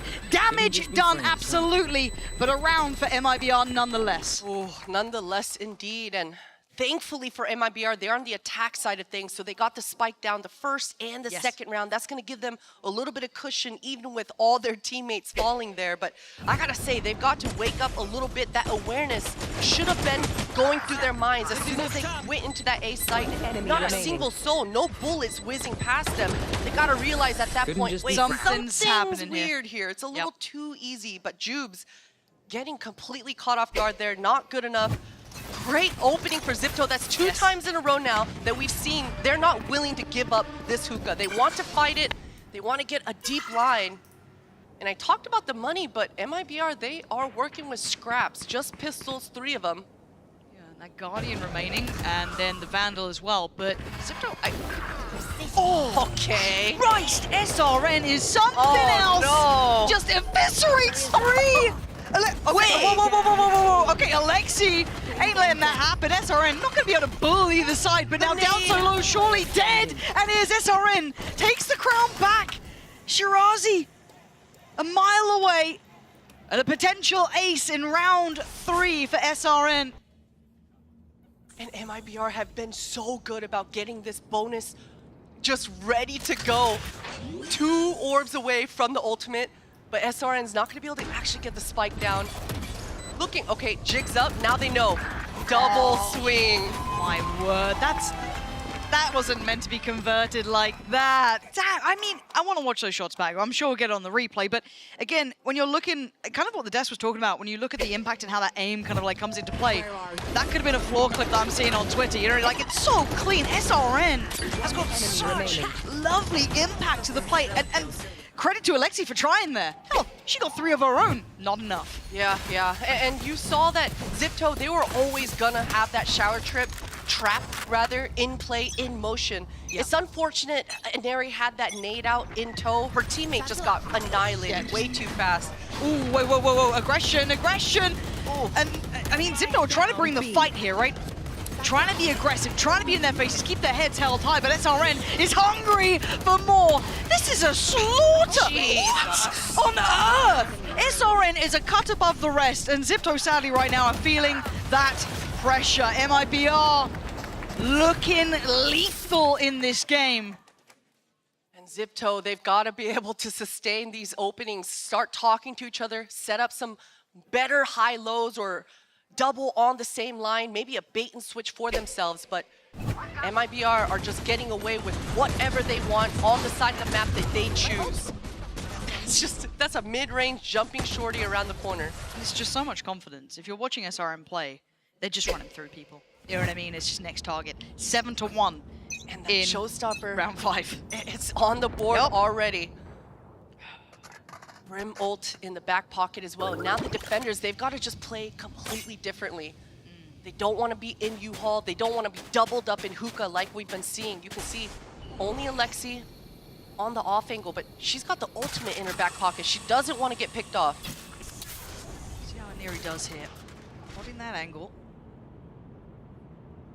Oh, that's a shoulder. Stunning. Gets to fall away. No trade. Doesn't outstay a welcome, and I like that. Good little first contact and fall off this. MIBR definitely would have wanted to bait somebody else and use that showstopper. Unfortunate SRN gets taken out. Good ultimate. Does get pushed off the angle. Should allow the spike to get down, but Terra finds one. Yeah, this is still a bit dangerous. It's very precarious. Zipto didn't want to completely relinquish backside control, so it's going to be a brawl on the way back through. Melissa looks dead in the water here. Ineri on the clear. Isolates one on the side, but no more bullets. That flash now no longer as valuable, but a clear in the end from Shirazi coming back through. They held their ground backside, unwilling to completely fall away. Yeah, Zipto finally finding a round on the board, capitalizing off of a small mistake from MIBR. At this point in the round, you know, Operator could have been on the table as well, so a dry, slow peak like that from SRN is definitely gonna get punished every single time. I wish we would have seen a better set piece coming out here for MIBR. They even decided to invest that Brim ult on the back site. Could have comboed it with Melissa, perhaps with the C's. Would have been maybe nice. A dog sound cue to go off, but that dog was trailing that Brim. Yeah, just like a little bit mistimed almost. Smallest of margins. Yeah, 1 to 4 though.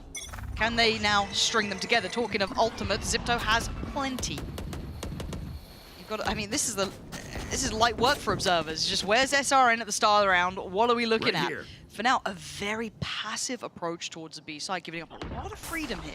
Yeah, this is a really nice setup though for Zipto. They know that MIBR have been having their way on this side of the map. That showstopper is still on the table. You can see SRN very self-sufficient, alone in that hookah area. And as soon as any of her teammates get any contact here, top B, you could definitely expect a flying raise out of that choke point. Zipto, they're okay with it. 4 ultimates of their own. They want to play a retake game here. SRN though, the temptation to go here has got to be so real. No, I'm up. They're not ready. Really trying to cut off some of the potential angles. Flash in. There's nothing to worry about at this point. SRN's controlled site. So showstopper and a shot in the dark works. SRN just can't seem to lose and has to go back here, but in a little bit of a troubling position. Falls away towards elbow, but MIBR in the meantime have full site control, right? We're gonna have the Gecko ult coming in. Fish trying to clear on out, get everyone spotted. They're gonna know there's gonna be players towards elbow, gonna catch at least one, gonna try and keep some security in Eerie with a response towards SRN. Can't get the shot, a shot to follow up on Jelly though. And now we've got ults galore left and right. This is where he gets absolutely mad. Diffuse is starting, but you look at the flank coming in here. The Prowler's gonna catch it. They know about Melissa coming back through, clearing on in. MIBR. In all that chaos, Christine, how the hell do they look so composed? The layers, Lauren, the layers are incredible right now for MIBR. It looked like Melissa was late to the party, but Melissa was always the insurance plan, lurking around towards that A, trying to catch any sort of sniffer, and maybe even find the pinch on a rat. But either way, if MIBR weren't able to find what they wanted at B, they would have just taken that TP and ended up back towards A on top of Melissa. So great game planning coming out here for MIBR and Zipto. They've got to do a little bit of a better job, although a little unlucky for Shirazi. Yeah, what are you gonna do? Yeah, what I mean, she's doing her damnedest in that elbow, but SRN just finds a blind rocket entry. The ult, how many does that catch? Oh, quite a few. That's a lot of info. That's basically all of them are here. Does anyone want to try and They're gap still going. close? Yes, they do. SRN on the case. Plant's gonna be there. Still trying to hold backside territory. Smokes are. Oh my good god, that shorty. She hasn't stopped. She's just on the move. Yep. Yup. For now, Zipto gonna have to try and clear back in, but that's a lot to clear through. So he's actually in a little bit of danger. Doesn't get shut down on here. The smoke's still in play, and they're still confident to hold this. You've got a player tucked towards the box, one towards site. Sayuri, yeah, nice crossfires. Stunning post plant there. Amazing, amazing. MIBR right now, they're gaining so much confidence, Lauren. I mean, the fact that that Fatal tagged all 4 members, they just said, you know what, they're low, let's go Let's go for it, yeah. SRN, go get your movie, get your frag, let's get another showstopper on the board. Now, this was the map that MIBR bested G2 on, in the 2-1 loss, keep in mind, because after this they went split and sunset, G2 came back in those. So this is an exceptionally good map for MIBR. Right, they've proven it against a team who had a very close series against Shopify, who are now obviously waiting for whoever makes it through the gauntlet. So it's a proven sort of affair. Now for Zipto, I like how they've looked in this, but it does just feel like MIBR are just a little bit of a cut above. I don't know how you're meant to deal with these sort of, it feels like a one-sided map here. Yeah, it really does. MIBR have been getting away with too much in these openings. Zipto, they've got to be okay with just kind of bluffing that they lost the area of the map and choosing to refight later. Even going back to that pistol round with, or rather it was the first gun round, the bonus for MIBR, that double play and shower and Alexi TPing through, getting that triple kill. That only fell in MIBR's favor because Zipto were unable to survive, right? That entry. Throw some jiggles, don't die. Don't be willing to just go all in on the first opening. Be okay with giving it up and then choose a different fight. Set up a different trap. Something like this, a little more finesse to Zipto's game just to get them back into things. I think this Viper ult in Shirazi's back pocket is definitely gonna buy them that time that they're looking for. They've gotta be fearful for Sayori's Brim ultimate that might counter, but Shirazi should buy a lot of time towards this long B. Should. Let's see. 6-1, if you're just tuning in here. And Neri's got the operator on the table. She wants to find a fast opening towards this hookah. Yeah, but you can see how passive they're holding towards A. Super deep on this one, playing safety and security. IBR cautiously taking the space. Very standard in approach. Clears front sight. Everything's looking good. A little bit of a denial, at least on the plant. Well, an attempted denial. Spike planted. Not quite what they would have wanted there. That is bizarre. Wingman is just strong. Getting the spike down regardless. Different. Let me take 2 mollies, no big deal. Sliggy's furious next door. Absolutely fuming. So will SRM be after that sort of shot. Okay, maybe we've got a little bit of a springboard now. Maybe they can apply that pressure. Wingman thrown into the mix. Alexi finds Melissa. We've got the ult coming down. And what on earth is going on? It is just, again, chaos in this. Molly lined up, trying to play to that timer that's just gone off. Playing it a little late in the day here. Tara can at least get half on that defuse. They've got to deal with these players, though. Sayori, immovable in this moment, and nothing can really deny this. Tara's right, too low on time. MIBR. It may be down to 1 player, it may be down to 2, but they look so good. Once again, the layers, Lauren. If it's not SRN in the front lines, just causing chaos, disrupting everything, it's the role players completely clutching it out, making sure all the T's are crossed, all the I's are dotted. Playing their roles to perfection here. Well, again, we were singing the praises of SRN, and rightly so, but towards the top of the board right now is Sayori. Yeah, and she's playing in those really high pressure areas as well, on that truck area, looking left, right, and center, tanking all the utility herself and still coming out on top. And one of the scariest things on this map, Lauren, is a battle Brim. Once the Brim starts getting going, starts throwing down that stimmy for herself, it can get quickly dicey. Yeah, that Bim sticking. That Bim stick. But now, though, this should be, I want to say a comfortable round, but we know that Zipto are happy to be quite creative in these, go for gamble stacks when they're down on the Sheriffs. A little bit of a Shiko coming through here. Plant's going to be in play. Want to go again? So time is now on MIBR's side. This time, MIBR looking to potentially flip the map. Juice. Nice. There's some feel-good ecos. Full eco Cobra moments. Isn't done with you. Round 2 of the ult. Nothing spotted, so that's pretty telling. A lot of info. SRN's just gonna quickly take over that line, and yeah, right now MIBR, they know exactly where everyone is. Melissa even wants to get more ultimate orbs for herself. Yeah, love to know. I mean, the thing is, Zipto are so good too, but right now, it just feels a little unstoppable. Yeah. They got that roll behind them, the confidence is there. The way they're playing just seems, they're exuding that confidence. They absolutely are. Zipto, individually, they've been fantastic, but yeah, just need to look at them kind of using each other a little bit more. This is going to be a huge round for this first half, Lauren. Zipto, they've got to stop the bleeding here. Another operator on the board for Aneri. She was the one to find that opening pick onto SRN with the 1 round win that they have so far. Last time around, SRN lazily peeked around a corner, so if Aneri's able to find the correct angle, this time she chooses to go on the deep line at Shower. Let's see. Opportunity. Again, straight on through, and another success story for Zipto here. You were right, almost mirrored in essence from that previous one, just in a new position. But on the other side, MIBR still have a core 3 here to work with. SRN is responding well. The boombot should tell her players are close by. She's still got a nade, and Jelly is right ready to assist. I like this though. Ah, but again, the wingman, everything so methodical on site take. I thought there'd be at least a little bit of a fight back, but no. The utility combination was just perfect. Now a 3v3. Just perfectly responding to the info her teammates gave her. And SRN, she wants to do more. Oh, and look at the pickup finding Tara here. The only factor was Camu slipped ahead, but SRN is so aware that someone could have slipped a little earlier than that Viper's pit. And then... No getting away from it, huh? No. Oh, there's Jim. Hello, Jimothy. LeBron James to end it out. Lauren, she's got another showstopper on the board. That's ridiculous. And that was a 5 versus 3 for Zipto. Able to find the quick openings, but all bodies, 3 members showed up on the minimap. And so SRN just completely capitalizing off the info, realizing that B was the weak side. And that was the danger I talked about when you have a duelist who's so aware and so confident, so willing to take the space. That 1-2 punch with just one initiator in your back pocket. Very dangerous. And even though Zipto looked like they woulda, coulda, shoulda won that round, look at their money, look at their guns.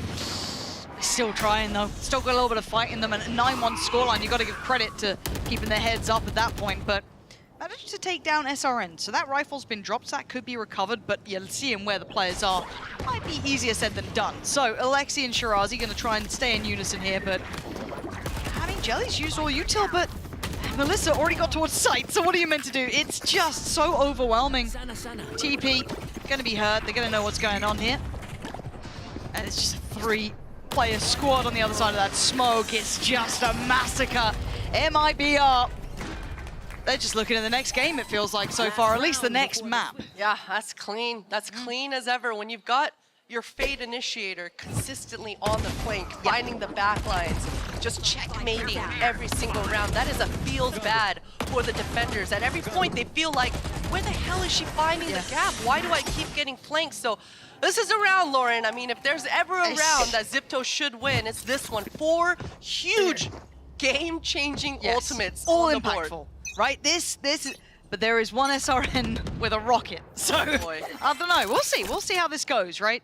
As you said, if there's ever a round for it, it's got to be this one. Operator there, everything looking good, just missing the Viper's pit, and that's it. So patience being displayed by MIBR. No hurry here. Taking their time. Got a Neri on that nice deep line down towards B long.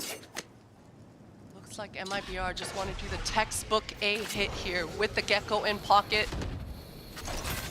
Zipto haven't been able to delay this plant. Wingman has been able to just freely get in and tab. So you can see Alexi's on the rotate, ult in the back pocket. You've got to stop this spike. Through laps. I can hear this, but look at SRN. This is huge. The timing and the tempo is so good, and the aggression to follow, but Alexi stops it before it starts too far. But Camu, quick to the case as well. Finds Sayuri, but it's all traded out at 3 apiece. We still have a Neri with the ult. We still have the other players now making their way back towards the site. Look at the post plant, a little split up here, a little denied from showers. Smoke's now dissipating. They've cleared through by bench. You're gonna have the boom bot going in. That should, oh my god, Jelly! It was completely unchecked, and that's the ult now removed. Down to a 2v2, but how do you deal with those final players? This is so difficult to try and pry them out of those corners. They can play to that tempo and that time, that ticking in the background. There's the first tap and the first fight, and that corner is being controlled. Alexi is going to have to do wonders here. Near on miracles as time has gone.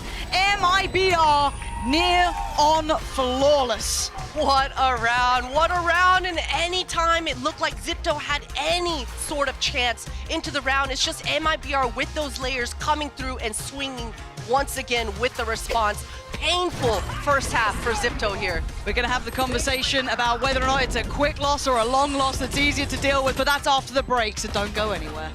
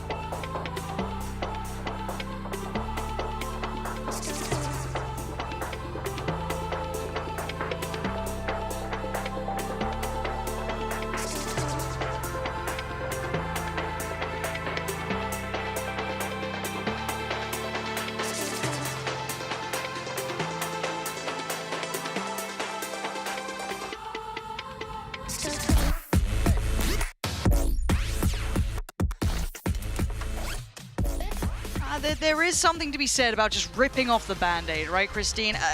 And where do you fall in this conversation of sometimes just a quick loss is easier to just mentally reset from than one of those arduous affairs where you feel like, oh, maybe we had the chance to come back into it and then you get blown out of the water? Is there something to be said maybe in this regard? 11-1, It's tricky, but what I always tell my team is you want to use this first map as a warm-up. Listen, sometimes you just get completely bullied. It happens. It's all good. Use the second half to warm yourself up into this entire series. It's a marathon, not a sprint. You've got map 2, and you're working to make that map 3 a thing. So for Zipto, starting with this pistol, they've got to have full confidence, have that swarm mentality, stick together, power in numbers, and overwhelm the defenders here. I like that. I'm feeling a little ready myself. Did I hype you up? No, it worked. Let's go. I'm locked in. And to be fair, Zipto were good at their pistols. Roll your mind back. That was something they regularly got under the belt, but new opponent, all ghosts coming out for MIBR too. So let's see what we get. And a very proactive beginning here from MIBR. Dizzy through the TP and the 2 players swing. And it corrals the rest of Zipto, where the actual pack of players remains, where all 3 players from MIBR are still resigning. One up towards the corner here, jumps unchecked on, and it's crisp and clean. That's a good trade. Reply, very good reply. The plant's still gonna be in.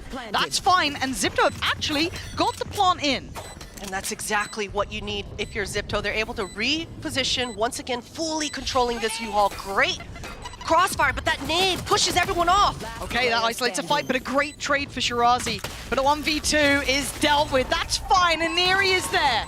Zipto with the first step. First step indeed, and 1 round at a time, Lauren. That's what you're telling each other right here. 1 round at a time. Okay. And a good stabilizer. I mean, that was the feel kind of good. That's a feel dominant good. confidence you want to see, right? All members just overpowering the U-Haul together. I like it. They've got the Gecko in their composition. Listen, this is a mirror comp. There's no reason why Zipto aren't going to be able to repeat exactly what we saw MIBR doing. They've got the Gecko to allow them to help with the planting duties. Okay, here we go. Patience being displayed from one side. SRN going she's scrimming. She's doing it. Having a little wander. Alexi, so quick though, that's nice. So again, I want to see Alexi activate too, because I think to our eye of the last previous game, Alexi has been a real start, and Neri, fantastic too. Cami, you had some massive impact as well. I mean, every single player I feel had their moments here, but see if they can keep this clean. Can they keep the 5 alive here? Can they do the, you know, all above board? Or is there any threats to be made here?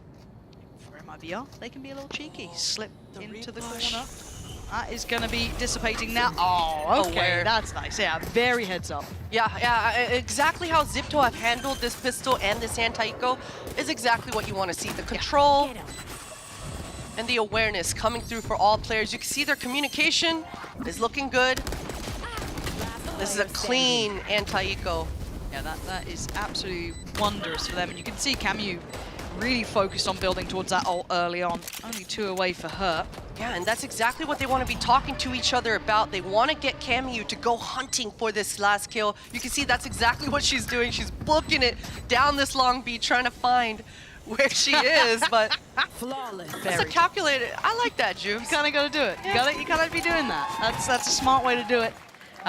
Take away there once Camu, as you said, would have loved to have had that chance to get another step towards the ult.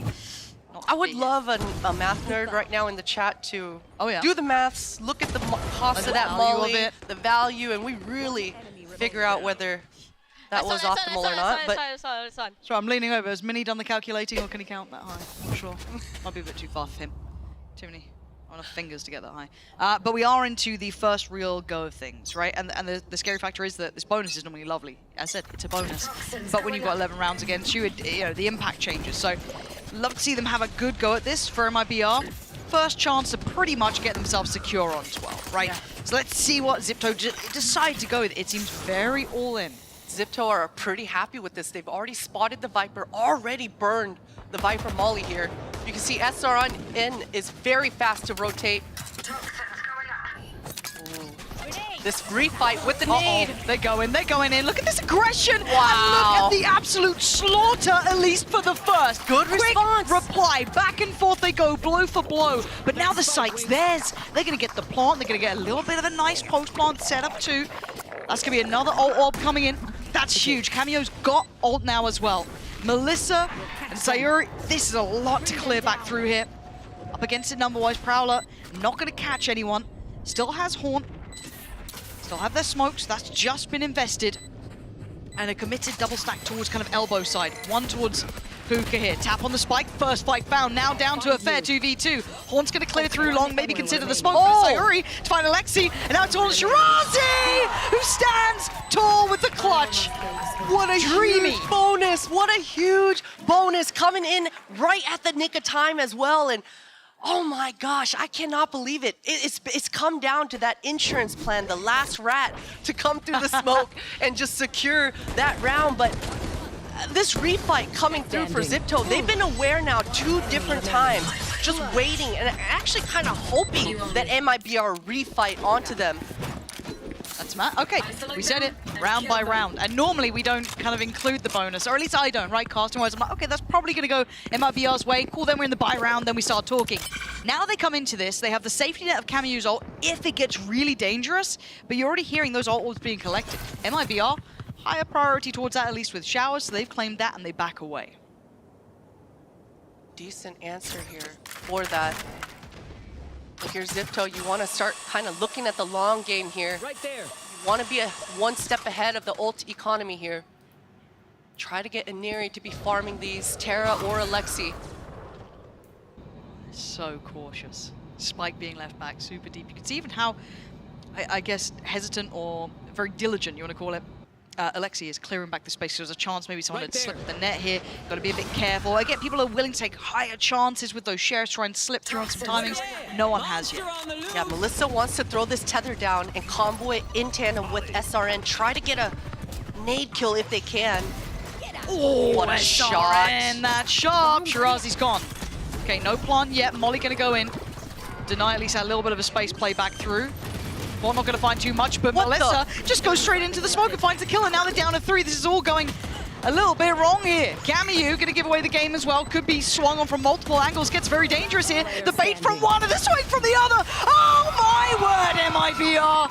That's not the round you win, but hell, why not? Oh, wow, that's pain. That is pain, Lauren.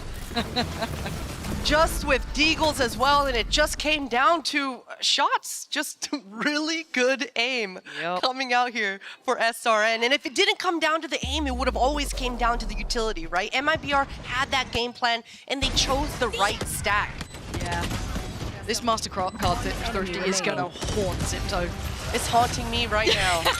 because this looked like, hey, they could get a couple good rounds here. You know, they're looking really nice. They had that ult in the pocket. Zipto instantly going to try and slow this down. Going to go for the tactical timeout. Don't mind it. You might as well give it a go. Scary factor in my mind is we now have that cycle up for MIBR. They've got the ult with SRN. They're very close by with Sayuri's, which is the Brim ult. They have 2 away from Jellies and 1 away from the Nightfall as well, if they opt for that. So they have options aplenty.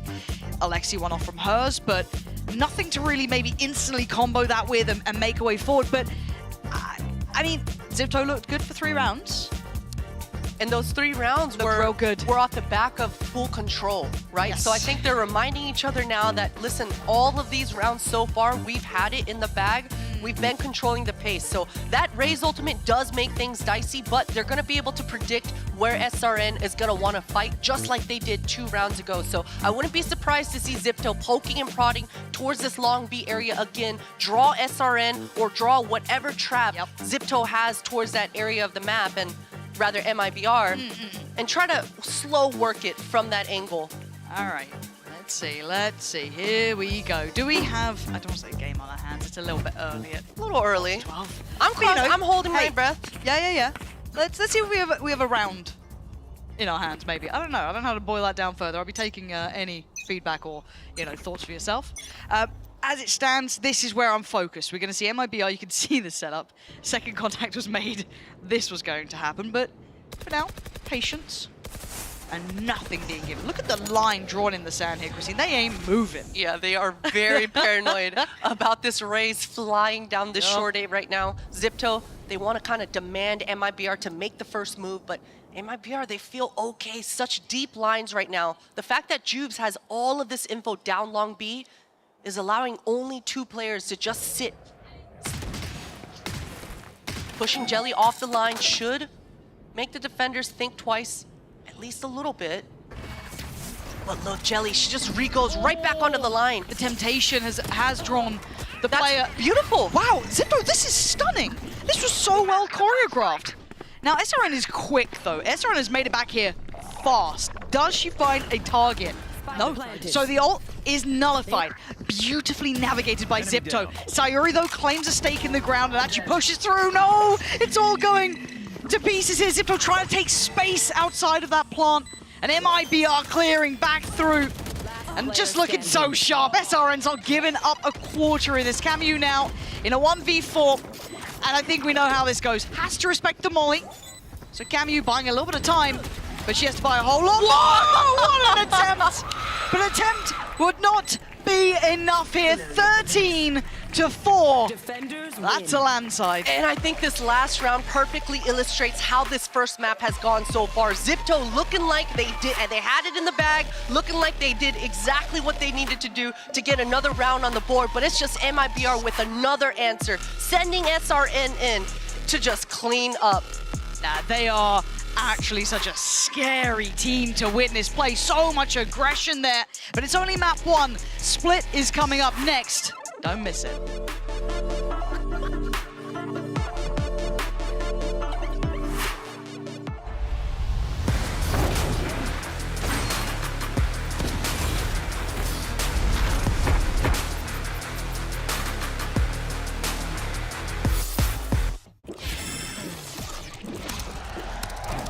Red Bull gives you wings. So, you want to work in esports? Great. Step 1, never spell it like that.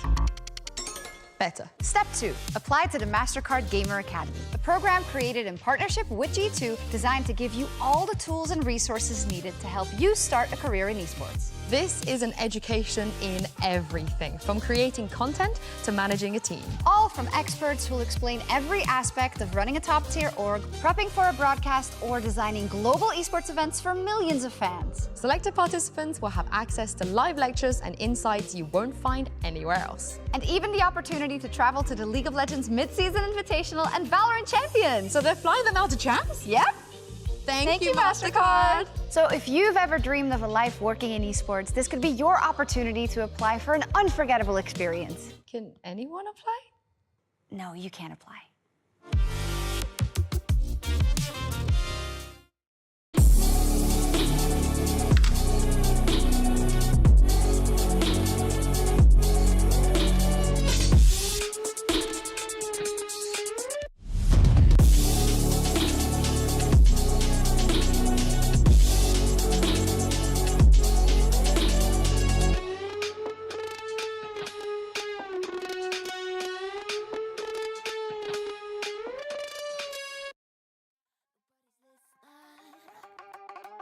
It's so fun in games until it doesn't toss me out. I'll hit the ignition. Now you listen. Hop up in the window. Smaller and smaller you fade out. Hop up in the window. Yeah. You gotta get my vibe. No, there's no way. I'm flying high above all your gravity. Trying to bring me down, but I'll never stay. Hey, hey, watch me levitate. You gotta get my vibe. No, there's no way. You can say what you want, call me insane. Trying to bring me down, but I'll never stay. Hey, hey, watch me levitate. Watch me levitate. Hey, hey, watch me levitate. Try to paint me like a no-name, so sorry, but we're not the same. No, we're not the same. Boo-hoo, poor you, please forgive me, cause I don't feel any pity. I'm fed up with lies, you wanted my demise. Now you're watching me rise, rise, rise. Up in the window, smaller and smaller.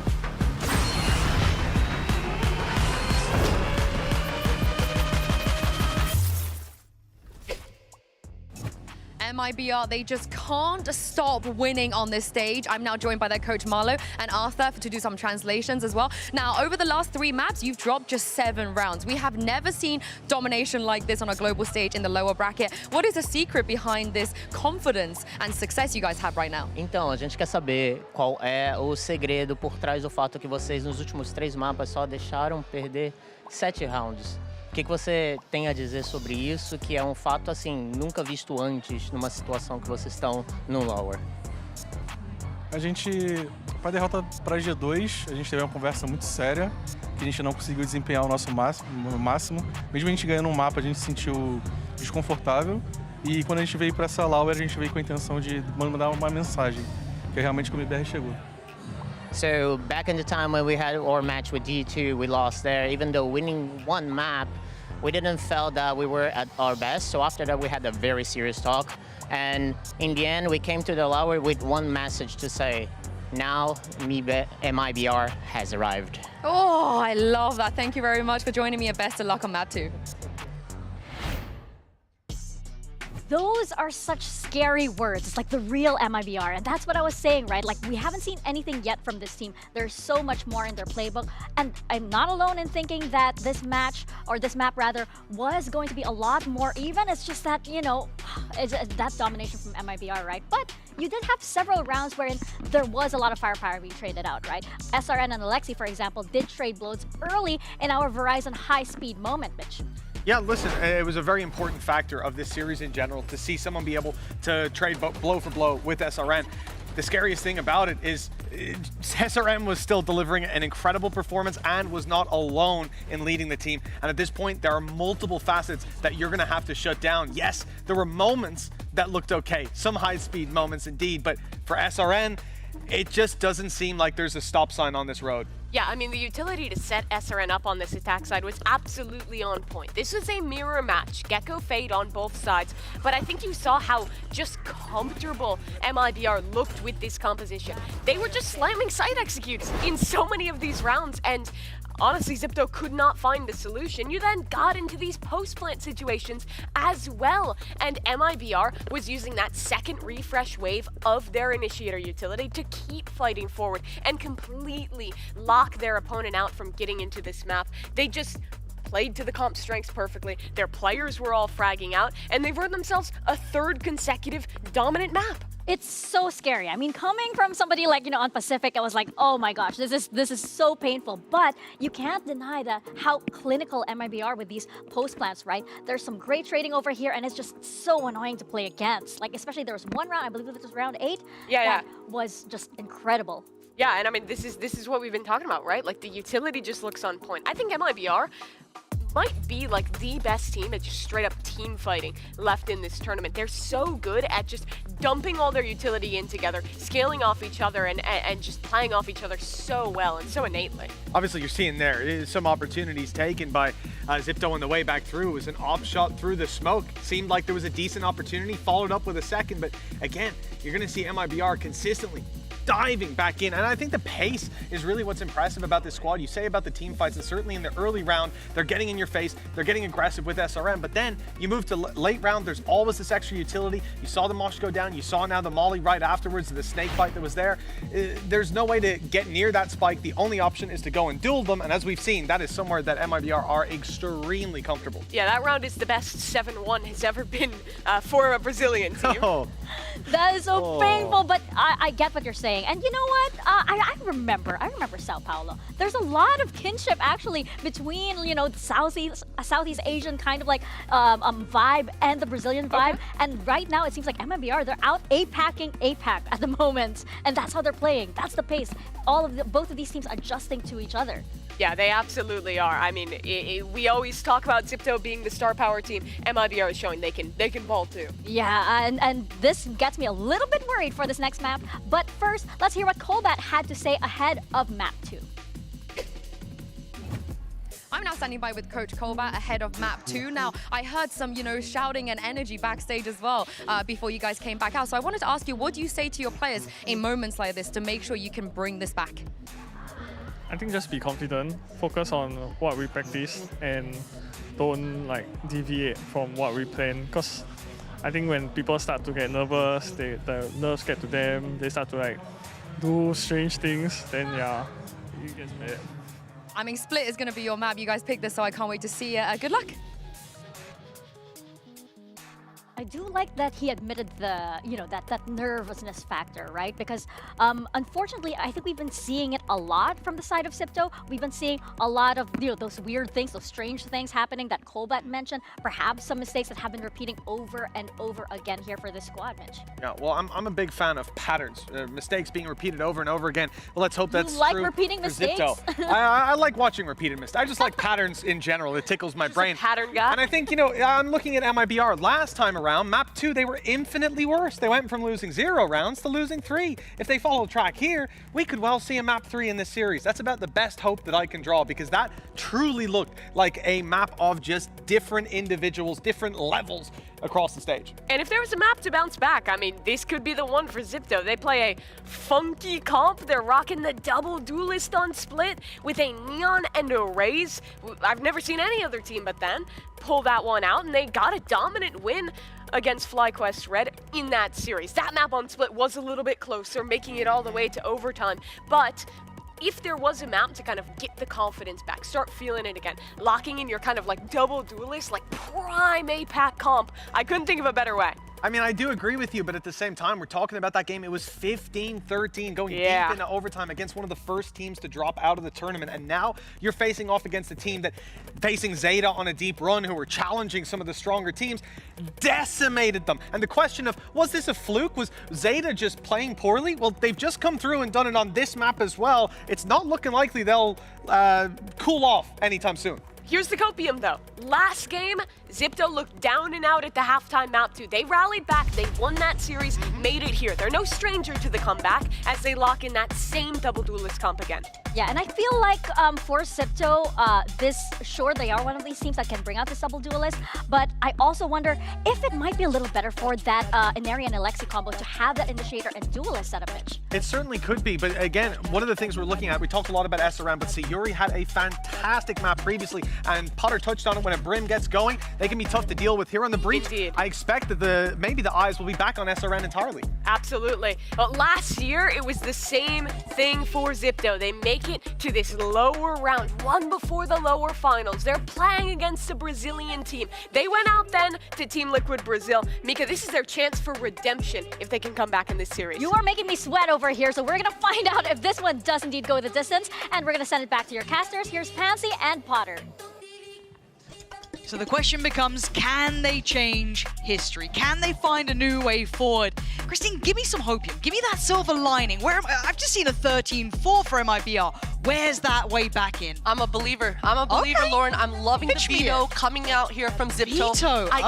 Listen, that bind was they got bullied. They got bullied, but the game plan coming through for Zipto, you can clearly see that their prep is very strong. Coming through on this split, Inari and Alexi should have a grand old time. No Sentinel on the other side. They've just got to burn out Sayuri's utility, and they've got to keep track of how many birds Jelly has left. So for Zipto, being on the attack side, starting first here, they should be able to control the pace, and with this double dive pressure coming through, any of these duelists, they can be very free. They can take the space whenever they want. Let's see if they can set the tempo. Everything in their hands, in their control. First bit of contact made, but not a great deal. Again, taking the tour, taking their time. Might as well be towards Alexi and Inari. At least towards the top end of this. Of course, it takes everyone to set them into motion. I think Camu has full util here. And for everything to try and set them into motion. Look at the space taken over towards A, though. I think that's been noted. See Jelly fall back. See that Shirazi's okay with that, left all of her utility there, and Alexi, she's just biding her time, waiting for Inari to draw a lot of attention so she can take B. But the timing's fantastic here from Jumps to lean through that smoke. It's still gonna be a bloodbath, but Zipto have got the numbers this time. The bomb is stuck. Oh no, I don't know what you were talking about, but the spike is stuck. That's what I think stuck in Melville. But still, trying to make a quick way through heaven, that could be dangerous. They're not above walking these smokes, and they spotted a player. Pixel out of place, and a body dropped. Tara's gone. Maybe expecting there to be more respect, but such a diligent flash, but a better swing from Camu. 3 big kills, and Zipto with the first. Beautiful, beautiful, and things got really dicey there. As soon as- Danger. yeah, Cammy, she was just stuck on an island, but you love the timing, you love that pounce coming through. Both the mid players and the B players just matching each other's pace on the hit there. The amount of smokes walked in this. Just everyone playing ahead of it. And this was pretty much the saving grace here. Cammy, beautiful, beautiful work there.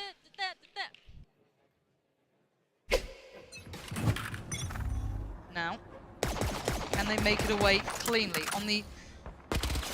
You can see the bait in there from the Classic and then the switch up to the Sheriff. But you're looking at the purchase that MIB have opted for. It's 1 Sheriff and 1 Frenzy. A little bit of util still remaining, but very, very light purchase. So we look at can Zipto keep it clean for themselves. We hold MIB to the same standard when they had that second round in hand, but Melissa's in a little bit of trouble here. Yeah, I say a little, I mean a lot. So site now secured. So the vast majority of MIB are taking the wander over towards A, and they're going to pressure this issue. MIBR, they actually gave the orb at A over to, I think they gave it to either Sayuri or Jelly.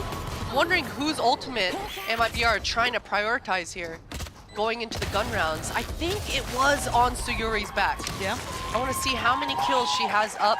It's very interesting because usually you want to farm that on the raise as much as possible. So I think MIBR are on the side of, you know what, SRN, she's going to get her own kills anyway. Yeah, that'll be fine. You know what? I'm mistaken.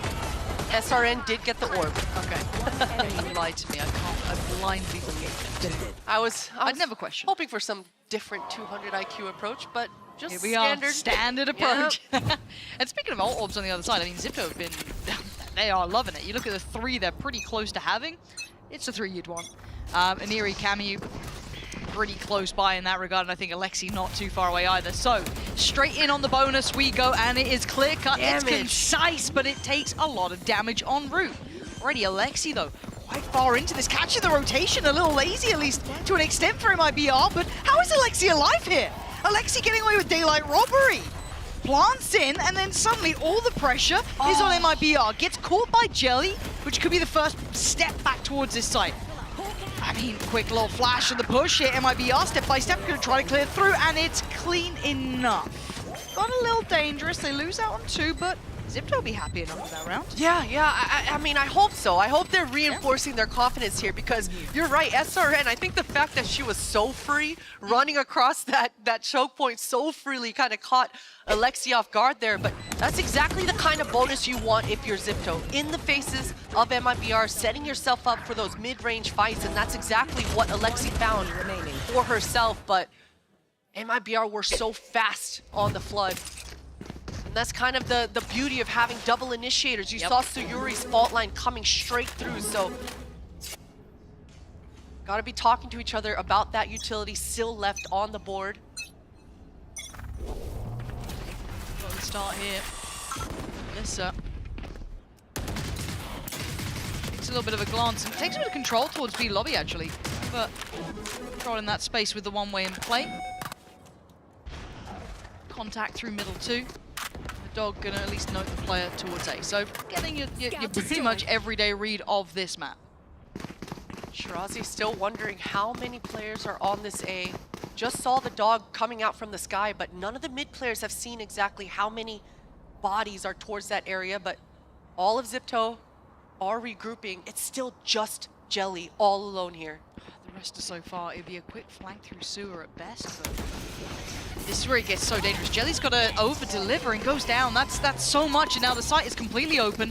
Shirazi going to try and secure at least the backline, so you can see it there, but you can also see where MIBR pivoted through towards. Rather than sewer going straight up through the vents, taking over heaven control, you're going to hear the Seekers coming out here, and Alexi going to try play through this. The pop flash was good, but Sayari's shot was better. Alexi falls, the Seekers going to find a target, and Cammy starts to clear. Dog now in hand, going to try and reapply this pressure. SRN making a stand, though, making a step closer. Zipto in a little bit of danger here. Sayuri has ult. Spot on. Does it impact as much as possible? Don't know if it reached as far as Aniri. It didn't. So Melissa's still going to clear, though. 2v2 now. Pressure on the site. Sayuri, last one alive as Tara trades effectively enough, but just gets so back and forth on these sites. It was so back and forth. If Zipto, I mean, they've got to be counting their lucky stars. But MIBR, I can't believe they made it that close. No one was nearby for Jelly, and I thought Jelly's got to play this round better. She's got to realize she's weak side, fall off the line.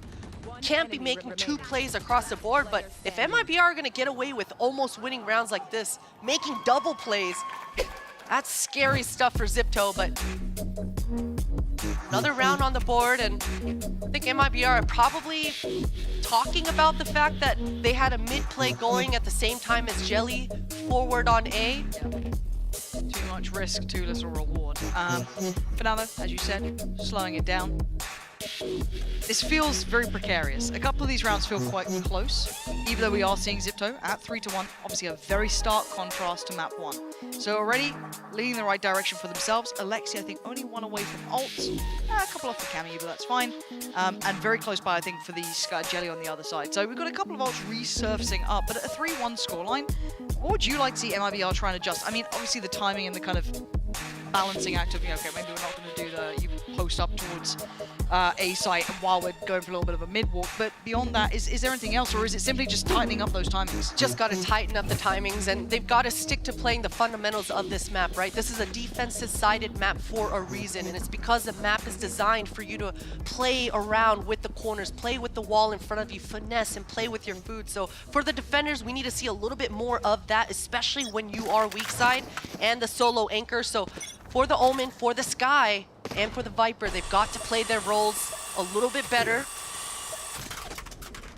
You can see this is just a broken buy coming through. Jelly does have the Seekers though, so Melissa's gonna be a lot more willing to play this retake, but okay, Alexi. Just fair enough. All right. Playing a dangerous game over there. They do get away with the ult orb at least, so that's something, denying that. But again, for Zipto already disrespecting that one way over towards B main, so cleared through, got the reward. All the way a player. Cameo caught drifting a little in no man's land. Yuri. On the site, Jelly got a corner to play off. This time I thought the stun was on the money, but still Cameo gets around that as SRN and Jubs the last two. Potential, sure, but this double up towards ramp. Best you'd imagine 1 here without the, I mean, Alexi's turned back. Very little to be done here, hopefully without a trade. SRN looking to maybe over-deliver themselves. Yeah, as it stands, Zipto shouldn't entertain anything here. This is a very safe post plant, or at least it should be. At least Keep it saying should it, be. Lauren. Keep talking about it. It should be fine. Everything should be fine. That was, I mean, that was an invested ult just to make sure. That feels a little over the top for 2 Sheriffs, but hey. Yeah, that I don't know about that Raze ult coming through at the end there for Zipto. That's going to mean a lot. This is such a huge swing round coming into round 6. Would have been lovely. Because look how many are on the verge having their ults themselves. SRN to get away. Especially with Cameo, with the Seekers coming through. Would have been a guaranteed round win on a set piece for Zipto. But either way, remaining. 1 off orb for Cameo. So you can see Zipto, they've got a clear plan around it. Everyone grouped. They want to win this A main fight, grab the orb for Cameo. Gonna have a brawl on this one, maybe. Jelly there, looking for the spam. Gonna spot a pixel too, gonna see a whole lot of utility now as they flood the site. Pace change, but look at the little chip damage towards Aniri and Alexi taking a little bit of chip. Oh my god, Aniri getting away with daylight robbery and also getting away with the site control. That's now waving their banner. They should be able to get a pretty safe plant. Nothing can deny that now. But for the retake, you still have the paranoia, smokes, a couple of bits and pieces in the pockets of MIBR. It's not without threat. So can they make it look threatening at least? SRN gonna show their hand, but no push yet. Yeah, and Shirazi's doing such a good job controlling all of A main. She's gonna reflank back around into A heaven in this post. So even if her side players go down, they've got that insurance plan in the back pocket. SRN just begging and hoping to get a pick. Yeah, they're not playing to their tune anymore. Zipto are being really controlled, and I like that. This feels, I don't want to say like map 1 yet, but it's 5-1, and Zipto are playing this perfectly. They are reading the game well, they're keeping composed, and they're not playing into MIBR's game. They're not giving SRN those fights. They're not playing in that style anymore. It is very secure. Yeah, and you even saw that Zipto, they adjusted the spike right there, a little bit more to the right side. That's not a very common spot that you plant the spike, but they were forced into the site, didn't get the optimal heaven plant that they wanted, but communication's coming through really strong, and I love to see those small adjustments. I talked about before this map started, they need to start improvising. They need to roll with the punches. and know how to play with SRN's aggression, and that's exactly what Zipto have been doing so far in this second map. Now, can there be dangers made here? MIBR down on the Sheriffs now. A reminder, we've seen a round like this won by MIBR, so don't think it's not possible, but Aniri and Alexi, that 1-2 punch, that front line doing well. Clears the site, plant now in play. SRN, Jelly, Jupes. It's very difficult now. This paint shot maybe pushes someone into an unfavorable fight. There's an opportunity. Didn't quite work out as Aniri's just starting to really heat up here. SRN quickly extinguishes that, but that is now the ult online for SRN. That's nice to have going forward here. Whoa! The mechanics are just filth. They're so nice to watch. Now, that's dealt with, 2 losses, that's fine, at least in the form of the players. They'll be happy. This is a really big correction from map 1, Christine, because that's, as much as, yeah, it was a quick loss, get it done, cool, you know, you feel a bit more warm. That's still going to be in the back of your mind, but you're doing it right back to them, right? 6-1 now, big round. This is going to be another huge opportunity, though, for MIBR. Yeah, it's just such a stark difference on both sides of things. I feel like MIBR kind of baiting themselves with such a dominant performance on map 1, taking a lot of more forward duels than maybe on split defense they're used to, but either way, this is the time to stabilize. 6-6 wouldn't be too bad for MIBR, especially with how things have started off. But for Zipto, they've been in full control. Another ultimate right around the corner on the board for Alexi. She wants to farm this orb, and she's been farming it all half long. Different tone and a different tempo here. Zipto looking to pressure this B site.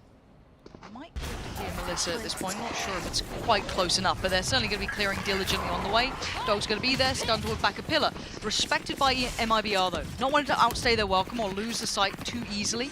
They have to give it up, but Aniri is getting curious and getting close. The front 2 punch. Oh my word, that's that the could have been result. better. That is SRN down. That couldn't have been a better target to find. Ult now got Alexi fully blind. Oh, it's all going right for Zipto now. What a change! What a totally different atmosphere from map 1. And Zipto are calling so well. We knew they wanted ult, they knew they wanted ult, and so they said, you know what, let's just pounce. Let's just call it 3-2-1. You saw all 5 members slowly regrouping. Perfect utility to allow Aniri into the site, and Alexi just had her way. Both players meeting back up in hell, and that 3-2-1 re-push into the heaven just completely catching SRN off guard. Gotta think. Gotta start, not maybe worrying, but for MIBR... I'm worried, Lauren. I'm worried. For MIBR, this is feeling a lot like that G2 game, huh? Oh boy. Real similar. Good map 1, great confident start. Map 2, ooh, stark contrast. What's happened here? But it's fine. Map 3, well, we know what happened there. Now it's time to focus up. Second timeout burn here for MIBR in one half. That's, you know, that's emergency stations, right? You're trying to salvage the rest of this game, but I think we all know it's not looking all that good. Yeah, I know a thing or two about these double doubles? timeouts in the first half. Oh, It's how they feel? It's not the best, but you know, it's it is a reminder that it's any given Sunday. At any point, 5 more rounds on the board, and the possibilities are endless. So for MIBR, things haven't gone their way, but we know exactly how deadly this team can be. We saw it on map 1, so 5 rounds. That's the carrot on the stick. That's what MIBR are shooting for, and Sayuri is just 1 orb away from the ultimate. I wouldn't be surprised if they've cooked something up to allow her to get this orb in her back pocket, get that ult on the board, and make this eco round as dangerous as possible for themselves. Sayuri is right outside B. She needs the help from Melissa to grab this. And looking how at least Zipto is starting, that looks like it could be a real possibility. No challenger on the one-way here, so that should be a free collection for Sayuri. And while we wait, Zipto on the other side. Start building forward. But with all that space in B main, no pressure through middle, it's very indicative that it's coming this way. Yeah, but can you stop it? They're reading it. MIBR are reading exactly what you said. Good awareness for Zipto to say, you know what, this Cancel is that too one. easy. Yep. Let's double back here. It's probably a good shout at that point. You can see now the question mark for MIBR re-clearing with the dog, even up towards ramp. It didn't even go that far down towards main just because they weren't sure. But they are ahead of the punch. Melissa should be able to hear these steps pretty much thundering in. And already ult is there. Alexi going to clear the path with this Gonna spot too much, might just go for a shot in the dark at the end here, see if she can find anything. No, but the site's now theirs, but you gotta be careful of that flood. We do have a couple of big ults here that could cause issues, but Aniri ahead of the util, gonna isolate the fight on CT. Yeah, this is so clean. Zipto finally getting a fight though. SRN and Sayuri from heaven, gonna get a couple of shots. Tara clean with it, leaving just SRN, and that's not enough here. Another step for Zipto in the right direction to bring us to a third map. I wonder if in the mid-round, one of the players from Zipto pressed tab and realized that Sayuri had already collected that orb and said, you know what, let's wrap it up, let's go back around. But if Zipto wasn't winning 8-1 here, Lauren, I would still be talking about the 2 ultimates coming out from Alexi not finding as much value as they would have hoped for. But you know what, they're playing the pace game, right? Maybe they're not getting all the kills that we love to see coming out of those showstoppers, but 2 times now in those dicey situations, Alexi's popped it, reacted well, and has been able to get the site controlled for Zipto. And this time, Viper ultimate invested for Jubes. She wants to control all of that A main, allow her teammates to be a lot more mobile. You can see Jelly looking towards this ropes area. She's gonna now be able to freely help in that mid. SRN who's going to have the player slipping past them, but they can't do much about it really at this point. Oh, say that. Solo as well. Yeah. Nothing to be traded on. No further follow-up. It's starting to feel like this is very readable at this point. 4 players were left towards B main, so they cancel on that. So they have to go through the Vipers bit? Oh, and they don't even have a Skydog in Cameo. I kind of like it, Tara. A little wild. But you're going to at least confirm space, right? There's a confirmation of space. A TP now taken on the other side towards backside on A. There's the challenge for Tara. Spots the player, but actually it's Melissa to get the better. And now Jubes has been here the whole time. This is what they tried to avoid, and you can see why it's a bloodbath. And it's all MIBR. Finally breaking the trend with the second round. Unlucky for Zipto. Beautifully played for MIBR. And I think as soon as Tara actually landed and stuck her Omen ult, that was the only time they realized, oh, there's the Viper ult at A. And it was a little too late. Everyone was already congregating towards that spawn area. And I mentioned the lack of a dog and no boom bot. Yeah. That's such a tough position to be in to get past that Viper ult. But 1 round on the board here for MIBR. And Zipto, they're still happy. They're still chilling. okay. This has been an incredible half for them so far. Yeah, it's a big vibe reset. As much as I hate the vibe merchant conversation, it is true. This after you've been absolutely backhanded about, it's gonna feel nice to reset. But look at the pace here, look at the tempo. And Alexi right on in there, but they don't have the site yet. It still has a threat. That Viper still lingering at the back of the site. Jubes is doing well. Iso's one to the left, but didn't get the timing on Alexi. I thought she'd have been there for that. What Spike now? What is going on here? What the hell is going on? Alexi just says, nah, but you know what? I don't want any of that. Spike's not even down yet, Lauren. Spike's not even in hand. Finally gets brought back into hand, at least by Shirazi, so that's going to come down. And Alexi playing in that off angle. Does this get checked diligently? It does. Very nice from SRN. Now the timing on the swing wasn't right. And what happened there? Because that felt bizarre. That felt a little bit out of, like, I don't know, order? Weird round. Usually you don't see a Viper on a site, Lauren. Usually the Viper is towards that mid area, but the fact that Jubes was able to control her own Q orb, slip around past that, capitalize off her molly, through things, through that perfect curveball that MIBR needed. They've gotten a couple of rounds here. I'm not saying 3's fantastic, but I'm saying it's not impossible, it's just improbable. So, a different look now for Zipto as well. Seeing the operator out, don't think we've seen that one yet. Attack sided up, let's see how that looks. In a minute. Be curious to see if she double satchels for the opening here or just slow works it. Boombot tells me she wants to slow. That one way is now being checked every single time, being challenged, and now Alexi, she got that freebie almost through the smoke before. Now gets the line for herself. So Melissa, obviously unaware. She wants to punish the jiggle. She wants to punish the jiggle. Oh. Thought she'd have had it. Not to be. Info found on the other side, however. No presence noted towards A. You can already see the freedom given to Sayuri off the back of that. Alexi just repositioning now. She knows that the defenders are talking about this operator, potentially still on that B line, so she's booking it. Quickly trying to get on a new advantageous angle on this A. If she just stays posted on this spawn, her teammates are going to be able to kind of walk into the site. But Sayuri's fault line here on this choke point is going to be deadly. It is, but Alexi feeling bold. I've got your trail. Walks on over. Seeker's going to come out a little delayed. Too early. So already, yeah, that's not going to find any impact on this, and they're being held back still. The singular Seeker finds it towards CT, but that's it. Oh, the Viper wall completely keeps them behind the line there. This is now getting a little bit delayed, 25 seconds. They still got Jelly on the side that could really cause problems. Still with Flash to play with. Opts to go in towards the smoke, and it's incorrect as Anerial's towards the back of the site and makes her presence known. Alexi with a quick shot towards Tubes, leaving just SRN and Melissa, whose position now noted feels far less threatening. You gotta go for it. A 1v5. I think Zipto know they've done very well this half. Exactly what they needed after map 1. What a bait and switch. I mean, Zipto just completely played around with the defenders on A. By the time they decided to take that site, no utility left. Beautiful attack side here. Beautiful calling for Zipto. Now let's see if it's gonna be as clear cut as map 1 was. 13-4 is the bar. I wonder if they reach it. However, after yesterday's win, we are checking in with Alexi for her Omen player moment.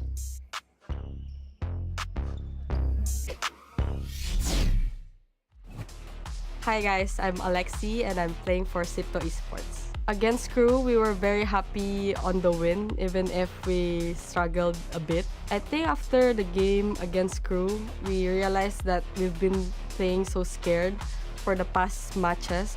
I'm still anxious right now because I think I didn't play the one I want to, but we still managed to win, so we're not gonna go home. Very good, reveals the player close, swing off with the Cove at the last second, saves Zipto, and the Sheriffs light up the feed for more. It's a 1v1.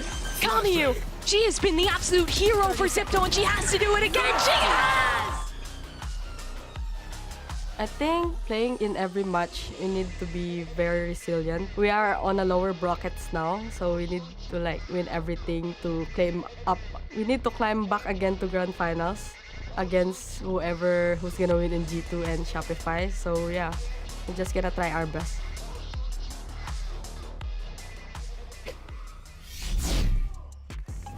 What are you arguing with me about? Don't worry about it, Lauren. Don't worry about it. Yeah, we'll save it for Don't worry after. about it. I was arguing with you about Zipto making this Okay, tell comeback me. happen. Yeah? I'm a believer, Lauren. I'm a believer. Okay, 9-3. okay, yeah, they Third are. map is Yep. Sunset. This is. You think they're turning around? I'm a believer. Reverse sweep after 13-4. It could happen. It feels like it could be happening. You know what? Who knows? Who knows? I'm down to find out though. I'm happy to be on the journey. 2 one-sided maps are very hard though to get that kind of feel of both these teams, right? And these two have been roller coaster. Yeah, honestly, and they have been very one-sided. This is a clear-cut map for Zipto, and obviously map 1 was just dominant from MIBR. And now you gotta hope that map 3, assuming we get there, is actually a bit closer. However, the job's not done. They haven't got 13 for Zipto, and there's 3 rounds to play with, at least with a little bit of a buffer for MIBR. So let's see if they've got a little bit of grit and determination to pull this one a bit closer. SRN on the attack, sent in maybe by Jelly and Sayuri. There's a lot of potential here, Christine. A lot of potential for sure. SRN trying to take care of this mid trap first. And for MIBR's side of things, if they're able to win out on these initial openings, Zipto don't have the composition to be able to withstand a long, drawn-out round. With Duelist in tow. Big info of that dog. I'm a little surprised it's still heading this way. And look at that refight towards B main too. Really bullish in approach. I really thought they would cancel on that and then slip through towards A after potentially seeing 2 of those players towards Heaven and potentially contact on B main regardless. Now they pivot and now they go straight in towards the A side. Probably the right call here considering where that stack was. Mid's already been re-cleared for the other side. Alexi's gone there, but you're looking at this plant here, 2 holding that smoke.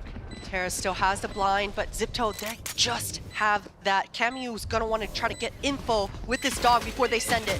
Oh, Flash was... I thought the Flash was pretty okay on that one, but it's still Kamiyu to find SRN. Oh, and now boy. the flat back in through from Heaven. Again, this is still pretty solid from Zipto. It's getting really messy on either side. Down to 2, Melissa and Sayuri trying to dig their heels in. And just down to Melissa here, outnumbered and outgunned. It's Zipto with the first. Oh, wow, and I thought MIBR had that post plant in the bag. The trades coming out for Zipto was all over the place, but just power in numbers walking out of that spawn together. And MIBR, they played this round really well. They pushed off that upper B heaven area. They won that over-rotate, the seesawing, and made it into the A site first before Zipto could actually make an optimal flood happen for themselves. But a couple of missed shots, even that trade coming out from Aneri was a little late, but it was enough. Yeah. Alexi able to just clean house in that hell area. And it wasn't the dominant pistol that I was hoping for, but a win's a win. Round to round. It's 10. And it feels like we are getting real repetition here. It was 13. Okay. Oh. Alexi. Get yours. Get the orb too, Alexi. Yep. Farm Get it up. it all. Farm it up. So close to that ult so early on is wild. Just a shoulder. Tara. Oh boy. Tara, you great for that one. Iniri though gonna backfill the space as well. They have no idea about this. And Bucky can be so devastating. But again, Alexi did get the orb, so now just one away. You can see where the rest of MIBR are heading. Straight towards that B site. Shirazi already noting the player. Gotta be careful, he could be easily overwhelmed. The util could get them onto the site now. Shirazi does get at least hindered slightly on approach. And just farming here really, isn't it? Flash ain't gonna do much when she's already on the angle. Jelly with a nice shot, but a nice shot ain't enough to get you a nice round. It's 4 standing for Zipto, so a very powerful bonus. And potentially that ult for Alexi very much on the horizon. Very much so. I would have again loved to see Alexi speak up there and say, this eco is mine, give it to me. Yep. And come flying in to have that ult for herself in this bonus would have been huge, but Alexi this time wants to hold her ground towards that B main, use the Cypher cam, understanding that the attackers probably want to come, take care of the util, find a timing and find another opening for her team. 3 strong here, fighters all controlling this A main. Challenges on that. It's middle and it's a little bit of a kind of show of force towards B, but Trip's still in play. It's a really early dog, but saw that most of the Cypher util was here towards this mid, generally indicating that fighters aren't here. Oh, Melissa, that's nice. Gonna deal with a curious Alexi who wanted that deeper B main control. While that happens, MIBR shifting over towards A. Tara only a decoy in her hand, but she's able to use this blind and ask her teammates in that upper A heaven to rotate earlier. That silence by B feels deafening though. They felt nothing else. You can see that questioning of the smoke from replay. Tara. Now Tara trying to give her a little bit of space to play with, but does get caught. SRN sharp with it, takes away Tara. And the plant should be next on the docket. You're looking at Aniri, Cameo, and Shirazi. Nice spam, SRN, perfect. And that paranoia is probably going to do wonders. It does. MIBR. They mean business. 4 rounds made. And they bring this one back. Read the round really well. Pretty standard as well. And I wish that Alexi didn't push so far, just held that deep line, but wanted to find an opening, gets punished, and just completely opens up the map for MIBR to dive onto this site. Not enough weaponry for Zipto to be able to respond, so we'll see if MIBR, once again, if they're able to kind of poke and prod and play this slow game, things can get dicey for the defenders. We already talked about it. Double duelist, not a lot of utility, not a lot of stopping power. Bang on. What I am seeing, though, if you're talking about stopping power, is that. Operator in play. Gonna respect the Boombot and not want to give away the possession that's in the hands of SRN. Now curious, being careful. Showed a little bit of shoulder towards middle, but then slipped away, leaving Aniri to reclear. Oh, and clean from Aniri. Nice. SRN was kind of looking for someone to re-explore that space, but maybe not expecting that operator. Such a good read for Aneri. She knows that MIBR have been taking care of this trip 3 rounds in a row now. Finds a pick as they're trying to break it, but Shirazi's not ready. Now that should be sight now. in control. The scary factor is playing retake with it not playing all that easy, but I love But the showstopper's coming. She's ready in spawn. Yeah, could have decided to fly around the corner, didn't do so. Alexi still waiting patiently, maybe for everyone to get into a really advanced position. Waiting for Neri here. Yeah. Neri with the pinch. Based off this info, you can expect Alexi to send it. Yeah, the paranoia, I guess everything sent towards this, and success finds Jelly, leaving just Melissa who crumbles. Zipto had everything they needed in that one. A dream come true.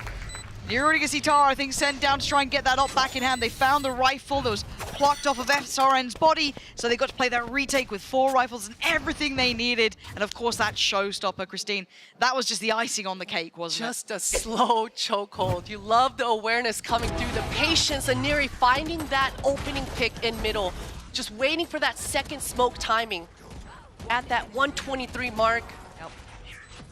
And because there was no trade happening in mid, she knew she had that timing to take space and go back around in middle, go around Ramen, and get that flank going.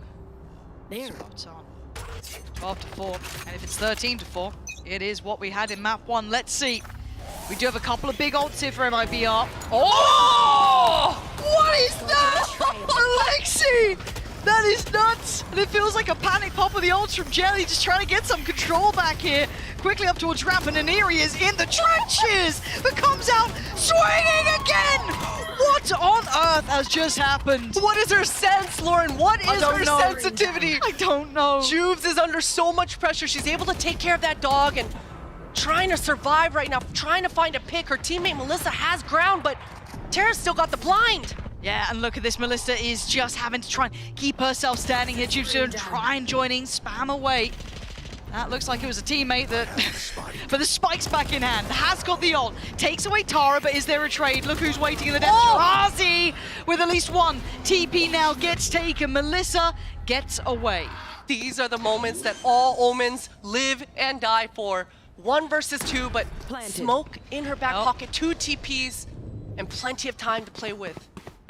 And Alexi taking the long way around. Oh, wow. The time on this. Melissa seems aware. But does she just turn her mind away from it? The turn! This feels unreal! Melissa! Still gonna do what she needs. But the tap on the spike gonna draw the attention away, and Camu trying to play this one out. She's sticking it? She almost did. You saw the temptation, but now the fight, now the toying back. And fourth, MIBR live to fight another round. Just by the skin of their teeth. I cannot believe MIBR got away with that. Everyone was just stuck in this A main area. Zipto played that round beautifully. But that Omen ult coming up right in the nick of time. I gotta see if she had it in the beginning of the round or if it came off the back of a kill. But incredible clutch. Alexi thought she had that flank going. That timing, what is that timing? Doesn't even seem fair, does it? But it's enough to break the bank here for Zipto. Their money right back to kind of the starting blocks. Bucky or 2, a sheriff here and there. But aggression. And MIBR haven't seen this yet, but they're playing patient and cautious as they should. SRN challenge, and SRN succeeds. A follow-up here and farming begins. Already gonna get that ult close by, that's 3. Confidence builders did not expect Alexi, but it's fine. All is handled, that's a 6th. And that's so good for MIBR. The fact that SRN was the player to farm up those kills. Yep. Another showstopper on the board for her. For Zipto. Usually when a Neri has the neon ult in the back pocket, this is an indicator that they want to fast open somewhere. Yeah. So we'll see on the mini-map where they're starting. Looks like Zipto, they've brought the Omen towards A. They've changed up their setup. They want to use this Omen blind and find a fight towards this A main. No one's entertaining it. Absolutely nobody. A similar sequence towards middle as Alexi's curiosity peaks. Quickly and silently does dip away as she could, but SRN just toying with danger. That showstopper is just feels like it's looming over their heads. I like how Camu is playing this though. She's not doubled up necessarily, but she's very close by, gonna be able to bait perfectly. Even clean up here. SRN against Alexi. And you got the support, as you said, Camu there. It's Sayuri to win. Oh! And oh, you're right, the space, it was just perfect. Camu, that's a dream come true. Wasn't too close, wasn't too far. They're expecting that pinch, and now they explode over towards A main. Chasing that Seeker down, and Neri is on the way. Wants this kill desperately and was denied, but the trade. Tara comes through, but the spike is on the B site. Look at the camera though, look at the Cypher setup. She's gonna see exactly where these players are, and right now, Zip, they want to flood in. Yeah, but Jelly now under scrutiny up towards Heaven, has to dip away from this one. Still one flash to play with. You can see the pressure starting to mount now. Smoke goes in, Paranoia sent. Great blind. Both sides sending these through. It is on a knife's edge here. Shirazi, Camu, and Tara trying to take steps forward. It's all down, and Melissa, and this time she can't do it. Zipto open up the third map. We're going the distance. Sunset now is on the horizon, and they had to work damn hard to get through map 1, but my God, did they turn it around on map 2. What an incredible map. This last round had so many plays across the board. I mean, Zipto were making a play in mid, making a play in A main. That blind allowed Neri to get so much info. Beautiful finish here for Zipto. Sunset coming up next. It's going to be nuts. Stick around for it.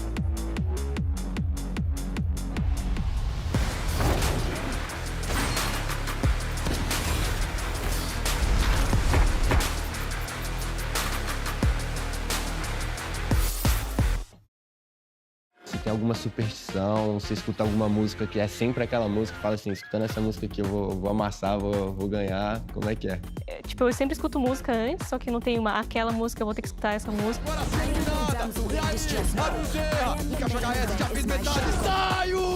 Mas eu também uma coisa, eu sempre prefiro comer frango frito no dia de jogo. Tá, aí é uma superstição então, né? Não, é que é gostoso, é frango. I'm coming in hard.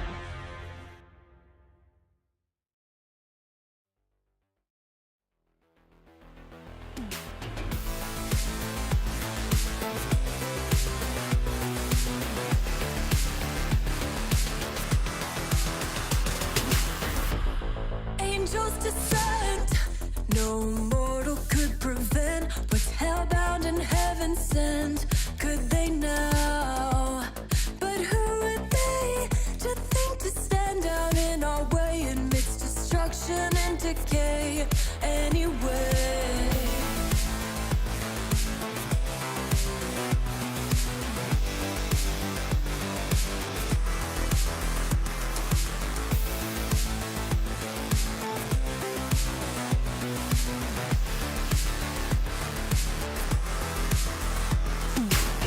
At the very least, we are not plagued with some disease where our conscious fights release.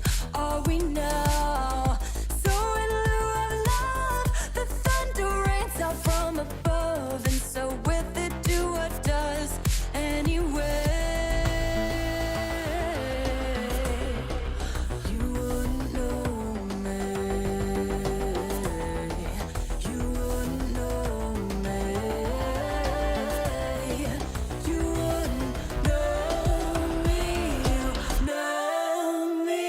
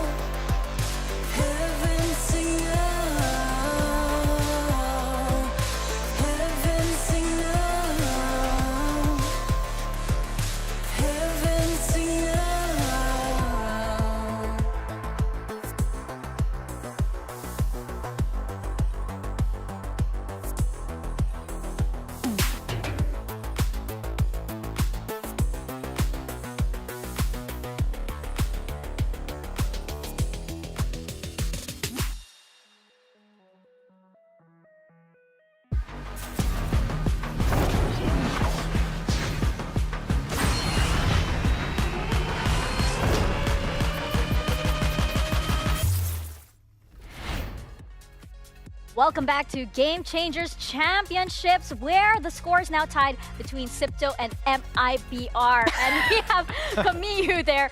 Hello. Cute little faces. Gotta love my girls over here. But it was very, very scary too, because for MIBR, they looked like they were on a roll at first. Look at Kamiyu. I'm sorry, Mika, but it's an intense elimination game. We're going to map 3, and she's taking the time to jump in front of the camera, do a little dance. Not a care in the world. That's awesome. They are chilling, and that's why I feel like we were talking about this, you know, in the middle. That's why I feel like they weren't too worried about that first map, because I feel like just the overconfidence on Split.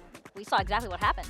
I have to be honest with you, Mika. I didn't believe you at all. We talked off screen about this potentially. I asked you, where's your hope sitting at now? Where's the cope for Pacific? And you turned around and said a slow start. Maybe they even just scrap this map, but we've seen this before and they can bounce back. And that sounded like BS. It is not my first Pacific time. Yeah, no, Here's the thing about these specific teams. If they don't give the fans a heart attack, they're not playing the game right. It's part of the experience. So welcome to this. And I feel like it was almost calculated for Zipto, right? But, you know, for MIBR, I feel like they're a very momentum-heavy team as well. They may lose steam with this, especially since here on the global stage, they haven't done well with regards to, you know, third maps. Yeah, I'm not gonna lie, this was a pretty crushing loss for MIBR, right?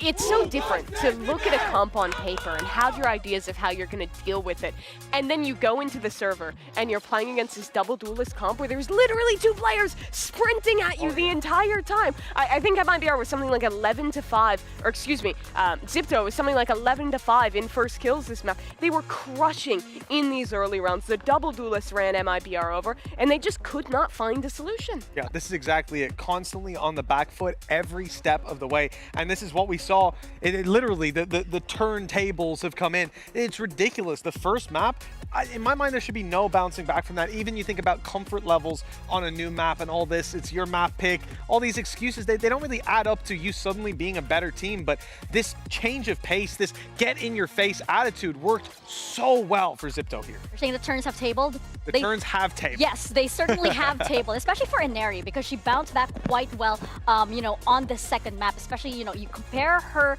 stats on the first map and look at her now.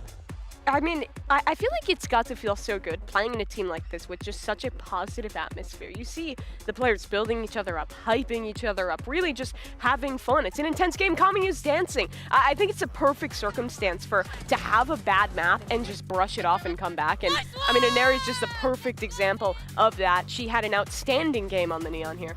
I think it's essential as well with even mentioning the composition, the double duelist.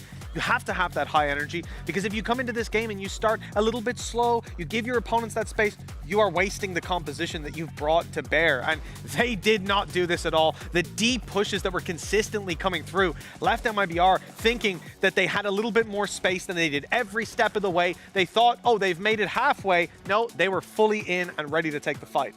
Yeah, the reason we don't see Neon played very much on this map is because if you're going to play a dive duelist, generally Jet and Raze are better. The problem with playing attack side split is you're almost always getting stalled out by utility like astrogravity wells, molly, smokes, all of this stuff that actively stops you from pushing through without taking damage. Neon can kind of circumvent that to an extent, but it's not as good as updraft dash over. So piloting the Neon on this map and finding as much success as she did, isolating as many opening kills as she did, is actually so difficult to do, especially against a team like MIBR, who just went out and stumped you map 1. Well, I think typically when you see that Neon as well, they will be the tip of the spear, the point of contact, but the Raze was often taking space. Think back to the round over on B site. They fake A, go to the B site, use Showstopper to gain all this space, and that's where Neon then starts to play the game. Once they've gotten their opponents pushed back, they push them back even further, start to use the stun alongside the nade to have guaranteed space cleared on top of the initial clearance. It's ridiculous how often MIBR were forced to play Zipto's game, and that coming off of being dominated on map 1 is just ridiculously impressive to keep that same mentality moving into the next one. They're essentially dual wielding. Yeah. Dual wielding with the Neon and the Raze, right? But I also think one key thing, like one key signal, I guess, when yes, I did do that. I did do that. I was doing it too. That's me dual wielding. That's me dual wielding. I like it. But I do have to know that, like, I think the moment that I knew that, like, okay, Pacific fans, just calm down, let them cook, was when, you know, they were down, I believe it was like 11-1 or something like that on the first map. And then Tara just, like, you know, after she loses a round, she just looks at the camera and just smiles. Like, okay, they're pretty calm here. I think this is some kind of plan. Yeah, you got to see the writing on the wall. Like I said, I really didn't believe it. What an incredibly exciting final map this sets us up for, because typically, in my experience at least, and I think you guys will agree, when you see these two dominant swing maps either way, the middle ground that we end up on to close out the series always delivers. And it is going to be on Sunset now. So I will admit I am still very worried. And Jelly is a big part of this just because Jelly is just so good at being able to set up SRN, right? Now we see what are they going to bring to the table here. Mimi, what are your thoughts?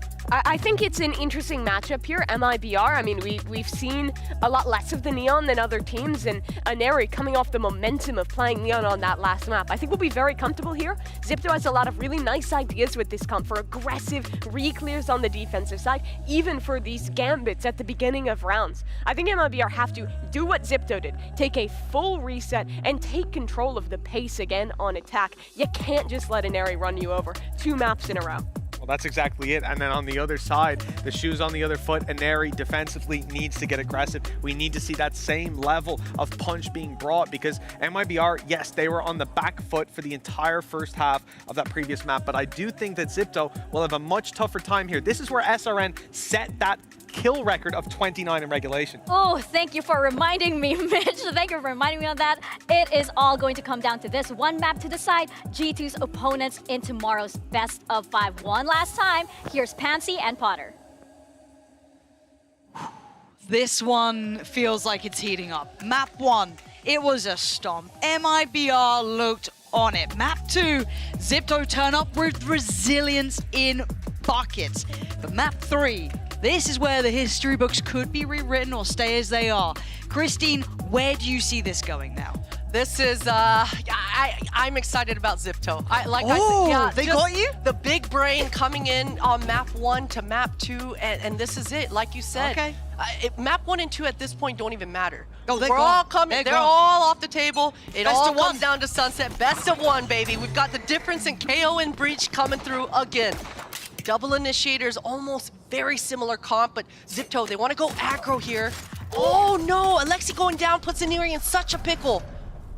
And this paranoia looks... Oh, okay. Okay, well, no, Aneri's good. Why are you worried? Why are you ever... Yeah, relax. Have a little faith. Look at SRN. Based off that info, she wants to go sniffing, and she hears that Cypher Cam. Soon gonna see this trip as well, and gonna realize this is a retake setup here for Zip. Okay, clearing through. Done what they needed. That's nice. That was really work from SRN. Planted. Does what is necessary. Plants in, time's on their side.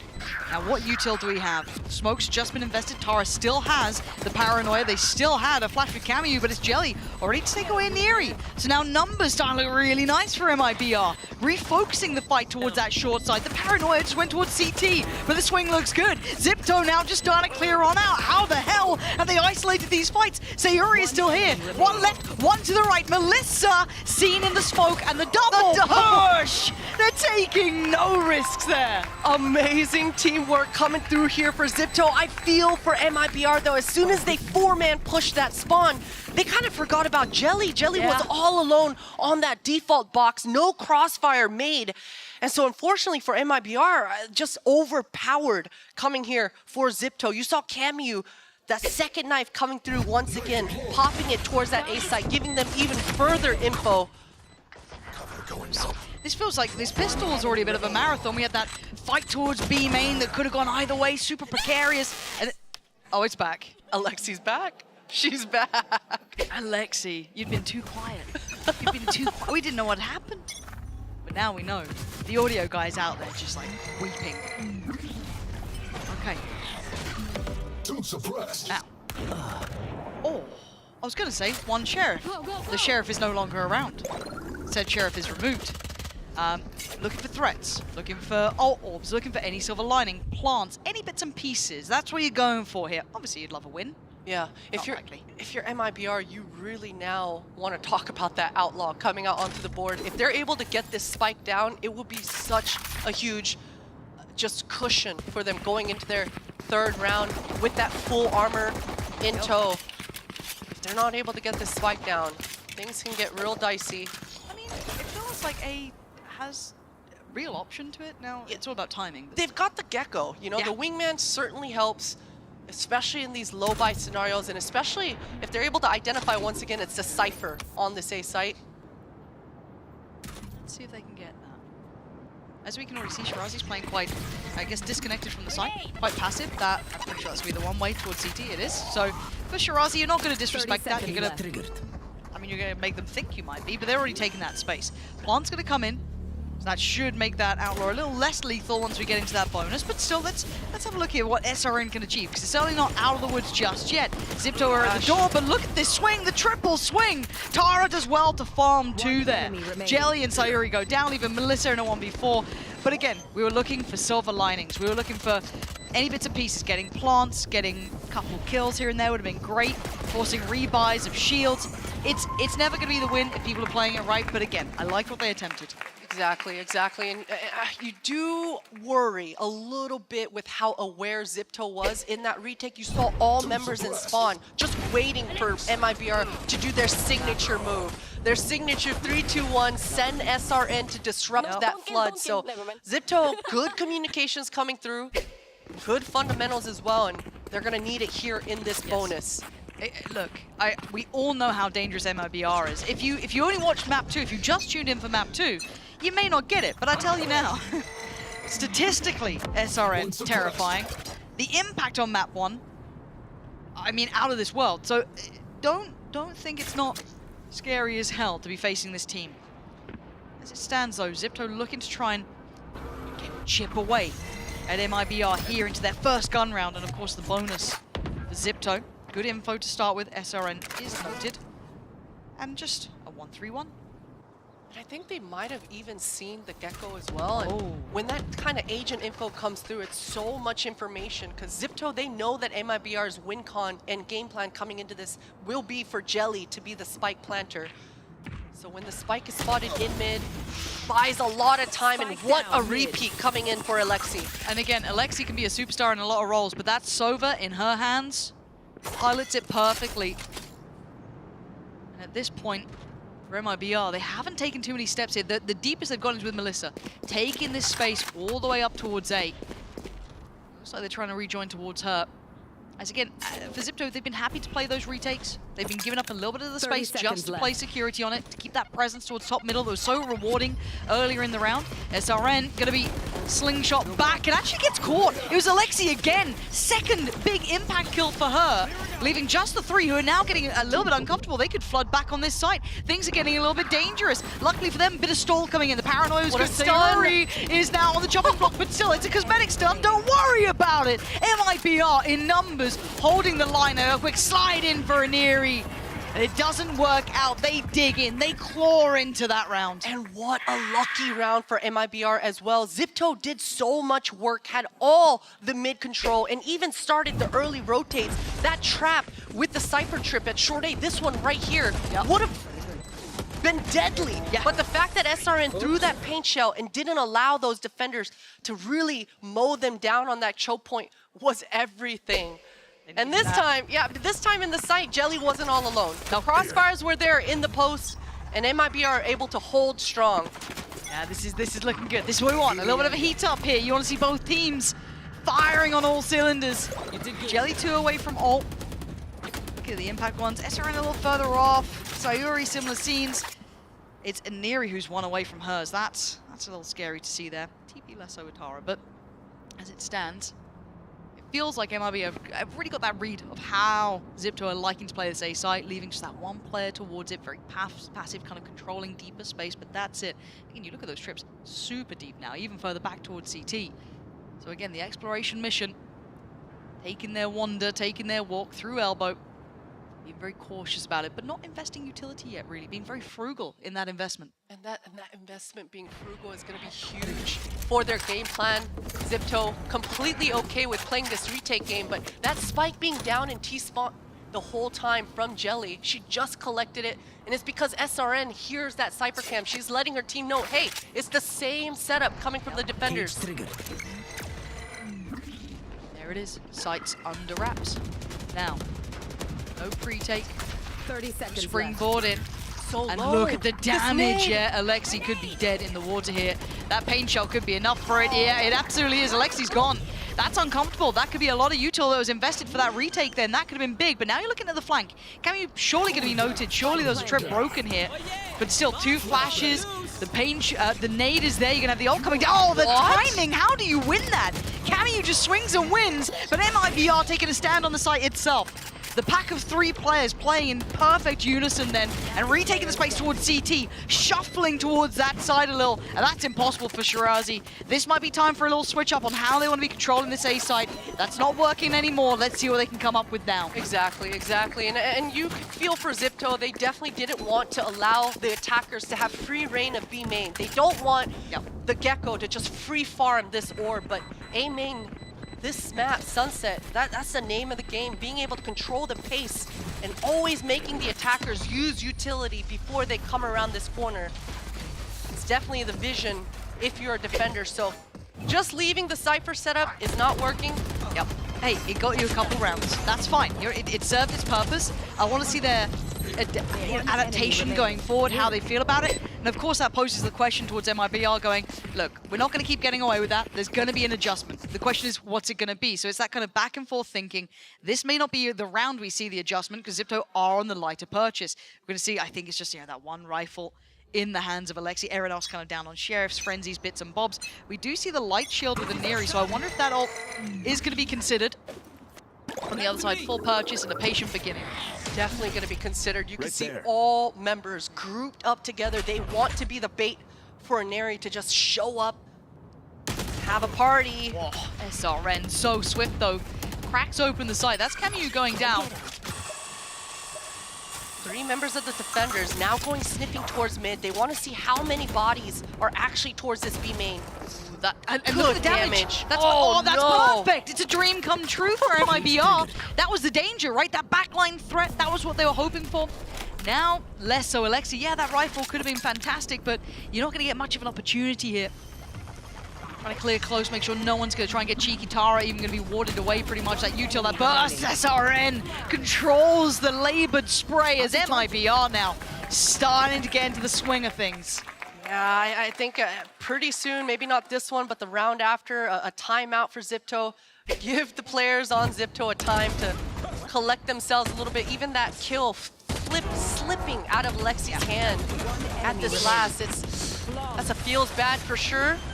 I like the map movements coming out for the defense. As soon as they lost that B main, you saw that smoke coming to refresh. And for the defenders, they know that buys them a little bit of time. As soon as that happened, Aneri and Alexi went sniffing towards that mid. If these 2 players are able to kill Jubes there in that position, this round looks very different. So the pieces are moving for Zipto.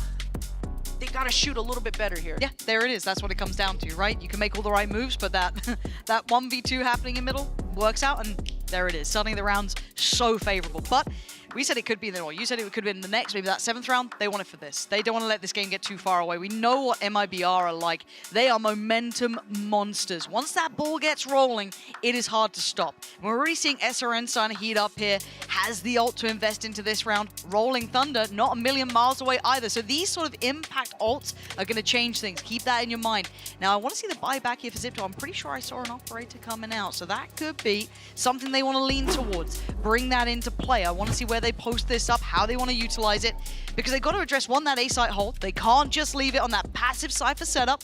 So now what's the switch up? She wants to go into this A-halls, and you already talked about it, Lauren. The fingers in her back pocket allows Aneri to have a reset, a movie for herself in front of her. But even though the attackers aren't grouped, she's not going to find a lot of bodies over here. Still, that aiming control that we were talking about, that the defenders need. This is the round that Zipto can start to establish it. And have they even been doing the one-way? I can't even think about that in my... I felt it was so free towards A, they weren't even doing the one-way. So for Melissa to be able to relay the information, okay, this feels different. They've already got a little bit of a different setup. This is when MIBR can kind of then take that lead-in momentum, right? That counter call almost to the timeout.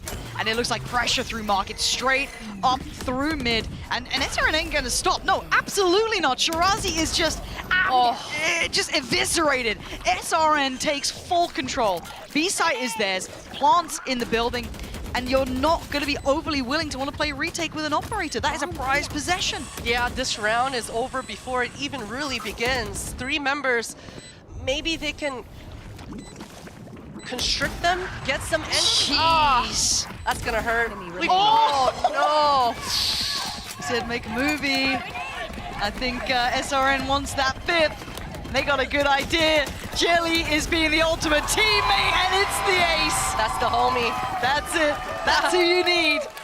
And that's dangerous. That's so dangerous if you're Zipto, letting MIBR have such a feel-good round like this. And that all ult, players. it's halfway back now already. Oh, that's painful. That is painful. Oh, so clean with it too. Enemy Yep.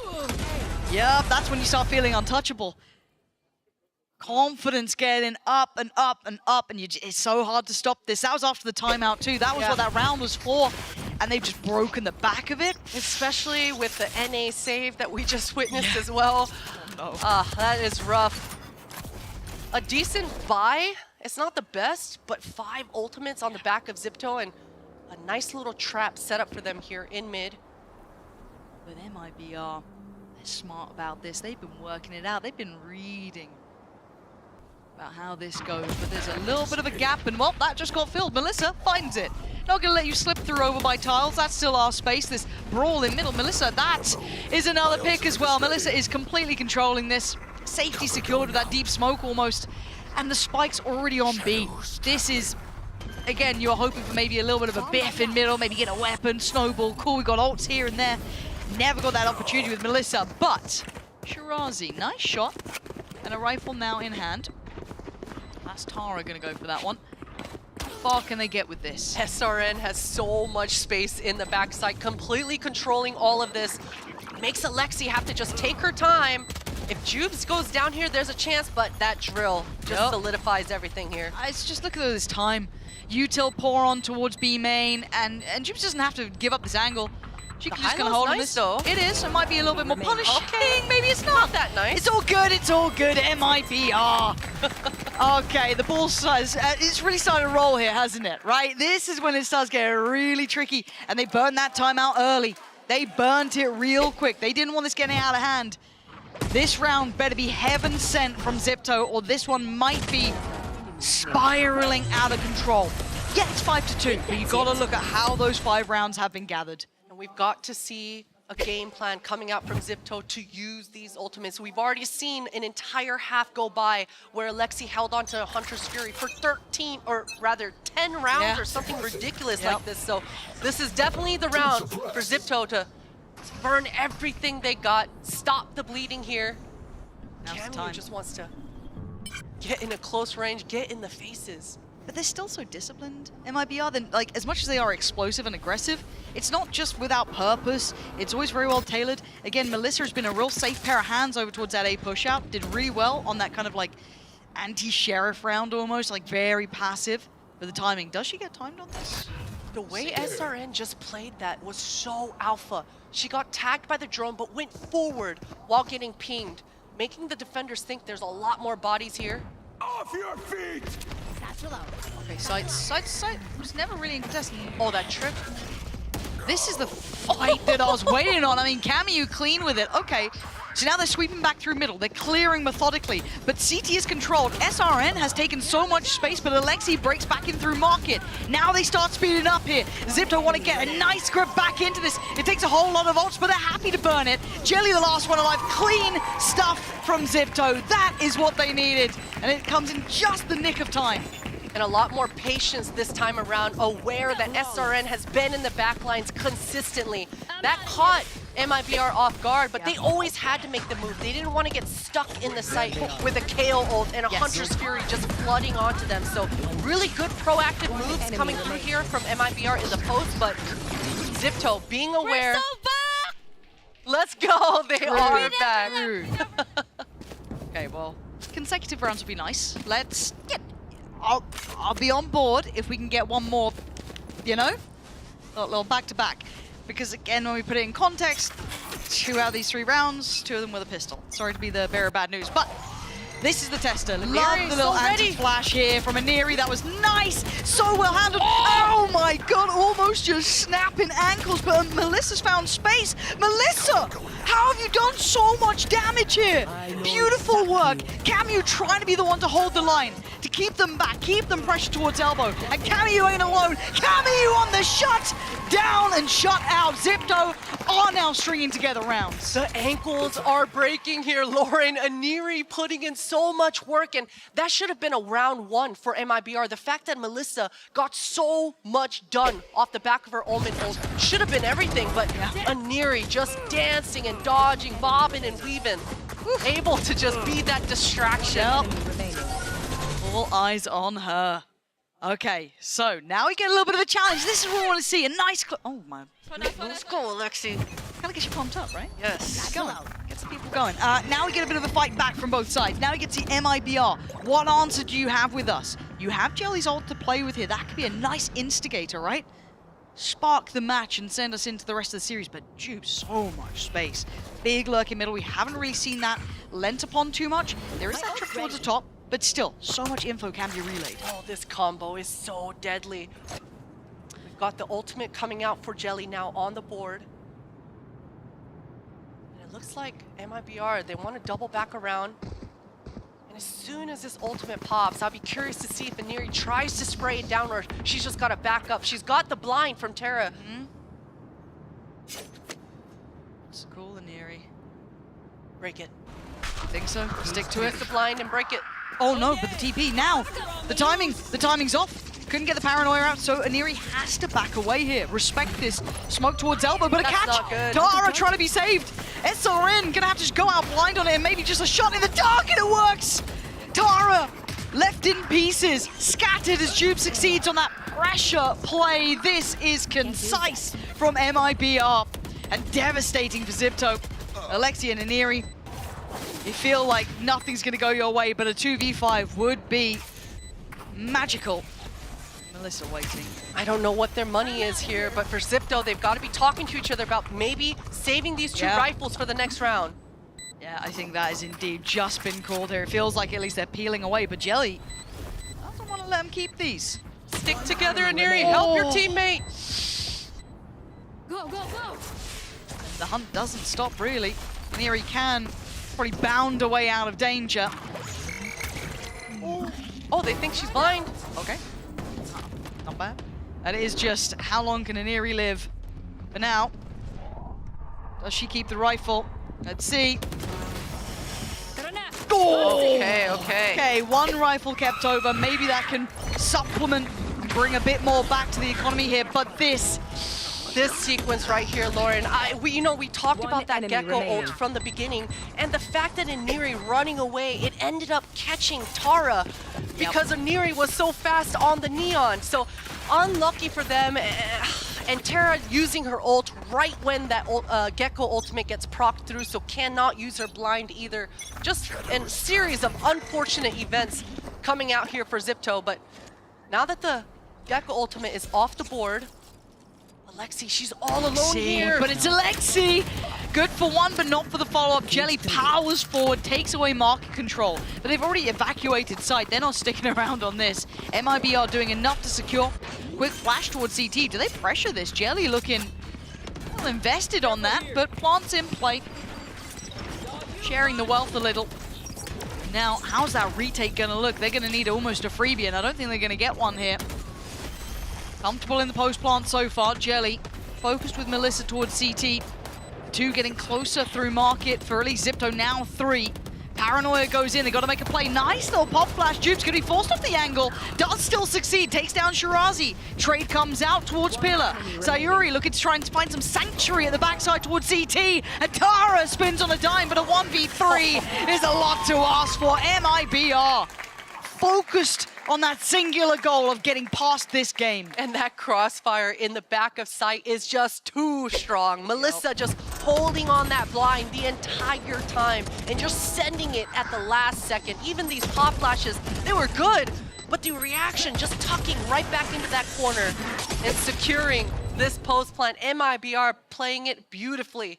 And for Zipto, once again, they're going back towards this A main, and this was the answer earlier on in the half, but MIBR, they just haven't come this way. This time, though, they are here. Yeah, seeing a little bit of a different puzzle presented, right? That high flash, something they hadn't noted before. It generally been Aniri kind of playing with Tara towards it. This time a little bit of a different setup. And now the rotation from Aniri, but SRN already taken towards elbow control. Just a little jump spot, taking the space, and the ult orb to boot. So Jelly, only one off. Oh, Melissa away tubes. The timing. She has been doing so well in middle, but this time does get traded out by Shirazi. Jelly wants to get the spike down, get that ultimate back on the board. Good splash damage, but not enough. The blind! The blind! Does she get to live? She does, which is very surprising. But SRN still finds a victim and a target, finding both towards short, and she's still going, playing off the back of Jelly's ult here. Clears through, deep towards CT. You can see Shirazi isolated, and Neri makes a go of it. But 4 to 8 is pretty clear cut. Wow, beautifully played for SRN, and you saw right when she just started pushing the issue, going towards that short A, she wanted more. She always wanted more and wanted the movie for herself, and she gets it. Yeah, this has been very, very dominant. SRN has looked lethal on this one. Played in well by Jelly. Everyone setting them up for success, right? They found that gap and they exploited it. They stayed ahead of the curve. This has been a good display, but Zipto aren't out yet. 4 rounds is workable, but we have Yinzu standing by with some of the members of FlyQuest Red. So why don't we head down there and hear from them? What a series this is turning out to be. I got some friends here in the crowd. I'm now joined by FlyQuest Red's Dodo Nut, Coach Jovi, and Starbound as well. Now, at map 1, if anybody would have told you guys that this is how close this series is going to be, I don't think anybody would have believed you. So I wanted to ask you, how is Zipto bringing this back? How are they keeping this competitive right now? I'll start with you, Coach Jovi. Honestly, they're very scrappy. So, I mean, MIBR came out blazing off of map 1. Split is Zipto's map, no doubt about it. So, I mean, a quick reset, and now here we are. Yeah, what do you think, Dodo?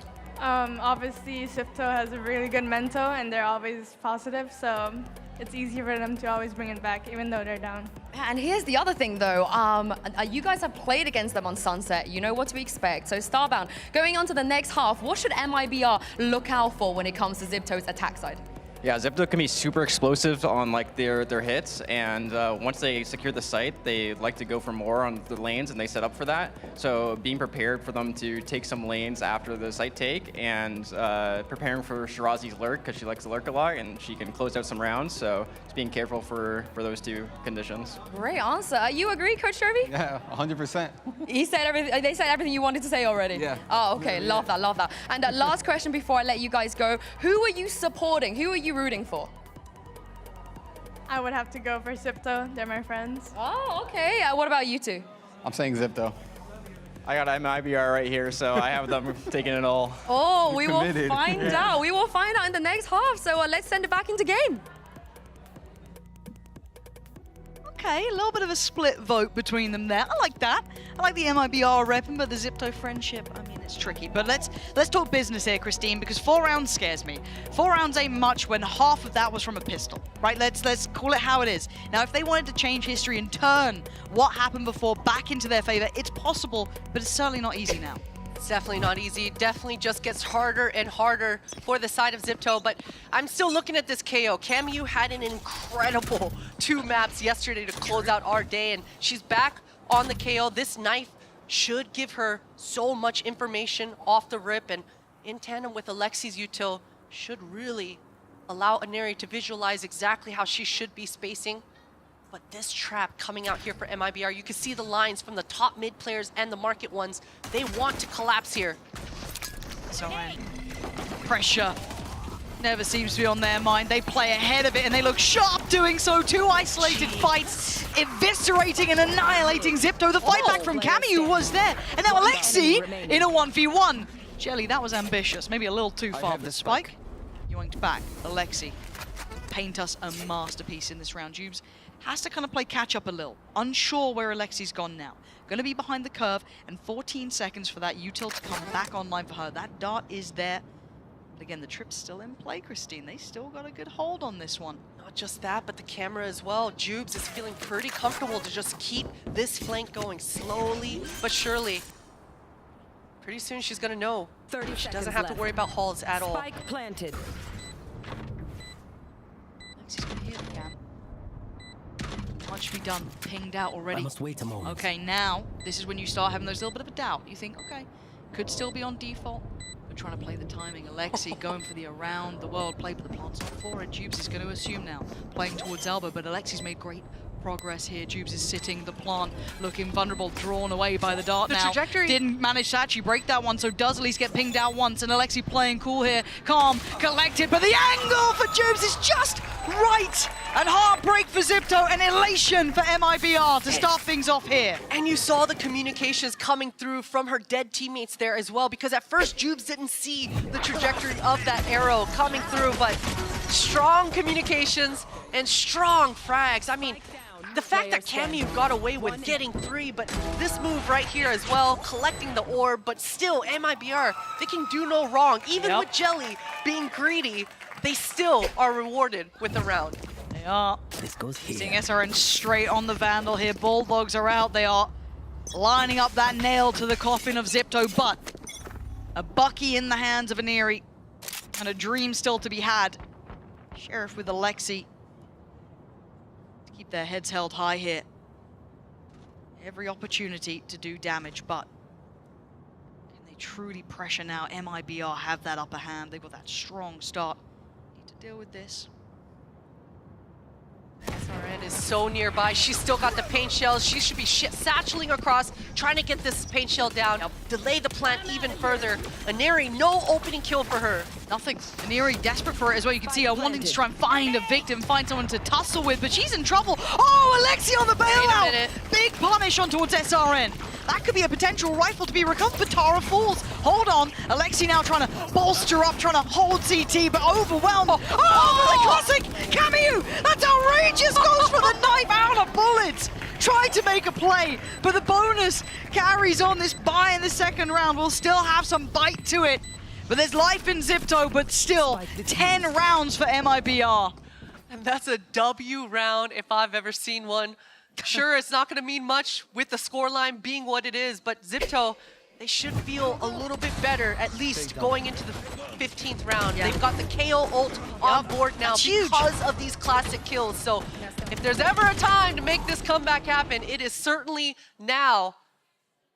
And SRN is just heating up, Lauren. 17 kills, 8 deaths. That is impact. Camu trying to close the gap a little, fair play, but let's see what Zipto do. You gotta keep this one absolutely perfect. And already, yeah, gonna pop the ult. They're taking no chances. But now you gotta stick the landing, because MIBR are here, and they are here in numbers! Jelly already takes down Camu. Big trade for Alexi, but this is getting dicey, this is getting dangerous. They have some site control. I don't want to say completely, because it feels precarious. The paranoia just a little off to the side as Jubes now to the 1v1. Tara still here. This has gone absolutely topsy-turvy. Tara gonna make the dash for it. Melissa has the site. Now slowly creeping behind. Doesn't want to give away the game just in case they were waiting. But no, now gonna know fully what's in mind. Yeah, that market door closed, giving her the timing that she wants. And now her teammates might even be pinging to allow her to know where the plant has come through. So much pressure on Tara here. Omen versus Omen. And MIBR have that comfort of 10 rounds, right? This was only a bonus anyway, no sweat. For Zipto, this could be it. This could be do or die, pretty much defined on this round. Can they get that 5th? Melissa, cautious, careful. Opting for the smoke on the site and the tap on the spike. Now knows where Tara is, but Tara, that's a bold play, but that's a problem. Melissa on the swing, and MIBR takes a critical step closer to closing out map 3. And you've got to feel for Tara there in that 1v1. So many mind games at play here. 2 smokes out on the map, and Tara just never knew. You don't want to be the player that gets full stuck on. on that spike. It's embarrassing. So you're almost like overthinking it. Yeah. Such mental warfare there. So she has to just burn her whole clip into that smoke, and Melissa playing with her food well. The coach is feeling good. All the players on MIBR feeling good. This is a feel-good timeout. If you're MIBR, you're just grinning. Yeah, You're just grinning. Hey, nice shot. I saw that one. Yeah, that was good. job, That was real teammate. nice. Real nice. Now, if we're talking about stark contrasts, Zipto ain't going to be feeling too good about this one. They've had a couple close rounds, a couple close moments, down to some 1v1s. If you think about this half, how many 1v1s there's been that have just not gone their way? It's how the cookie crumbles sometimes. But the last thing you want is to be thinking about that in these moments as well. You've got 11 rounds against you, you've got 4 to your name, and it's kind of now down to crunch point, right? 12 against you feels almost impossible.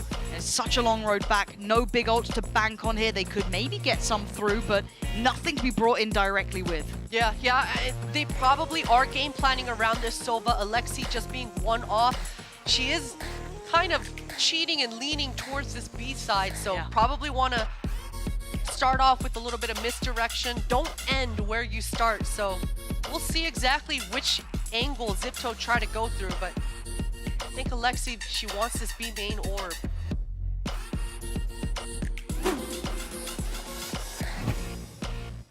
Seconds and round will be underway. 4 rounds for Zipto. Close ain't close enough. MIBR look locked in. They look like they've got that goal in mind. They had to suffer through split, but they come out swinging here. They've got ults themselves as well. Very close by to Jellies, for example, and look at the pace though. Iniri taking no prisoners. Straight to it. A little bit of a challenge, looking to maybe pressure by door. SRN was over there, so it's going to be a dinner bell rung. They already congregate towards top middle. A lot of info for Melissa. You can see she's got this deep line, just refreshing that one way. Both players and top mid feel really good, but SRN going down, that is a huge player to take. It is, and it's above the minute marker, so they could pause, but this, I mean, no one's going to be noted close, but they know about Melissa, so they've got a decent idea of what this A site looks like. The one thing they don't know about is Jelly. Paranoia going to go in, doesn't really affect, but this backfill, this space fill could have been deadly. It wasn't. Only going to take down one, but Camus falling could be key to this. Sayuri now just taking them down one by one. 4 back-to-back. You thought they'd taken the steps towards the round, but Sayuri says no, and MIBR is 1 round away. And that's such a feels bad, especially when you see that MIBR, they didn't look very comfortable here. Melissa's blind, it didn't land on anyone. Even the dizzy coming out from Jelly only landed on one.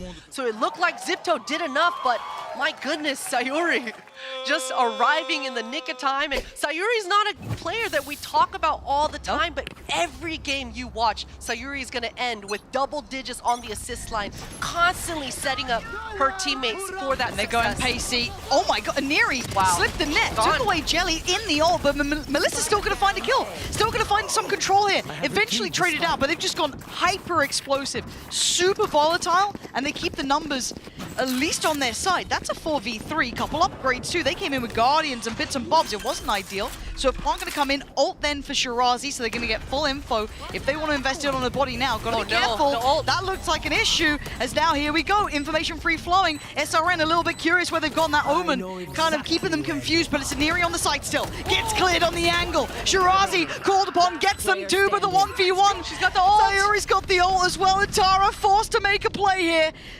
Oh my god, Sayuri, you are outrageous. Sits it, but Tara sits her down.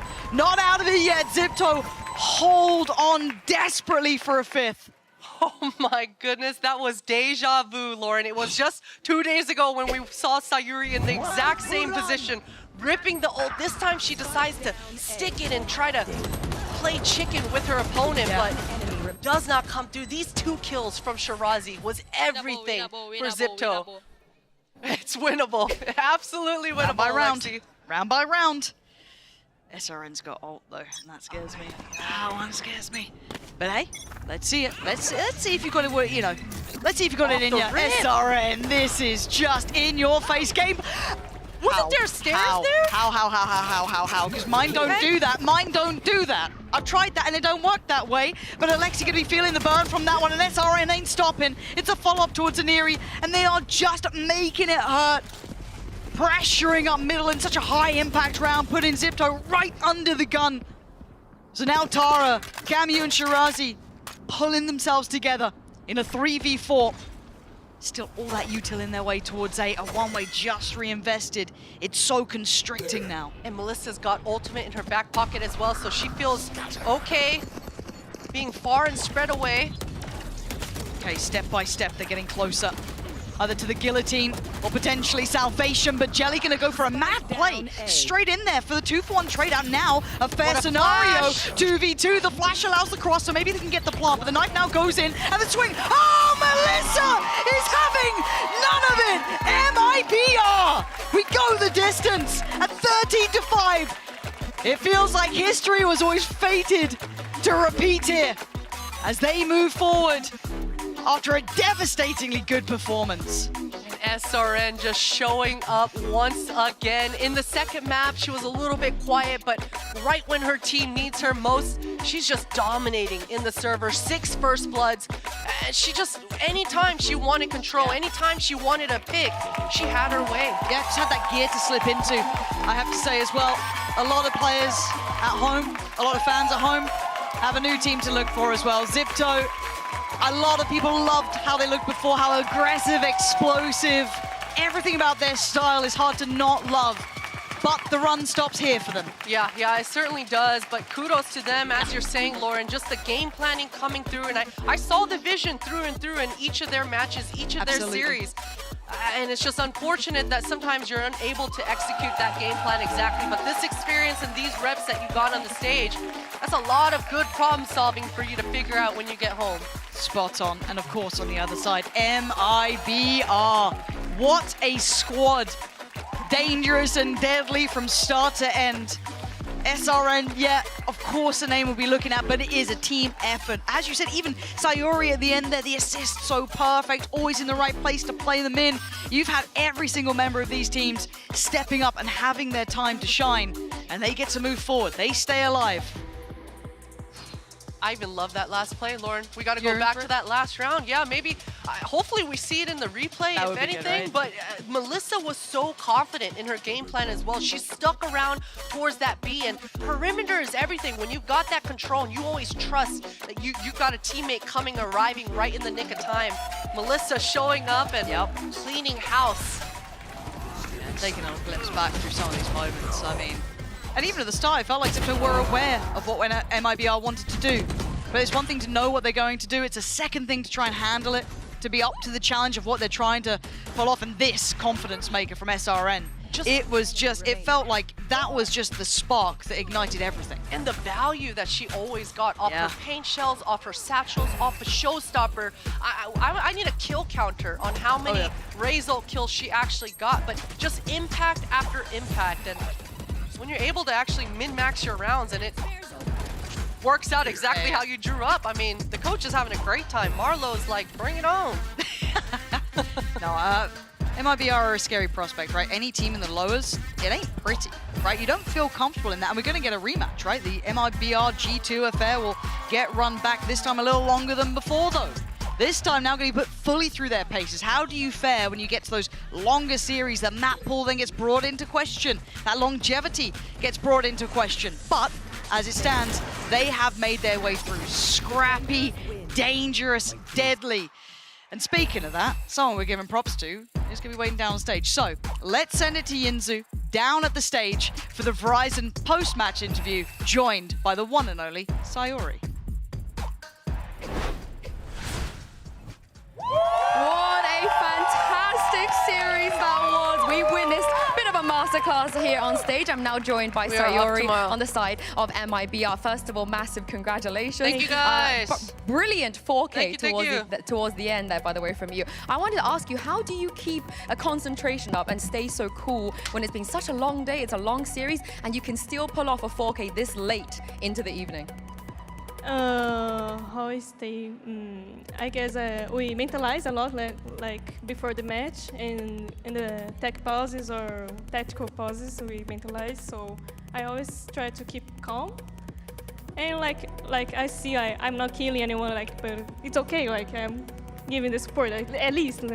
and the calls and everything. So I'm okay. Like I'm not bad at the match. I'm okay. You're great. You're great. Now we do see you on stage. You know, sometimes between maps, you're all kind of doing your breathing. What is this? Is this like a meditation? You all do it at the same time? Yeah, it's a meditation that we like think about. We winning. We doing great. Like only positive things. So it helps us a lot to stay calm. How much do you think that helps? And how often do you do this? We do it all the time before the match, after the match, like all the time, and help us. I think it's that thing that helped us get here in championship. So. Yeah, other teams should start doing it, I feel like, because you guys look so cool and, you know, chill, like you said, on stage. And speaking of getting here, this lower bracket run is really fantastic from your team. And your coach, Marlo, earlier said that after you lost to G2, you all came together, you had a very serious chat, and that's how you gained your confidence back and you started winning again. So I wanted to ask you, what was talked about in that chat? What was said? It was more about feelings and emotions because it wasn't us playing against G2, like we couldn't play the game. So we have to understand what we were feeling and fix it. Like we don't want to feel that way anymore, like ever. So we're not feeling it. The mentality shift, right? Yes, the mentality shift. yes. And how much do you think that helped you today? Because you did drop a map as well. After map 1, you only dropped, what, 7 rounds in 3 maps, which is a crazy run. So how did you get back into form and get back into that mental stage for map 3? We can reset our minds like easily, I guess. Not easily because against G2 it was very difficult. But, but we stay calm because we know the split, it wasn't our map. We didn't train a lot. I guess I shouldn't be saying that. But yeah, we weren't that confident on split. So, but Sunset is our best map, so. Yeah, you knew what was coming. You knew what was coming. Speaking of G2, you will get a rematch. You will get your chance for revenge. How different do you think you are as a team compared to the last time you faced G2? Oh, we are going in the game like mentally. We're going okay, so we're going to play our game, so it's okay. And how difficult do you think it will be? Because it will be a best of 5. I know you have a lot of experience personally in a best of 5, but so do they. They seem to be masters when it comes to the best of 5. So is that going to be a challenge? Yes, definitely going to be a challenge for us because it's our first time here in Berlin. So in their city, they always play the tournament, so it's going to be very challenging for us. And lastly, I hope you were able to hear the fans. There were a lot of fans here today. I saw little MIBR tattoos on their faces too. They were really, really cheering for you. So how does it feel to come all the way to Europe and know that there's so many people here that love you and want you to win? Yeah, I didn't know that. I was kind of shocked. So I'm really happy. Like it was a shock. Like there are people rooting for us, like cheering for us. It's amazing. Don't be shocked. We love you. You're great. Come on, guys. We love MIBR. We love them. Oh, we really love them. We really love them. Thank you very much for joining me. Congratulations once again. We'll see you tomorrow. Yeah, thank you. Oh my gosh, you just gotta love Sayuri. She looks so sweet, but what a vicious IGL, especially with leading this new squad into now top 3 here at Game Changers Championships. And it's so cute because she said that like, oh, I didn't even realize people were cheering for us, but they are winning so many fans all over. It's so special to see this team here because they pulled off something incredible in their own region to take down a TL Brazil who was the finalist at GCC last year. But now they're following exactly in that squad's footsteps, taking down Zipto. Back then it was Team SMG to make it into a lower final and a chance to make it to the grand finals themselves. Yeah, they had to make it into the lower final against G2. It's the same script. Potentially take them down and make it up to the final. Like, what an incredible storyline this is. And I love the fact that towards the end of that map as well, Sayuri gets that big 4K when we had already talked in the very first map about how the scary thing about this roster is when you have a superstar like SRN, usually the conversation is, okay, if we can shut SRN down, the game is ours, easy peasy. We just need a duelist to match up, but the back lines of this roster run so deep with skill as well there's always another hero to pop up, and Sayori has definitely been that hero more than once so far this tournament. It also shows how much depth there is in Brazil. There are a lot of regions in GC that have one very dominant team that absolutely goes out and owns everyone. And that's great, right? It's cool to see a squad who can build that up. But with Brazil, we had a completely different organization. 5 different players who were a finalist last year. And now a brand new team that we've never seen at an international event before has come out and made it to the top 3. But the story still is somewhat the same, and unfortunately that means that this is the end of the road for Sipto. And on behalf of Pacific, we really are proud of them. Unfortunately, we have to say goodbye, and they're eliminated from the tournament. But I do feel like we saw amazing moments from this squad. We saw amazing moments from all of these players as well, especially since they definitely have a lot of fans everywhere cheering for them too. I mean, this squad managed to deal a blow to North America, sending FlyQuest down. They took down Crew as well, who definitely seemed like a strong opponent considering some of the matches they had along the way. And then also being able to bounce back into map number 2 in this series alone, I think has earned them a ton of respect. It is a real heartbreaker, though. They delivered that heartbreak to Visa Crew Blaze yesterday, knocking them out in the exact same fashion. And unfortunately for Zipto, they've gone home in the exact same way as well, losing in that top 4 match to a Brazilian team, and now going to have to take that long flight back home. But they did have a good run here, and I think it's going to be exciting, as always, to hopefully see this team back again at another GCC. They're just so dominant in APAC that I have no doubt that we'll see them again. Can I just say as well, saying goodbye to Sipto as Camille is like slow motion dancing over there, that's just the most APAC way, Mitch. It really is. And Camille as well has a reason to dance like that. Even on the last map here, putting up the numbers, and has been a player that delivered. I think had they have made a deeper run in this tournament, there could even be a conversation about Camille being an MVP, or certainly up there in the top of the list.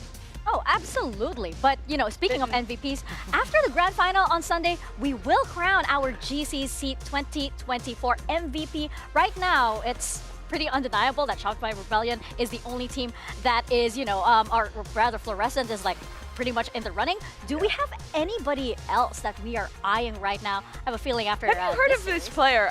It's some it starts with an F, ends in a T. Neon player. Yeah. She's pretty good, I think. Yeah. We watched a movie earlier, right? You remember what her name is? Yeah, Fluorescent? Yeah, okay, that's the one. I mean, yeah, come on. If Shopify win again, Floor is the absolute shoo-in for MVP. She has had another lights-out tournament. We didn't have an official MVP at GCC last year, but if we did, it would have been Floor. She is, I think, a player in her own class. Okay, can I just say, though, SRN actually, probably is really close in that running, okay? I want to hear the pitch. Yeah, I mean, hello, the records are being broken by this player, and we are just, even Zeta's coach, right, said that, like, when you go up against SRN, you're expecting something, whatever you're expecting is probably 3 times worse on your side, and that's exactly what happened to Sipto too. Yeah, I think they would definitely agree with you in that regard. I think a lot of it, even that conversation, Fluorescent SRN, that will come down to who ends up being in that final or who ends up taking it in the end, because the conversation is wide open. I'll give you another perspective. Perhaps we could even talk about the EMEA team a little bit. Really? Just a left field play for me, Mimi. I would swing, not towards Mimi, unfortunately, but towards Petra, a player who, off legacy alone, deserves an accolade like that. But the performance that she's put up throughout stage 2, 3, and then in GCC, maybe not in the most recent game that we saw. I think this was a more rounded performance from the roster up against Shopify. Of course, it's a difficulty, but you look at any of the other games, and she is a standout player. I mean, she's the only player with a box. Yeah. Exactly. She has that landmark there, that monument. Making her mark. Yeah. But I mean, really though, Petra has had an incredible tournament. The numbers she's been putting up, she's had massive impact in multiple of G2 Gozen's wins thus far. And you mentioned the legacy, the history that this player has too. She was lights out when they won 2 years ago, and I have no doubt that she would do that again. The interesting thing though about G2 Gozen for me is that you look at Shopify, obviously Floor's the MVP candidate. You look at MIBR, obviously SRN's the MVP candidate. But G2, it feels a lot more wide open. Throughout their run thus far, we've seen multiple players kind of have their own game, be that hero. So I think over these next 2 BO5s, it could be Petra, it could be someone else, but there's a lot of room Yeah, Amy had a great game. It breaks my brain every time I hear that. I could be the MVP. You're the MVP. Let's go. But to be honest, though, it is kind of interesting because coming into Diamond this year, MVP of GCC. the standard's not being set very well. It's okay. I mean, on Visa Crew Blaze, it was Michaela. And you would be like, oh, Mika did this. I'm like, yeah, I did. That's true.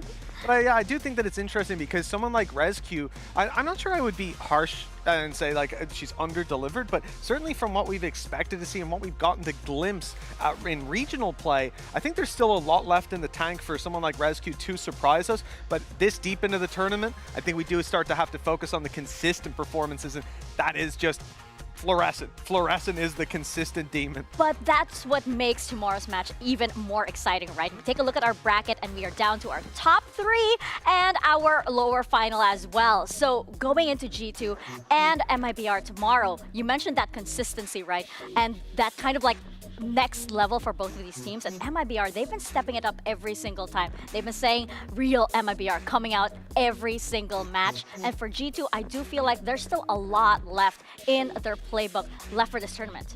Yeah, I mean, the question is, have they been saving it or are they yet to find it? Do they need to dig deep? And I think with some of the performances, looking at Shopify, look, there was definitely a chance they even take that series.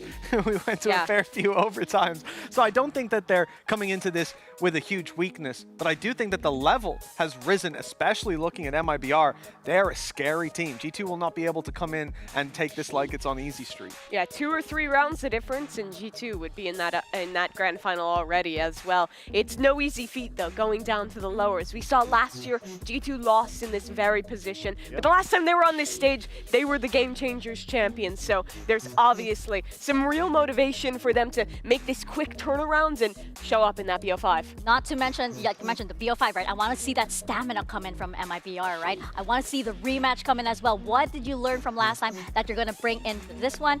But all of those questions will be answered tomorrow because that does it here for us. For Pacific, GG, and, you know, gave best foot forward. Salute to everybody there. We will see you guys tomorrow at the lower bracket final of Game Changers Championship.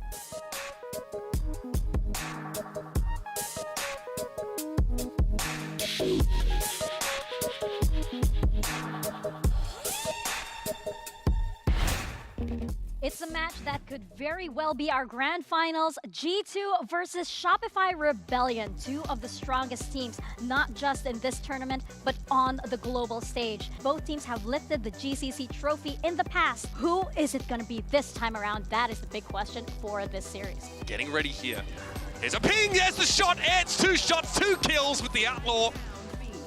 And now it's out to ResQ, will got away up mid.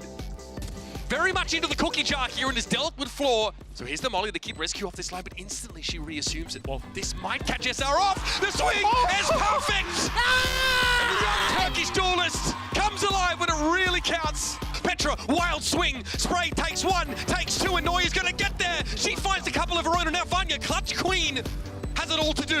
She TP's back to the side, but I think Noya knows it. She was aware, but she wasn't sharp enough. Nice, let's go. Mel TP'd into it.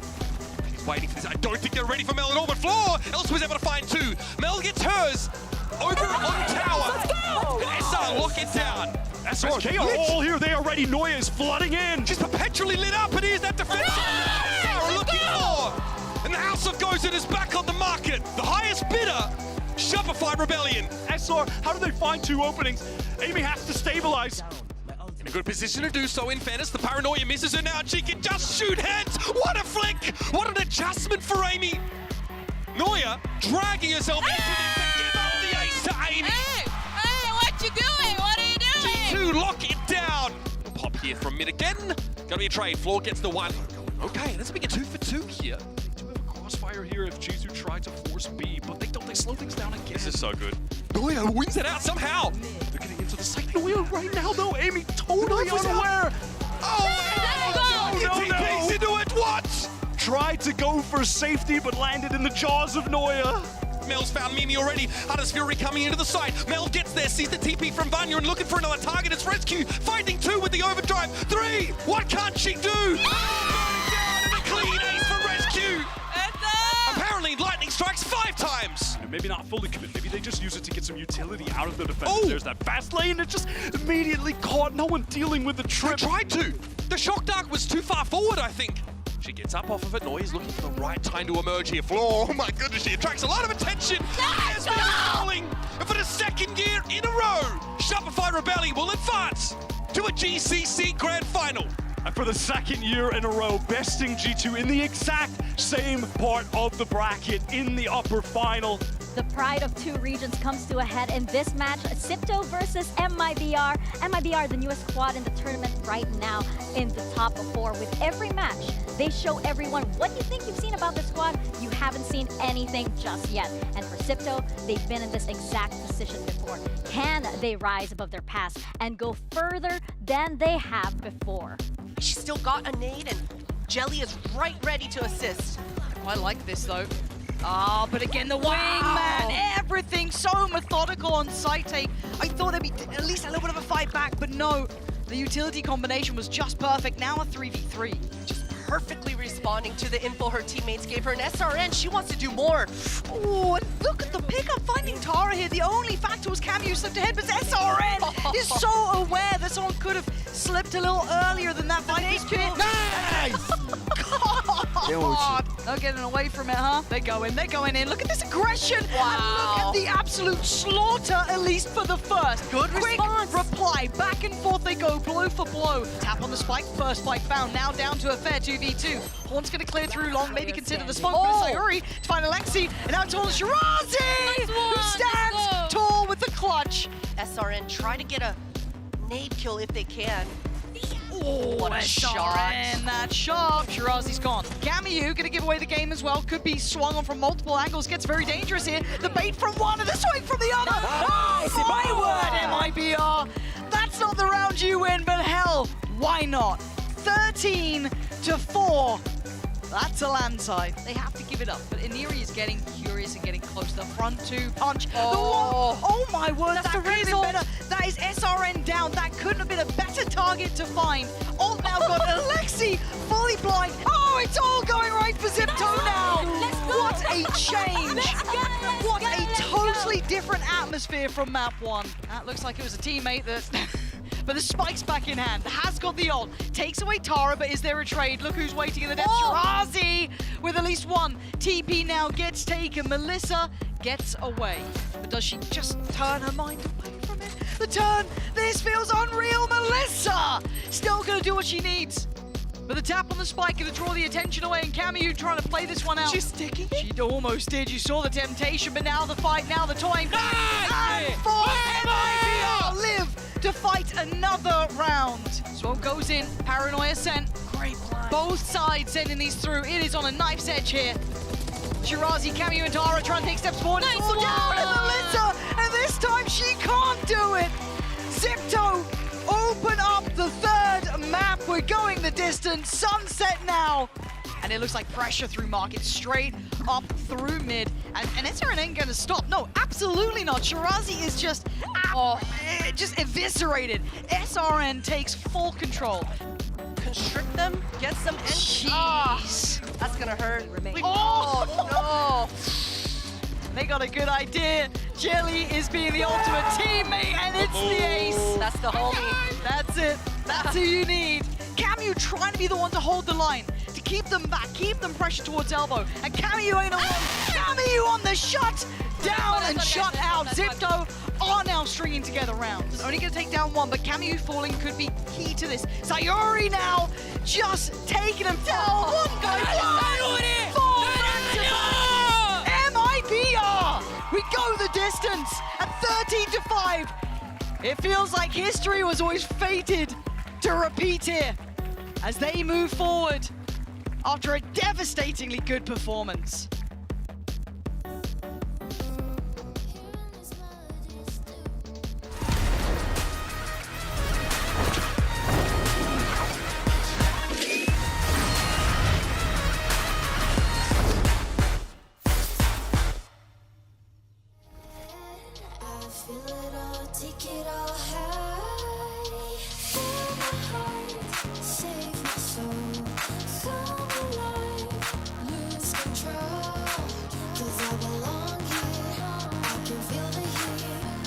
can't know if this is pure.